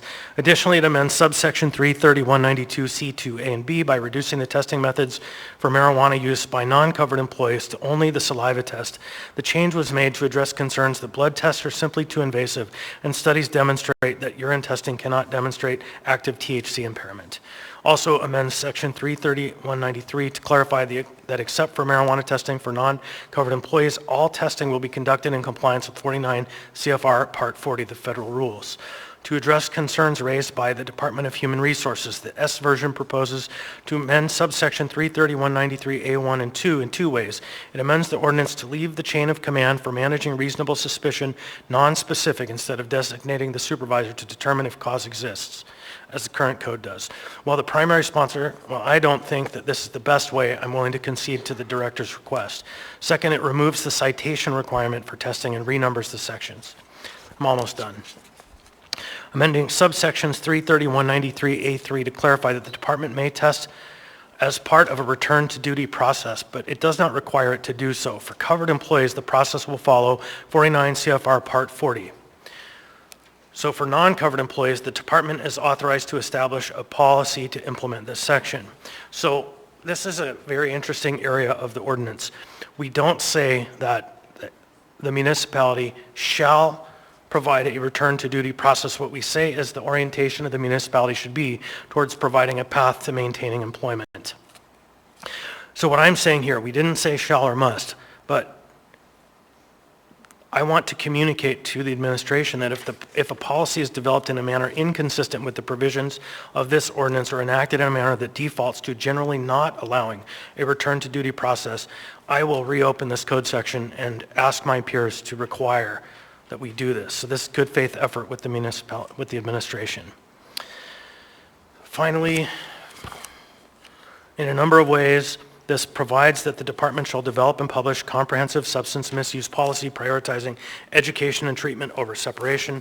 The policy will outline how employees can use employee wellness programs, EAPs, to access assessment, education, and referral for treatment. The S version also clearly links the language of AMC 33092, which governs the use of progressive discipline. And we inserted a new section that allows a waiting period before this goes into effect of a week so that the HR department can communicate to the department heads and the various trades what the new rules are. So that's all the changes. Now I'll be brief, but I'll speak to the merits. We have had a policy written in the 1980s for the last 40 years, last updated in 1998. The world has changed since then. We cannot afford to terminate an employee if they are a good quality employee, if their supervisor agrees that they've done a good job and they had a misstep. We heard an argument from our HR department that they don't want to get in the business of managing the paper. It's labor intensive for them to manage the treatment process. We're not asking them to manage a treatment process. We're asking them to track records if an individual is in that category, and we're trying to move them back to an employable category. Why does this matter? I tried to contemplate if we fire an employee who took $200,000 to train, what would the relative cost be to help them go through treatment and have an HR staff manage the paperwork to get them reemployed? We lose all of that investment when we tell them you're no longer welcome here. And so I personally believe we should move this municipality to a therapeutic and employee supportive perspective. It's too tight out in the workforce to attempt to create our policies so rigid that we chase away good workers. So that's my introductory speech. If others want to talk, I might have something to say afterwards. Mr. Kohlheis. Thank you, Mr. Chair. There was discussion earlier about the impacts of late on the table items, and of course, this is one we haven't really review. HR hasn't had a chance to look at it, so I think to start, we'd request that this be postponed so that we could have a follow-up work session and to give HR a chance to view the changes. I've read through it, and so I've looked at it, but there are some changes that we would like to evaluate. I would also offer that we have a very professional workforce. We value that workforce. I think that the number of positive test results have been very low, which I think demonstrates the professionalism of our workforce.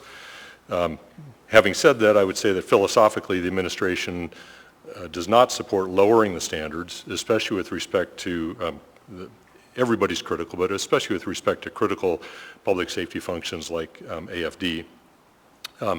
We would suggest that the solution that Mr. Andrews proposed, his term was elegant at the work session, which would be to raise the threshold for non-covered employees, except for AFD, is a pretty simple approach to recognizing the I guess the legality of marijuana in the state of Alaska. Although you did comment on it, Mr. Chair, we would, if this moves forward, we'd prefer that the AO be silent on where the authority to discipline exists. I see on page 9 of 10 that it still rests with the head of the department after consulting with HR.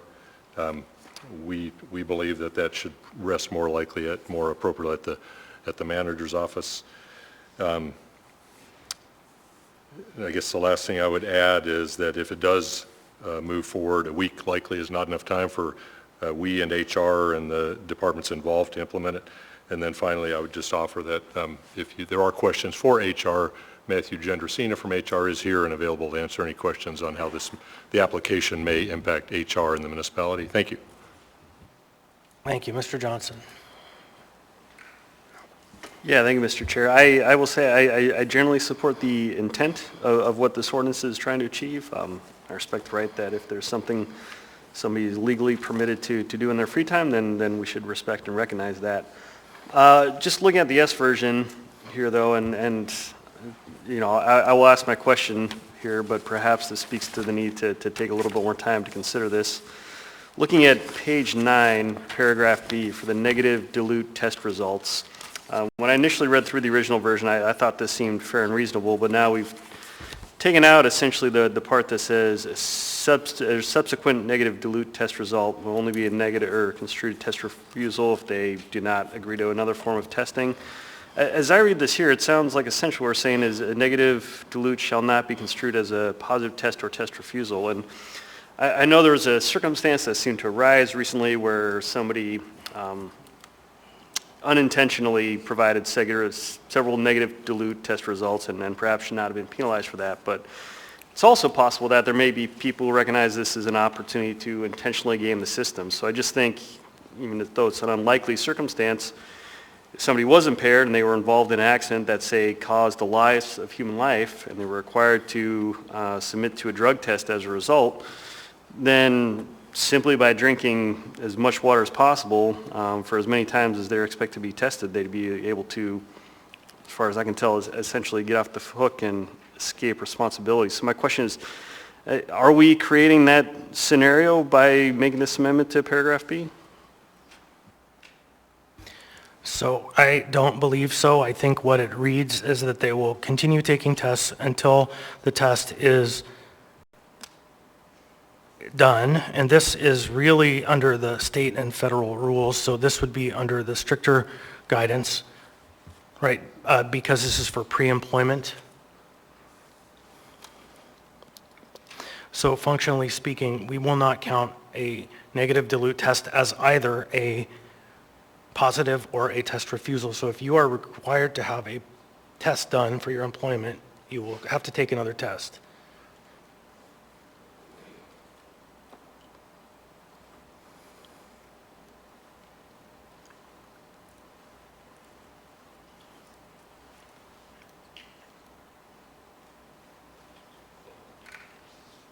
Sorry, yeah, as you were saying, I think that answers my question, but again, it's just without having more time to read through the S version, I'm not quite sure if I feel totally comfortable. Thank you. Ms. Zalatel. Thank you. So I appreciate the changes in the S version, and I appreciate the lengthy AM that really details those changes. I'm actually a little bit frustrated by the administration's position on postponement and wanting more time because something was laid on the table. Goes to this item or any item right now where, frankly, I don't understand how we're going to get the business of the city done if we can't move at the pace that, we had a work session. I was unable to attend the work session, but I was able to listen to the work session. I was able to read this item. We're expected to read items from the administration when they're laid on the table. HR was involved, legal, I don't know if it was involved, but it certainly had the opportunity to consult with HR. So frankly, I'm getting really frustrated that if it's not a priority, or heck, even if it is a priority of the administration, nothing seems to move anymore. And so I hope that we can just dispatch with this. We have business to take care of. The only thing I'm interested in discussing in terms of any potential changes to this ordinance is maybe the implementation date. I hear 7 days. 7 days might be a tight turnaround. We are in a government of acting employees right now, so maybe they need 30, just because they can't seem to digest this that's on the table tonight, so maybe we should give them 30 days in order to get their ducks in a row. Thank you. Ms. Bronco. So I imagine on the page 6, line 14, where you have the amounts like 25 NGs per milliliter, that came from your work. Those are the levels at your treatment place? No, we don't do drug testing where I work. Oh, okay. So we provide treatment services. So Thanks for clearing that up. So I just tried to figure out if these were reasonable because I don't know anything about this. And I got to National Criminal Justice Reference Center. And so it made me kind of wonder about these levels because they did eye tracking and coordination, and they said oral 10 to 25 milligrams showed impairment. And then it said that 25 milligrams of only 6 reached a THC of greater than 5 NGs per milliliter. So I was thinking that maybe this is really a lot, but I'm not positive. I can speak to that. Okay. So we've, for non-covered employees, eliminated both blood and urine. So you can just strike those off. They're not under consideration under this S version because the urine test cannot test for impairment, and the blood test, it proceeds down so quickly and it's so invasive that we decided for the non-covered employees, not the ones required under the federal law, that it would just be the saliva test. Now, the saliva test at 25 nanograms per milliliter is the standard all over Canada. It's the standard in several places in Europe. Now, in the US, they don't yet use the saliva test for driver impairment because they haven't been able to draw a line that they can test impairment for. Just the behavioral part plus the chemical test together. So what I did was I reached out to a handful of researchers and asked them to reality check these numbers for me. And if the goal is to target impairment, then it has to be a number like this, because impairment is a very short window for individuals who are using cannabis. And so it lasts for 2 to 4 hours for someone who's inhaled, or 4 to 8 hours for someone who's consumed orally. And so practically speaking, there is no really good way to test because those numbers are just very transitional. So the 25 has been adopted in jurisdictions across the country, and I can show you studies that demonstrate that that's about the line at which you can start to determine if an individual is actively and acutely impaired. Thank you. And I had a couple other questions. Can I continue with those or not? For whom, yeah, I'm prepared, or Oh, okay, so then the other thing that I wanted to ask, so I think at the work session you talked about this saliva test. In order to pick up other substances, it would need to be specially done. And it sounded like it was kind of expensive. And I was wondering if someone wanted to do the saliva because they were worried about the urine. I know you said you're dropping the urine now, but like I would know that I wouldn't have any pot, and I would just take the urine because I know that you wouldn't find any, and that's maybe cheap and free. But if you wanted a specialized test, maybe you could pay for the specialized test? So I can describe that process a bit. So what the testing company that we have under contract has offered is that they have a panel test that's approved for DOT purposes, the US 49 CFR, the federal test. And that's basically either a urine test or a saliva test. And it's a number of components. So for the drug test that you would take, if you were required to take the drug test, you would take their standard test. And then they would test that substance using their secondary process. So it is twice as expensive, $35 for one test, $70 for the updated test. So it's more expensive, but it's very limited in application. We had 200 people or so that used it last year, and we showed 6 people who tested positive. And so it's a very limited application. And so maybe it could be a choice, like, I don't know, I'm just thinking you wouldn't need to have the extra testing for some people who just know they're... Right, so there would be an initial threshold that would come forward, which is at a lower level, because that's what the federal test is. So that would already come back, and if that came back negative, they would not need to proceed to a higher threshold test. And then my last... I swear this is my last thing, but I saw online, and I don't believe everything I see, but there was several articles about how to pass a saliva test, and it recommended certain things like really scrubbing on your gums and using mouthwash and drinking lots of water and eating fatty foods. And so there is out there ways supposedly to So I have a study I could provide for you that demonstrates that using mouthwash doesn't actually get you around the test. But that said, the reality is the U.S. Department of Transportation has authorized the use of a saliva test for their covered employees. And so the federal government has recognized the value and validity of these tests. So we're not making new ground here. Mr. Salt. Thank you, Mr. Chair. So I have questions that don't need answered, but a little concerned about the difference between covered and non-covered employees. So we have sort of double standards depending on where you sit there. Again, concerns around, and I don't think this is a change to the AO, but we're waiting for severe accidents before we test someone. So if they hit a light post 10 times, we're fine with that till they kill someone, then we actually care. So a little concerned on that. Again, same points that were brought up earlier around the possibilities to defeat the test, always a concern. And what kind of municipality do we want to be? I know there's another question that goes on both sides of the fence.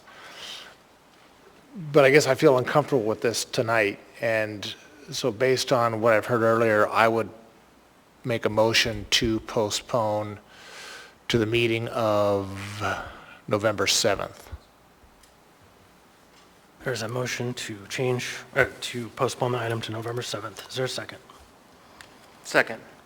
Moved by Mr. Salt, seconded by Mr. Myers. Mr. Salt, you can speak to it. Yeah, I just want to make sure that we give the municipality time to make a response and clarify any issues that we have with this before we implement it. Mr. Constant? Yeah, thank you. So 3 times since the work session on Friday, I offered to reach out and speak with the director of HR and provide input. He provided to us a detailed set of questions or concerns based on his comments. We went through and addressed as many of them as we could. And even as late as today at 3 o'clock, I asked the HR director if he could speak so we could have a conversation, and he did not at any of those times avail himself of the opportunity to speak. So the argument for more time, in my opinion, is a filibuster. Thank you, Mr. Constant. Mr. Volland. Thank you. Yeah, I am ready to move forward with this item tonight, and I will not be supporting the motion to postpone. I feel like when I read the S version, some of the changes were actually responsive to what was discussed in the work session, in that conversation that HR was present for. And so I appreciate the co-sponsors, I guess, intention to be reflexive to feedback. So I think this is going to be a great change for the municipality. Ready to vote on it tonight. Thanks. Thank you. Mr. Colhase. Thank you, Mr. Chair. In response to Mr. Andrews' failure to respond to you, he's on leave this week, so he's unavailable. And I would just offer that a work session on Thursday, today is Tuesday, yesterday was a holiday, that's one working day to respond. And again, we would support the motion to postpone. We haven't had a chance to review the S version in detail. Thank you. Thank you. Seeing no one else, the motion is to postpone.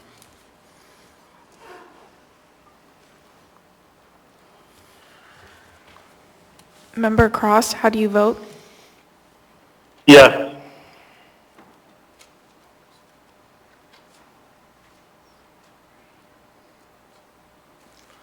On a vote of 5-7, the motion to postpone has failed. We now have the main motion before us. Ms. Zalatel.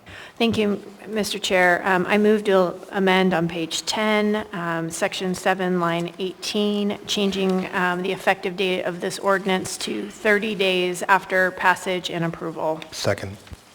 Moved by Ms. Zalatel, seconded by Mr. Volland, and it's to change 7 to 30 days. May I speak to it, Mr. Please, Chair? you have the floor. So really briefly, if, as this works into implementation, if there's any roadblock in its way, that's time for the administration to come forward, raise those issues, as well as possibly fix whatever may be in this ordinance. I don't foresee anything, but it leaves open that possibility. So I think it is a fine compromise, and frankly, based on what we've heard about not being able to take a look at this and leave and everything else, I think they're going to need the time to implement it in any meaningful way. Thank you. Mr. Martinez. Thank you, Chair. Yeah, I wanted to just echo support for the amendment for the 30 days as well for implementation.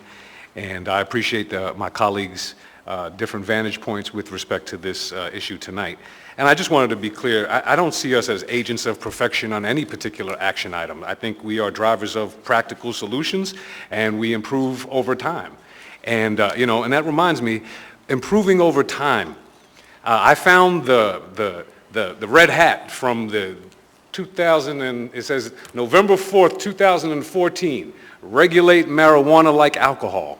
Yes on 2. So I think that we're bringing the municipality up to speed with where the municipality needs to be with respect to the public's will. And I would also articulate that the federal government recently passed a bipartisan bill to stop the wholesale elimination of the workforce for having prior uses of marijuana or any consumption. So I think we're moving in the direction of accurate application of the will of the people, and with respect to safety and making sure that we have the strongest, most effective workforce. I think that we have identified those areas accurately with respect to the covered and the non-covered. And just one comment, and maybe it's a question for rhetorical or for lunch at a time for my colleagues who have articulated a concern about gaming the system.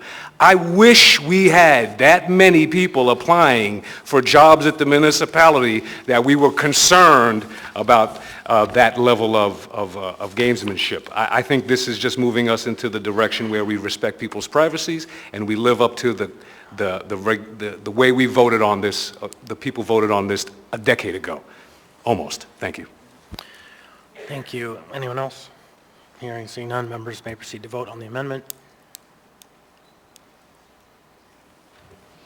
Member Cross, how do you vote? Yes. On a vote of 12-0, this item has, this amendment has passed. So I'm actually going to propose an amendment as well. Mr. Constant? Thank you. So on page 9, Mr. Colhase, nobody clearly spoke to me, and I reached out many times to understand how the administration would prefer to see the delegation conversation, who is responsible for the decision. And my concern was that it was HR, and I wasn't okay with that. But you just said that it should be the manager, and I think that I'm okay with that.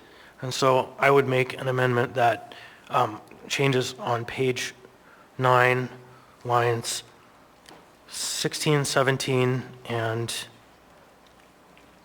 22 to change the head of supervising department to read the manager. Second.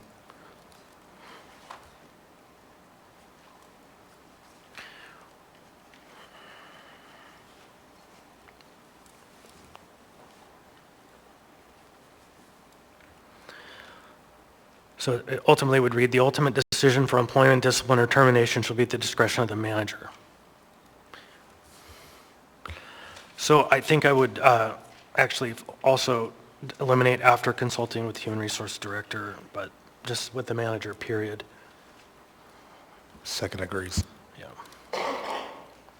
So and I'll speak to that briefly. Just again, this is one of those areas I tried to get a hold of detail what they meant from the notes. And I think it's reasonable, and I did my best where it was clearly pointed out to conform to the interests that were expressed at the work session by the administration, where it wasn't against the spirit of the whole package. So I would urge your support on this amendment.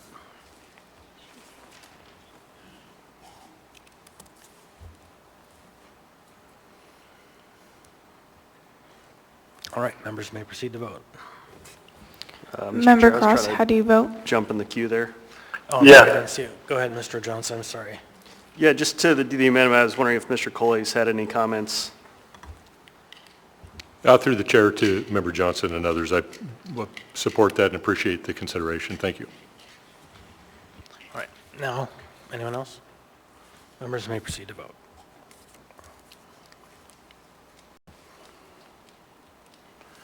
On a vote of 12-0, the amendment has passed. Anyone else on this? So I'm going to speak one last time. I'll be very brief this time. Mr. Constant? Thanks. I just want to speak to the assertion that this creates a double standard.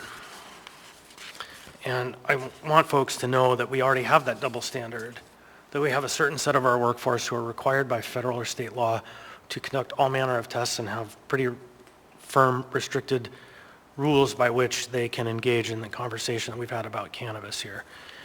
So that already exists. We're not making that. What we're doing is receding the arm of government into the private lives of as many of our workers as possible. We're actually taking government out of the lives where we must not be there, where we are choosing to be there by code. And instead, what we're doing, and for those who are under the covered classifications, we're making it better for you too. What we're doing here is saying if one of your workers, your coworkers, the people who you support in your job has a moment in their life where they make a mistake, they have a little too much beer, they come to work 0.05. Mind you, we already don't fire people if they come to work drunk. We just do it if they come to work high. But what we do for our covered employees is we tell you, we value you enough that we're going to give you a path back to employment if you make a mistake, that your mistake isn't terminal to your employment at this municipality. So to me, if that's the double standard, that's a double standard I'm going to hew to. And that double standard would be for either side of the covered or non-covered. I'm going to try to keep you as long as we can because I value you. Thank you. Members may proceed to vote.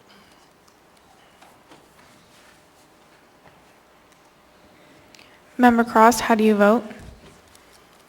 Yes.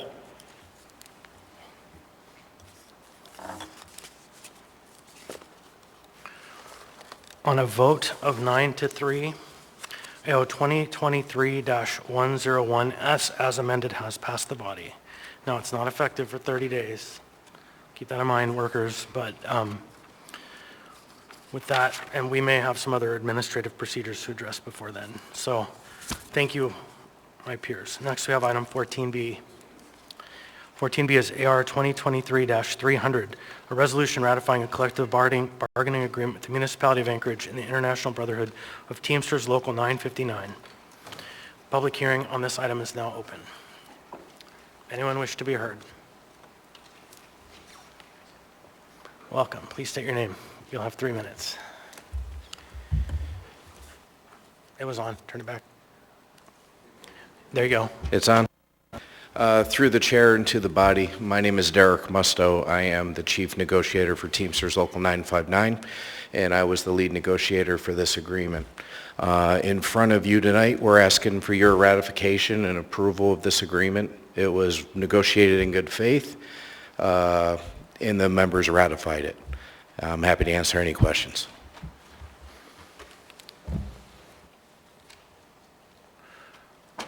Mr. Rivera. Yeah, thank you, Mr. Chair. I will have questions during debate, so don't go too far. All right. Anyone else wish to be heard? Members of the public? Anyone at all? Public hearing on this item is now closed. What's the will of the body? Move to approve. Second.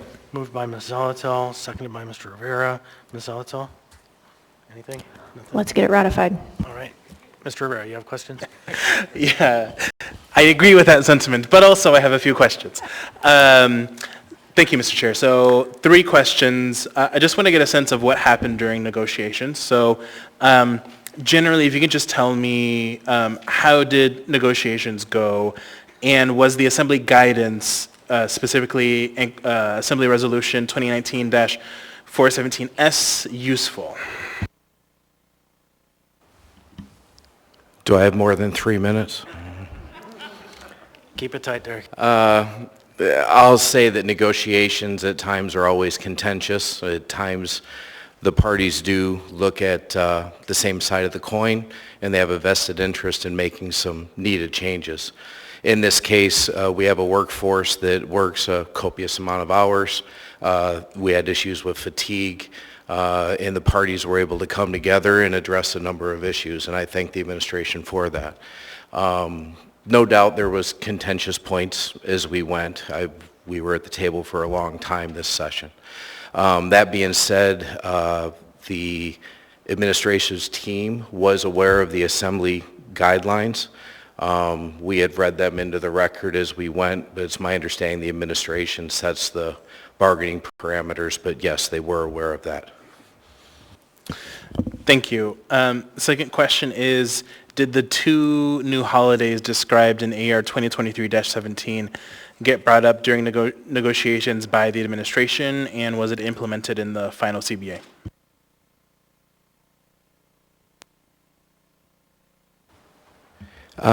Ultimately, they ended up in the final agreement effective 2024.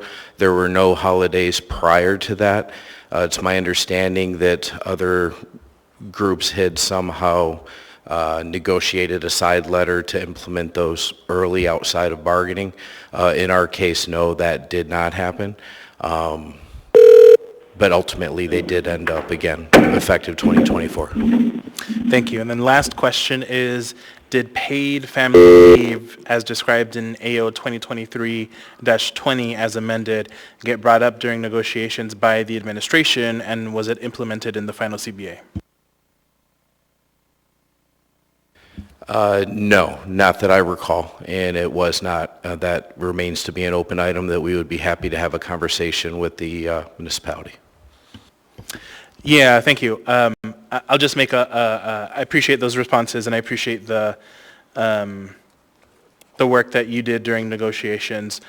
It's certainly frustrating to me when the Assembly passes an ordinance like paid family leave, and we expressly put direction out there and policy and code that we shall negotiate this, and it appears that those negotiations were not fruitful.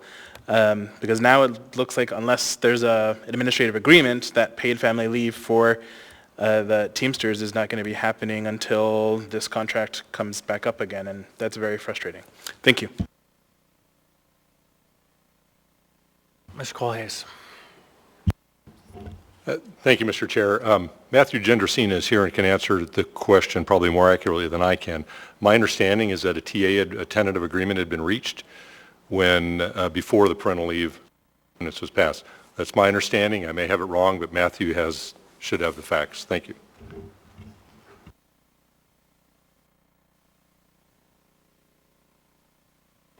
Hi, good evening, everyone. My name is Matthew Jennerson. I work in the Labor Relations Department in HR. Your two questions specifically, through the chair, Mr. Rivera, did come up during negotiations regarding the new municipal holidays. The agreements with our other unions were had and agreed to afterwards. And as far as paid parental leave, that did not come up during negotiations. We don't have an agreement with any of our unions currently. We're still currently working towards those agreements equally across our 9 unions.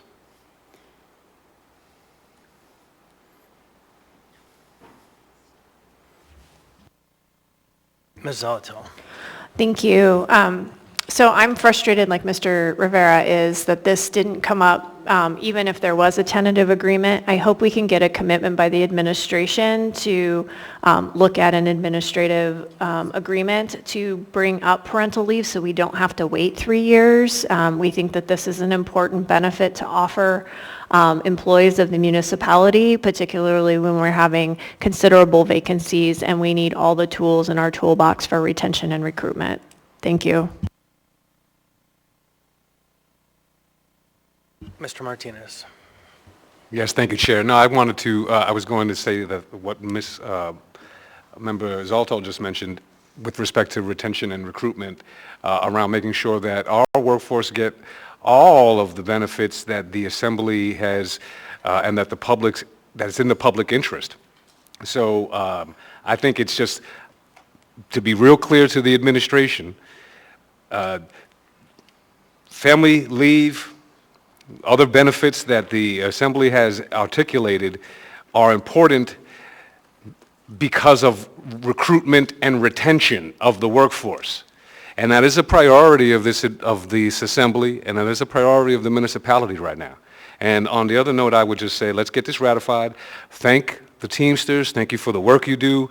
Thank everyone who was a part of the unit for holding the line and continuing to show up every day and delivering your service to the municipality of Anchorage. I appreciate you. Mr. Colhase.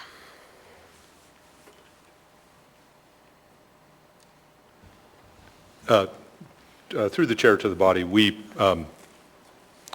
Matthew's clarification on what I said, we have no objection and are certainly open to sitting down with the Teamsters and other unions and negotiating paid parental leave into the contract, in this case through a side letter or side agreement. Thank you. So I have myself in the queue. Mr. Colhase, literally we were just told that nobody has accrued this benefit to any of the departments yet, other than the executives. That is quite shocking. And it feels deceitful in the way that this is rolled out, because now, how long ago was that we passed that? It was in the last Assembly. And so I'm glad to hear your commitment that you will engage, because I have emails in which the HR department, the labor relations staff say, we are not interested in negotiating these things. And so I have the records if you'd like to see the actual position of this administration when it comes to sitting down in the room with these workers. And so I appreciate the change in perception or perspective of this administration in this moment, because I find it very shameful that we have an agreement that we're now being asked to adopt that does not provide the workers with the benefits this Assembly and your staff have the benefit of. No, I should restate that this Assembly granted and that your staff has taken advantage of, and they don't have it now, and they've been in negotiations for months. And so I'm not sure what's going on in the HR department, in the labor relations department, or in the executive, but this has got to stop. This has got to stop. We're at a 30-40% vacancy rate at this municipality, and there's no question why. because it's not a fruitful place to work anymore. And this has been going on for 24 months. I want to vote no and send it back to you, but I know there are probably costs here that will create pain for workers, and I don't want to do that either, because there's enough pain. Anyone else? Mr. Bronson. Yeah, I think I'll correct some facts here, first of all. So comments on the context of paid parental leave. Both parties reached tentative agreement language through negotiations prior to the paid parental leave being approved. In the best interest to reach a successful agreement timely for the employees here to receive a cost of living and health care contribution increase since the Teamsters haven't had one since 2021. So that's according to Raylene Griffith here. So the notion that we somehow, there's some subterfuge here, and we're trying not to accomplish something, and this specific thing, we did that so they could actually get health care contribution and cost of living increases. So that's per Raylene Griffin, but we are happy to work forward, work with the unions on this, and again, with 9 negotiating units that we have to deal with, this is very complex stuff, and we don't, you can't snap your fingers and make this happen. And the notion that this has been going on for 24 months, I get the timing of that statement, but it's quite frankly nonsensical. The labor shortage that we're experiencing has been going on for several years, and it's just getting worse. And we're well aware of that. Quite frankly, people are leaving jobs everywhere, to include well-paid nonprofit jobs for a lot of reasons. So this isn't a problem with this administration or just with this city. This is nationwide. And quite frankly, everyone is wondering where all the employees went. And so we're making great efforts, I think, providing an extra day of vacation or of holiday a year. We did that yesterday. I supported that because all these little things add up to make this a better place to work, and so we can recruit and retain. And quite frankly, we lose CDL snowplow drivers to the state at the airport when they give them a 30% pay increase all at once. We lose lawyers to the state because they got a 25 to 30% pay increase. That's a lot of money. So to retain lawyers, just last year, I gave a uniform across the board 25% just to retain and stem the flow of loss of lawyers for the municipality. And quite frankly, those were pay scales that were instituted long before I came here. So I just want to set the record straight, and I think that's important because there's a lot of mischaracterization going on. But going forward, we're happy to work with the union. I suspect on this dais, I might be the only card-carrying union member up here, and I'm proud of 30 years of union service, so the notion that I'm somehow anti-union is, quite frankly, nonsensical. So, thank you. Ms. Zolotel. Thank you. So, no one's suggesting that the mayor is non-union. What I'm suggesting is that the administration is a mess and disorganized. So the new holiday was passed by the Assembly on February 21st. 2 weeks later, the family leave policy was passed on March 8th. So that means there had to have been a tentative agreement in place on March 8th, and it's just getting to us now in October. That seems interesting timing and probably not the case. So there was time to take this up. It is a matter of priorities. It is a matter of showing where your priorities lie. Do your priorities lie in finding good employees to work in our municipality and to convey all of the benefits to them that we have said are appropriate? You found the time to get the holiday through. Why not parental leave?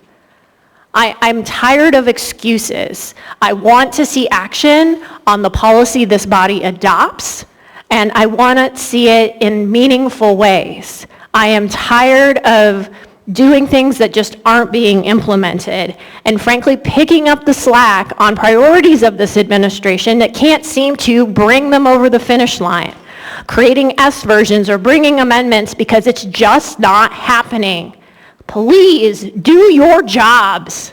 Thank you. Mr. Salt. Thank you. So I guess some questions for you. So this was a negotiation, so you are in agreement, or the union's in agreement with this contract? This agreement was bargained in good faith. It would be wrong for me to sit here and start saying I disagree with it. Ultimately, we did TA it. There's items on the table that neither the union nor the municipality were able to achieve that they attempted to. So I guess my point is, it's a negotiation, so it's a give and take. I mean, hey, let's give you all $1 million.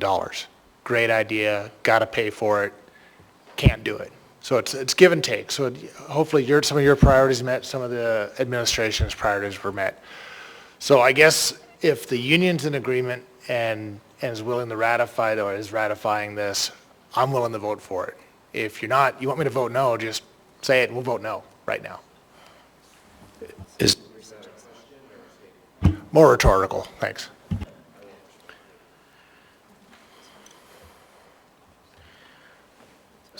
So I have the email in which Ms. Griffith said we're not interested in negotiating for this leave. So whatever the record is being straightened, I'm not sure. Anyhow, members may proceed. Mr. Johnson. Yeah, thank you. I certainly am amenable to the idea of trying to address this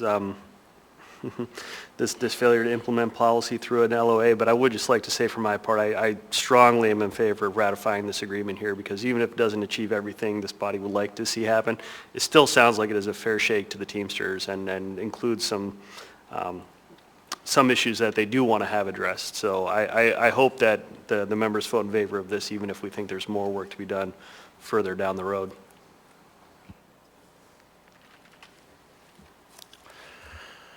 Seeing no one else in the queue, members may proceed to vote. Member Perez-Verdia, how do you vote? Yes.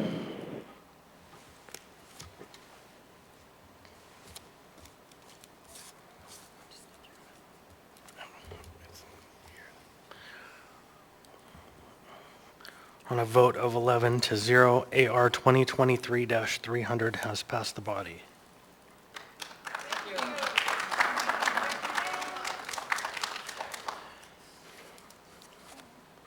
Next, we have item 14C, AO 2023-69, an ordinance of the Anchorage Municipal Assembly to reauthorize certain boards and commissions by amending the sunset provisions of AMC 45, 450, 110, 460, 270, and 490, 010. Public hearing on this item is now open. Anyone wish to be heard on this item?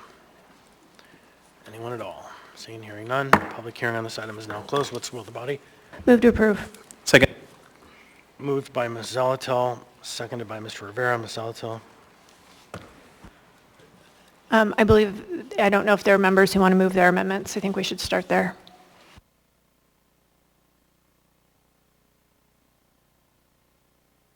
Ms. Brawley. Yeah, thank you. I'll move Brawley Amendment Number 1. Second. Moved by Ms. Brawley, seconded by Mr. Wallen. Yeah, thank you. This is one of two amendments, both of which is implementing the recommendations of the auditor. So that is the starting point.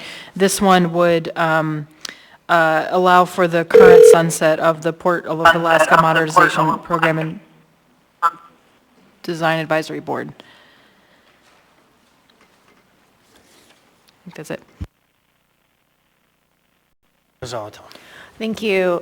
So I believe that this is brought in response to the audit. However, the Design Advisory Board is not done. In fact, the Design Advisory Board has a lot of work to do. We're going to be presented with a 65% design pretty soon, some options on Terminal 2.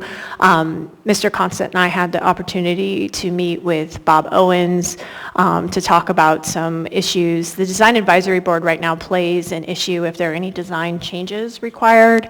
And so I think that while the Design Advisory Board isn't maybe set up in the most ideal fashion, it's better than assembly members needing to value engineer this thing, this big project, which is what happened with the petroleum cement terminal, which is why the design advisory board was created.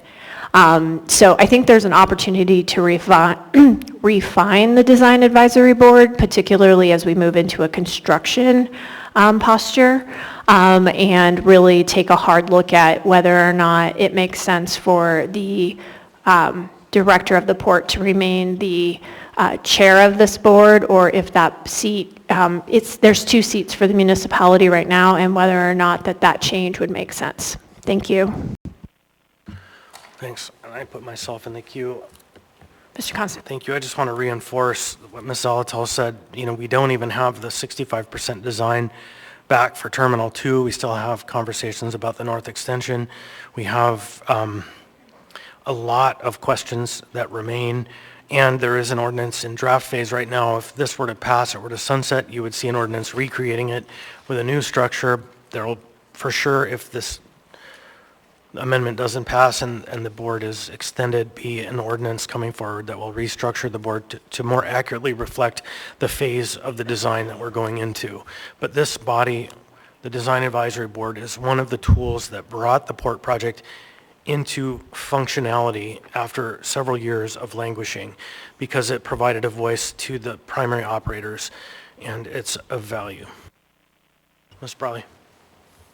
Yeah, thank you. And I would be open to changing or withdrawing this amendment. I guess I wonder, it does still give me pause automatically extending this 3 years, given that it hopefully would not need that period of time, although I understand there may be discussion there. And then I also would ask that the current members of the board, unless it is constituted, be brought forward for confirmation, as I understand that didn't happen either per the audit.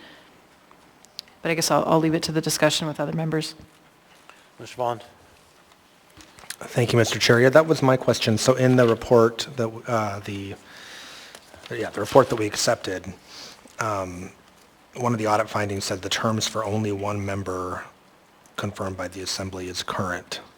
So I think that is something that we should look at. And I guess while we still have our acting auditor here, if I could just ask, so is it okay to ask a question? Okay, could you come up? Thank you.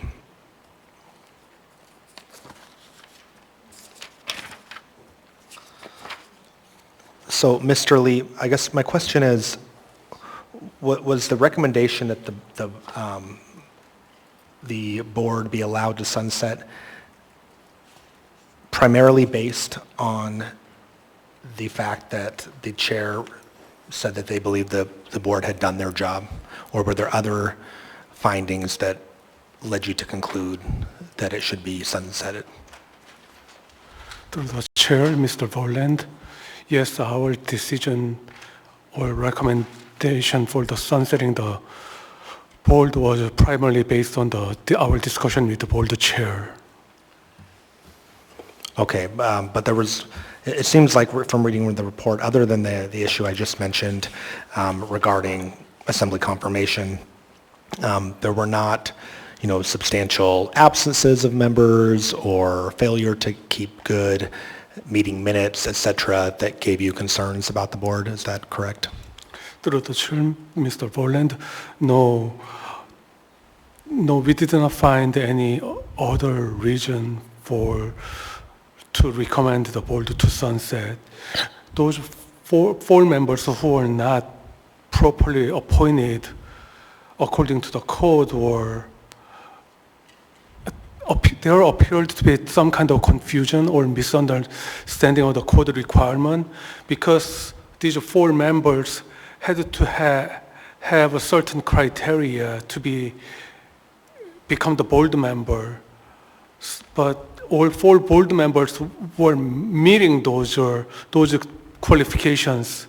However, they were not properly appointed, And confirmed. Okay, thank you. That's helpful. So I guess I would just, I would be interested in extending the life of the board, but definitely we need to resolve the confirmation issue, and we also need to resolve this disconnect between what the chair of the board is saying and the information that we need to gather as the assembly, because that is troublesome. Thank you. Mr. Constant. Thank you, and I'll briefly speak to that. You know, when we pulled together the Design Advisory Board, and one thing you'll learn, you do this long enough, you do your best with the votes you have, and then you figure out you could have done it better. And it really dawned on us when we appointed the port director as a member and the manager as a member and granted the port director the chair, he might have a conflict. Right, the reality is he holds the contracts, he holds the leases. There's a lot of conflict that's inherent in the organization that we created, and conflict that is going to accrue to power in the end, and the power is the one who holds the keys to the port. And so I think, and it's no stroke against the port director, it's not a strike against him, it's just we set it up in a way that was our best thinking at the time, and our best thinking was, in retrospect, not as good as it could be. And so I think there are a number of ways we are already working on a plan to clean it up. Ms. Brawley? I will move to amend my amendment to change the sunset date from, well, to, as written, it goes back to October 14, 2023, changing that to October 14, 2024.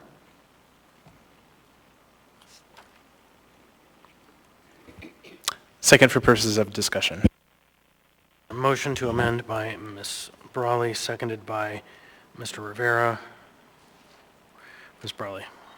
Yeah, thank you. And again, just speaking to the need for changes, it sounds like there's work on another ordinance, so this would allow a year, and then presumably if there was a need to extend it further, that could be a discussion in 2024.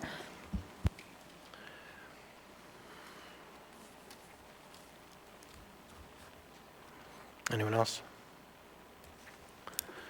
Hearing and seeing none, members may proceed to vote on the amendment.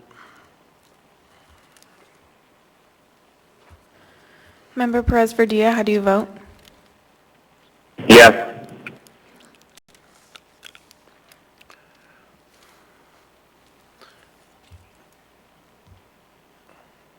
That was the amendment to the amendment. Now we have the amendment back before us.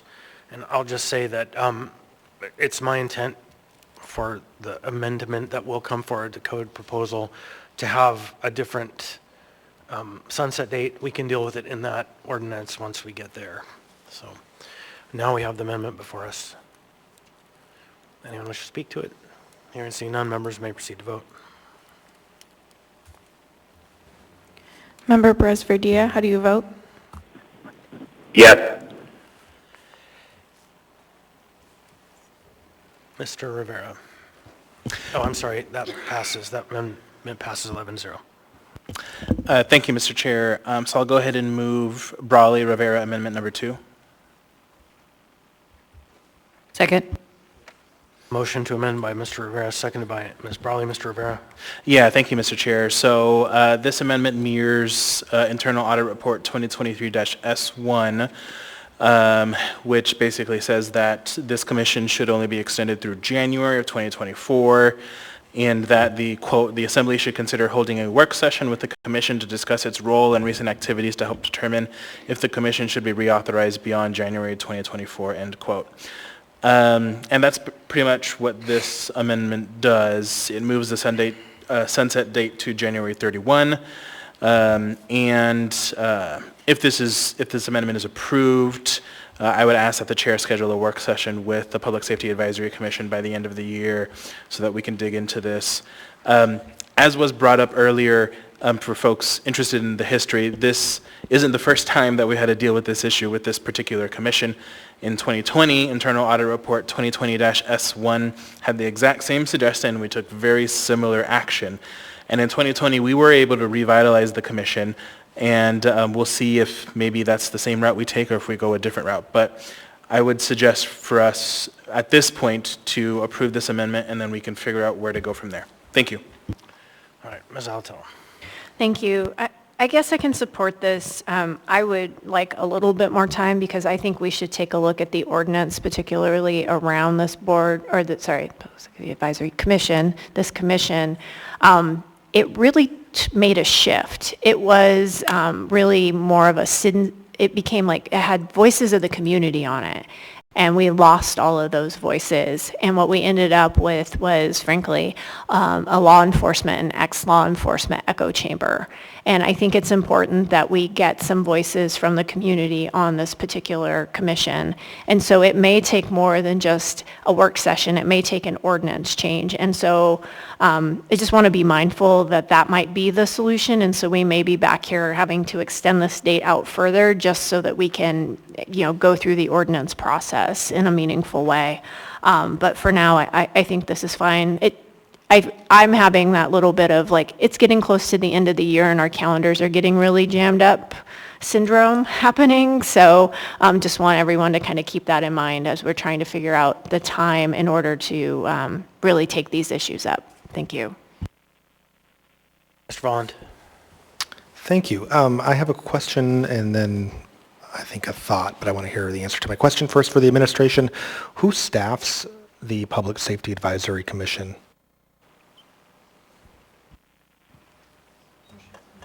Through the chair, Mr. Byrd will respond.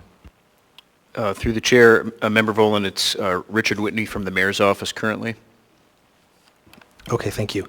So I find the audit report for this commission to be much more troubling than the former. I certainly share Member Zolotel's concerns about how this particular commission has moved more in the direction of being sort of like former public safety officers almost entirely. Not that we don't need those voices as part of the mix of the conversation. I think we do, but I don't think it's I don't think there's necessarily a diversity of voices at the table for this commission. So I find that troubling. But, the fact that in the report, the Public Safety Advisory Commission could only provide unapproved meeting minutes for one meeting in 2022, and one unapproved meeting minutes and one approved for 2023. So pretty subpar documentation there. And they also were unable to determine accurately if member attendance requirements were met. So for my part, I would just be interested in letting this commission sunset. And I don't necessarily even think that I'm interested in going to January 2024. I think I'd be fine doing it on a sooner timeline, perhaps even effective immediately. Thanks. Mr. Myers.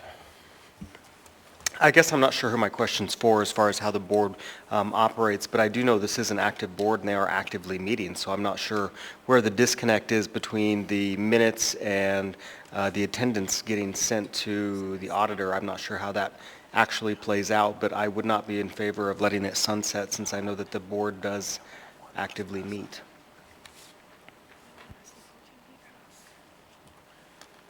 So who can answer that question?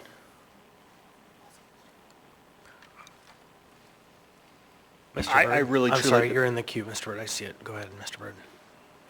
I don't think it's an auditor question. You can answer, but I think it's more of an operational question. Go ahead if you want. Through the chair, Mr. Boland, I'd like to offer a little bit of a clarification about lack of minutes and lack of attendance record we are not able to find. However, the administrative support for the board, the commission had been in the past provided by between the APD and AFD. They alternated each other. 1 year it was APD, another year it was AFD. Then about 6 years ago, AFD took over the administrative support function, and it was recently transferred to the mayor's office.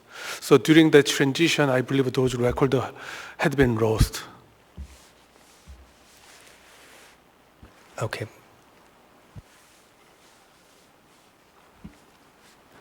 Mr. Myers? Yeah, I was just going to say, I was texting a member of the board while we were sitting here, and he sent me the minutes for June, July, and August meeting. So like I said, I do know they're an active board because they participate in my community councils, at least a representative from Eagle River. So I think that, yeah, Mr. Byrd, you are in the queue. If you want to help us understand how the operation is working, we have dueling perspectives. Thank you, Mr. Chair. I was just looking on the on-board, which is where we list where the commissioners, when they have been appointed and who they are. And I want to defend Mr. Whitney, who's been staffing this. I think Mr. Lee is correct. Previously, before Mr. Whitney was staffing it, it was AFD or APD. They declined at some point and became the mayor's office purview. That was before I was on the mayor's office floor, 8th floor. Since that time, we have repopulated the board, and they have been a very active board since June. If you look on the on-board website, since June, we have had many more members. We've had a quorum. We've had all the seats filled. And Mr. Lee, I apologize. I'm trying to find your audit report. I'm not sure what the date of it is, but I can say to corroborate what Member Myers is saying, that I think they have been a very active board, but it's probably only been for the last 2 or 3 months. So, Mr. Byrd, if you go into your queue, you go to current item, there's a little paper clip. You click on the paper clip, go to documents, and then you're going to have it right there. Actually, it's not loaded up right now. It's 10F1, yeah, so you go to the agenda on the left, and you scroll to 10F1. And that's for Public Safety Advisory Commission. Click on the paperclip. Go to documents. There it is. Thank you. So we still have some folks in the queue, Mr. Volland. Thank you. So I appreciate learning that they have been more active. I think that's good. You know, another part of the report that I didn't read was that from January 2022 through July 2023, this commission did not issue any reports or resolutions. And so I guess one question that I would ask is, like, what value are we getting out of this commission? You know, if these boards and commissions are supposed to be advisory to the assembly, or some are advisory to the administration, if we're not getting any resolutions or reports, what advice are we getting? What value are we getting? And so for me, I guess I would just say if it's another reason to contemplate letting this board or letting this commission sunset. That's kind of where I am at on this. Thanks. Ms. Brawley. Yeah, thank you. Yeah, and glad to hear that they are an active board now. I would suggest that there are a number of public safety issues happening in our community, and so, you know, it would be helpful for the board to, for example, hold an informational session about the body cam implementation, or discussing the mental health first response team, or discussing broad public safety issues related to homelessness that are coming up in our community. I mean, there's a lot of topics that this board could really be taking up, so I would really encourage the chair and the member of those boards and the staff to, even if it's not taking action, to really have substantive discussions and allow for, you know, discussions on the public record of how we can improve community relations, community understanding of public safety, and then really helping dive into those topics that are hot topics right now. Thank you.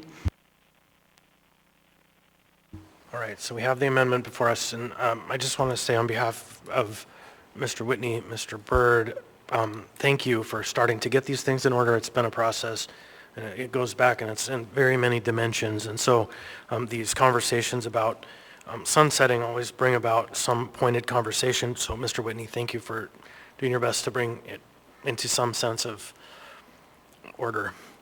So the motion before us is to set the date of sunset to January 31.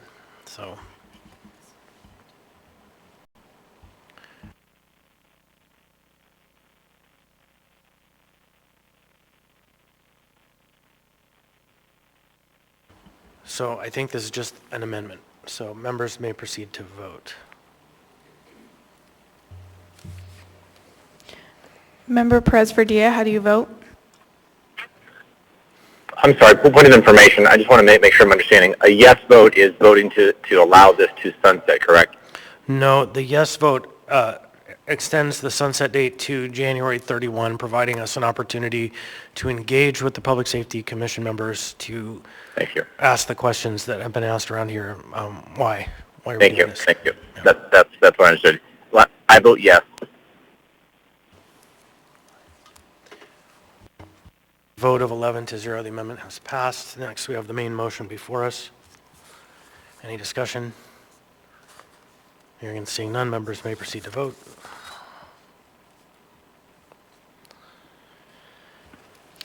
Member Presverdia, how do you vote?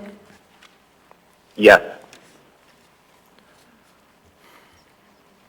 On a vote of 9-2, AO 2023-69 has passed the body. And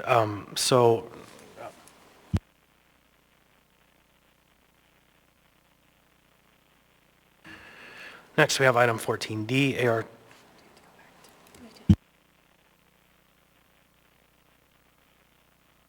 Gotcha, thank you, Madam Clerk. Now we go back to item 10B.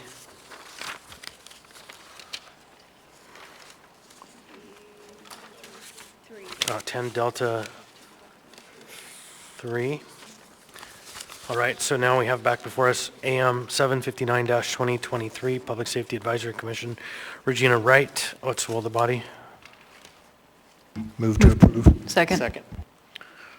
Moved by Mr. Salt, I believe, seconded by Ms. Brawley. Any discussion? Hearing and seeing none, members may proceed to vote. Member Presverdia, how do you vote? Yes.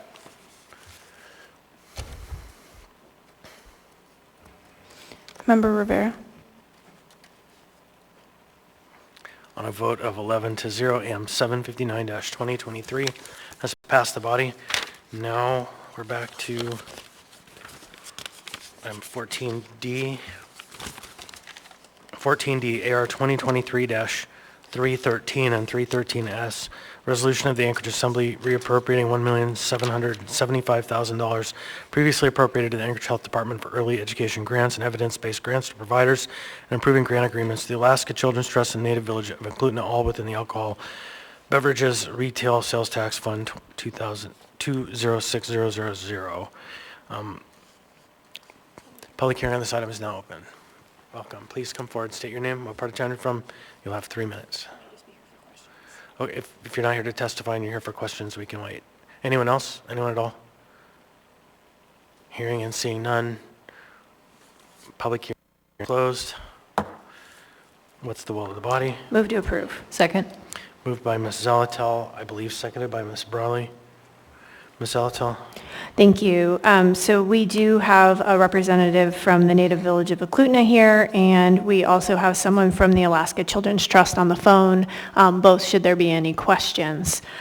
So I brought this item particularly because I think it's important to do 2 things. One is to get this money out into the community, and this money was appropriated all the way back at first quarter budget revisions, and it was unspent from the year before. So $2 million was unspent the year before in prevention, and it wasn't moving. So the idea here, though, isn't just that it wasn't moving. Here I see a great opportunity, which is let's see through its grant process, the Alaska Children's Trust is going to work as a pass-through entity. It is going to conduct its own competition for this money.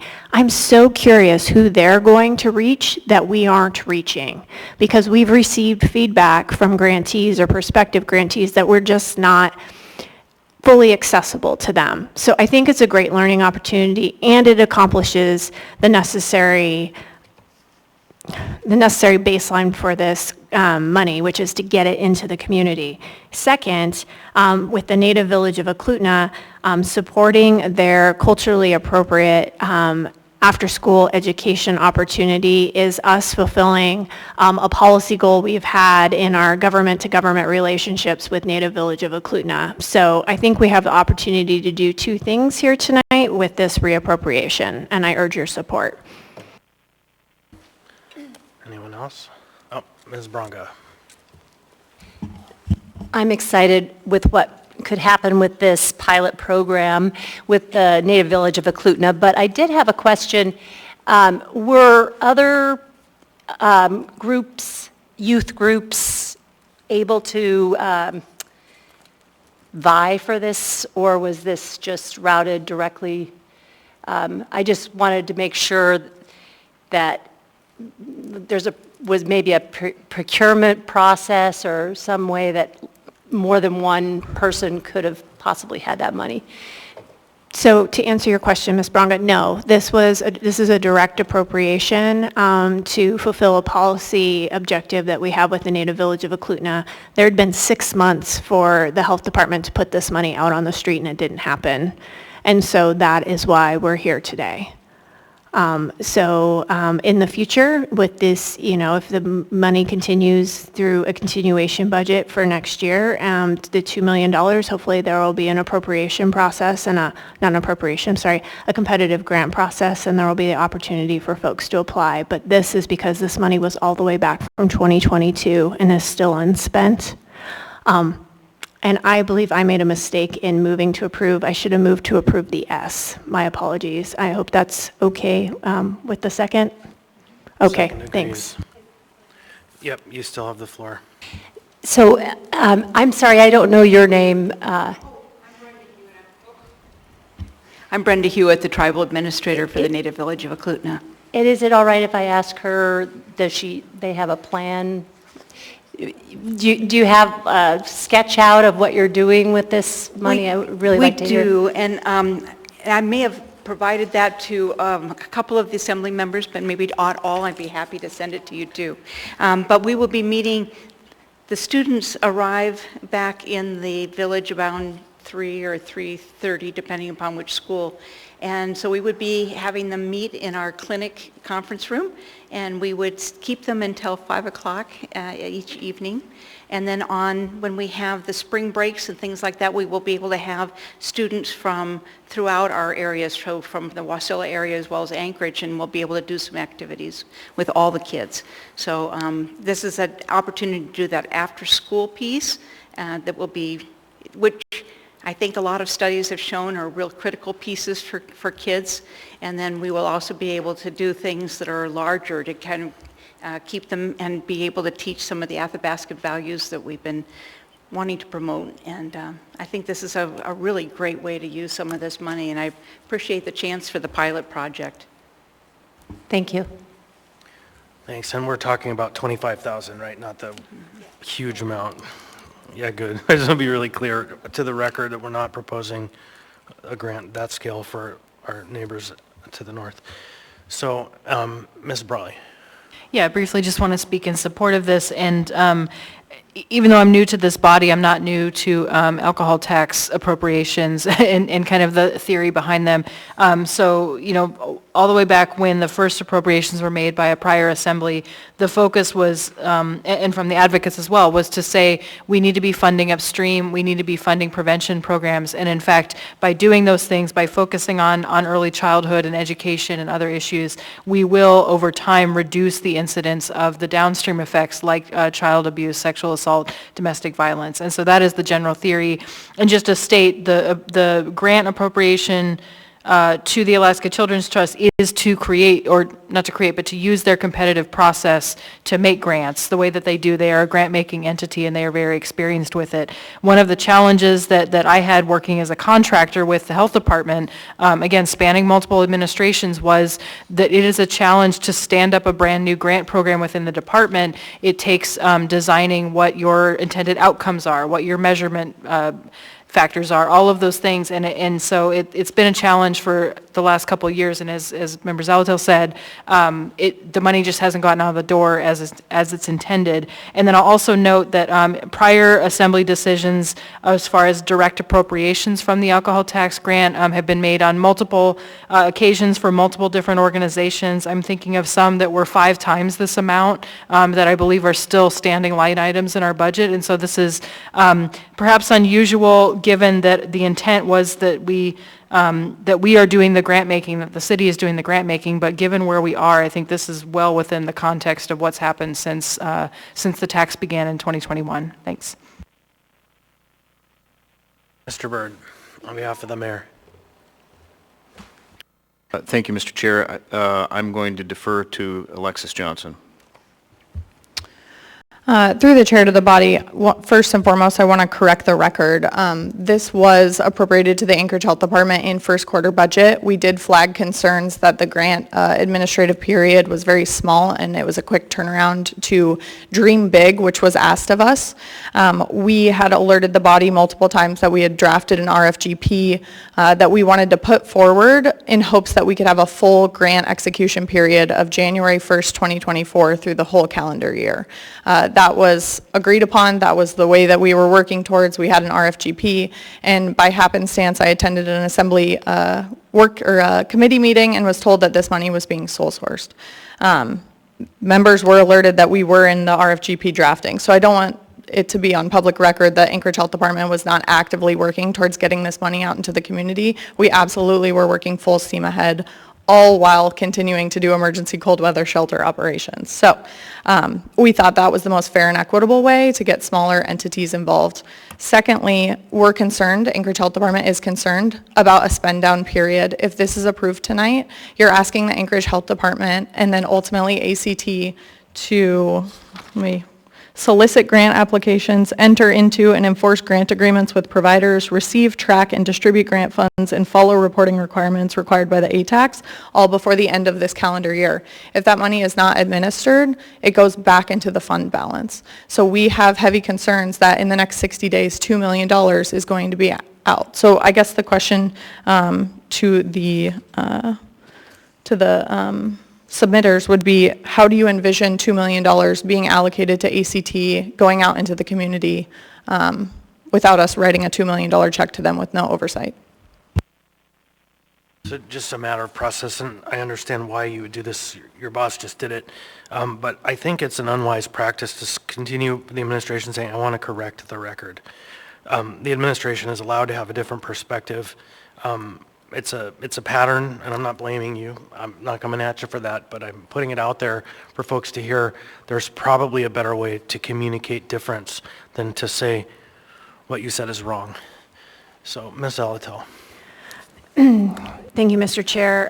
We've had a conversation with the Alaska Children's Trust, and they're fully capable of getting this money out the door using their grant-making process, and we expect that the health department should be able to work with them to effectuate what is effectively 2 grant agreements instead of a lot of them. The Children's Trust will receive $1,750,000, not $2 million. There will be fund balance. We didn't go to the $2 million mark. And then finally, we learned this money was unspent when it was being suggested to be used to fund the navigation center. We didn't know about its status otherwise. I was shocked and dismayed to learn that it hadn't gone out the door. And in response, this is what I came up with, and this was the solution. So I think that that's very important because this ensures that these prevention funds are still used for prevention. Thank you. Mr. Rolland.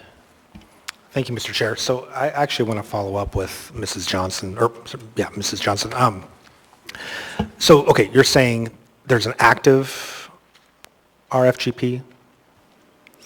Through the chair, what had happened was we were at a committee meeting on a Friday, and I said, oh, hey, just FYI, AHD is posting an RFGP. And I was told, oh, actually, no, you don't need to do that. We are planning to sole source this money to an entity. So we had drafted it. It's sitting in Anchorage Health Department's files. It was ready to go, ready to be posted. Great. And then, so was the plan then to do that process, or was the plan to use that money for the navigation center? Through the chair, I will tell you personally, I had requested that that money not be included in the navigation center appropriation. I had clearly communicated that that money was being put forward for an RFGP. And then I guess what would be, if this were not approved, what would be the process through the health department at this point? I mean, is it too late now to do that? Or like how quickly would that money get out on the street to different organizations? Yeah, through the chair to Mr. Vaughn, that's a great question. We would like to put out an RFGP. Our original plan was to put out the RFGP, ask that the assembly or the administration include it in their budget in November, and then have a grant execution period of January 1st through the end of the calendar year. So that money would be sitting there for this RFGP that would be awarded this year, but the grant execution period wouldn't start until January 1st. 2024, okay. Okay, thank you. So I have just a couple questions. So, Ms. Johnson, you said that you asked that the money not be appropriated to the navigation center, but we didn't finish that line of thought. It was, right? Through the chair, it was put forward in the findings of money that had not been spent yet. Thanks. And so then one last question there. Is the $2 million or 1.7 or whatever the exact number is in the mayor's 2024 budget proposal to the assembly? Through the chair, I don't believe so because I was told that this money was going to be sole sourced to this entity. Okay, thank you. Anyone else? Hearing and seeing none, members may proceed to vote. AR 2023-313. S.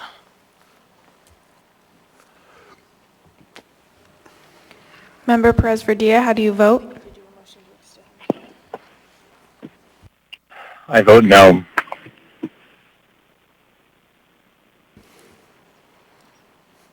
On a vote of 7-4, that item passes. Next, we have item 14. Yeah, so we have one must-pass item. I'd ask for a motion to change the order of the day to take up item 15A. So moved. Moved by Second. Ms. Salatel, seconded by Mr. Walland. Any objection? Hearing and seeing none, the agenda order has been changed. We're going to now take up item 15A, AR 2023-336. And just so folks know, this is a quasi-judicial item. A resolution of the Anchorage Municipal Assembly stating its conditional protest regarding a new recreational site license number 6164 for Michael McCormick, DBA Frosted Axe Throwing, located at 409 West Fireweed Lane, Anchorage 99503, pending satisfaction of municipal requirements and authorizing the municipal clerk to take certain actions. Public hearing on this item is now open. Anyone wish to be heard? Hearing and seeing none, public hearing on this item is now closed. What's the will of the body? Move to approve. Moved. Second. Moved by Ms. Zalatel, seconded by Mr. Rivera. Ms. Zalatel?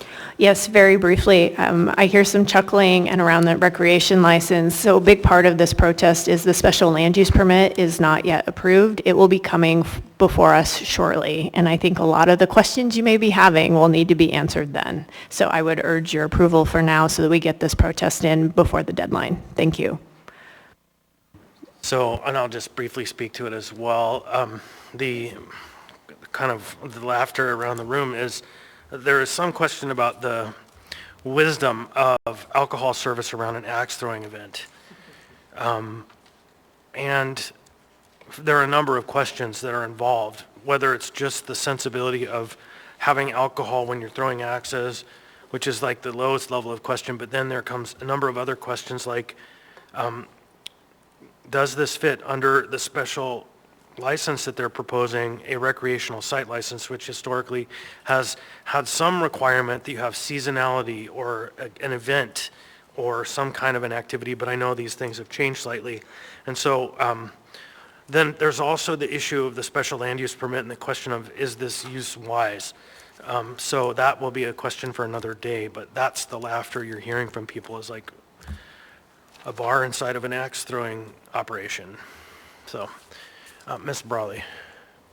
Yeah, thank you. And I hear the consternation about that, I suppose. And I don't have specific knowledge of this business, but I will note that we sure allow alcohol service in a whole lot of other places where it's not necessarily safe, nor do we adequately address the impacts of alcohol use in our community. And that's, again, not directed at one business or this business, but it's just true that we sure allow alcohol in a lot of places. So that's my comment for now. Right, so before us now is the license AR 2023-336. Members may proceed to vote. This is the conditional protest. Member Perez Verdilla, how do you vote? I think he might have. Yes. Oh, he's there, good. Thanks. On a vote of 11-0, AR 2023-336 has passed. Now we'll come back to item 14E, AO 2023-93, an ordinance of the Anchorage Municipal Assembly amending Municipal Code Section 7.20.090, emergency procurements and waiver of formal procurement procedures, providing for the Assembly to waive the 48-hour waiting period for contract execution. Public hearing on this item is now open. Anyone wish to be heard? Anyone at all? Seeing, hearing none. Public hearing on this item is now closed. What's the will of the body? Move to approve. Move to approve by Ms. Zalatel. Second? Anyone? Second. Second by Mr. Rivera. Yeah, I'll speak to it. Mr. Const. Yeah, thanks. So we found before that there was a scenario recently where there was an emergency procurement proposed, but they held it because they didn't want it to be at an assembly meeting because that would trigger a 48-hour waiting period when they could just execute the contract under the emergency powers. And it dawned on us that it was an irrational benchmark to not allow the assembly to waive the 48-hour period, which would provide an opportunity for the administration to come before us at a regular meeting to ask us for a waiver approval. And so this just simply provides more flexibility to achieve the goal of the emergency procurement. Mr. Salt. So I'd like to propose a floor amendment to this one, and I've sent it to Jasmine, but essentially at line 27, after waiver, put a period and delete the remainder, and just trying to simplify it, because when I look at it, you need it fast, that's why we're doing this, yet we're delaying 48 hours and possibly 72 if you go for the 24 hours of notice. And then if we decide to, unless we waive that requirement, which takes 24 hours public notice for the assembly, so now you're delaying 48 hours. So that's kind of what I'm trying to clean up to make this actually executable quickly.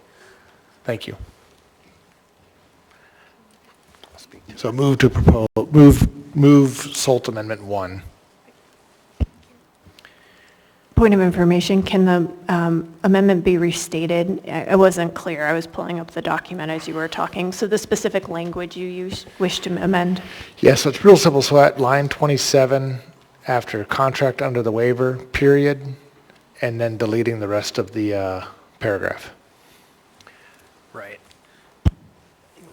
Okay. Yeah, is there a second? Second. All right, so we have a motion by Mr. Salt, seconded by Mr. Myers. And I put myself in the queue. Mr. Constant. Thank you. So we actually instituted this section of code to provide some protection. The idea isn't just to allow unfettered access to, quote, emergency contracts by the administration, because we've seen that anything can become an emergency if you want it to be fast. And so we put in a measure of protection into the code. What we didn't do was allow ourselves to waive that level of protection that we put in, should we determine that it's worth waiving. And the way that that's demonstrated to be in effect is at a regular meeting. We actually had a scenario where rather than just provide to us, hey, we're going to do this waiver, they waited when they knew they could have done it, but then they would have triggered a 48-hour waiting period. So to me, I wouldn't support the amendment. I would rather not change it at all than have that amendment, because what that would do is take us back to where we were, where basically under the determination of the mayor, anything could be executed as a contract without assembly approval. I call it an emergency. And so I don't support the amendment. Members may proceed to vote.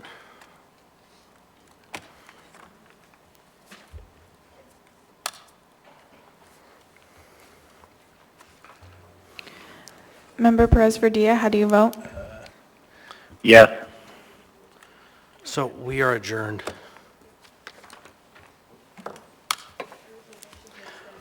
No motion to extend was made. It's 11 o'clock. The meeting has adjourned by virtue of the law.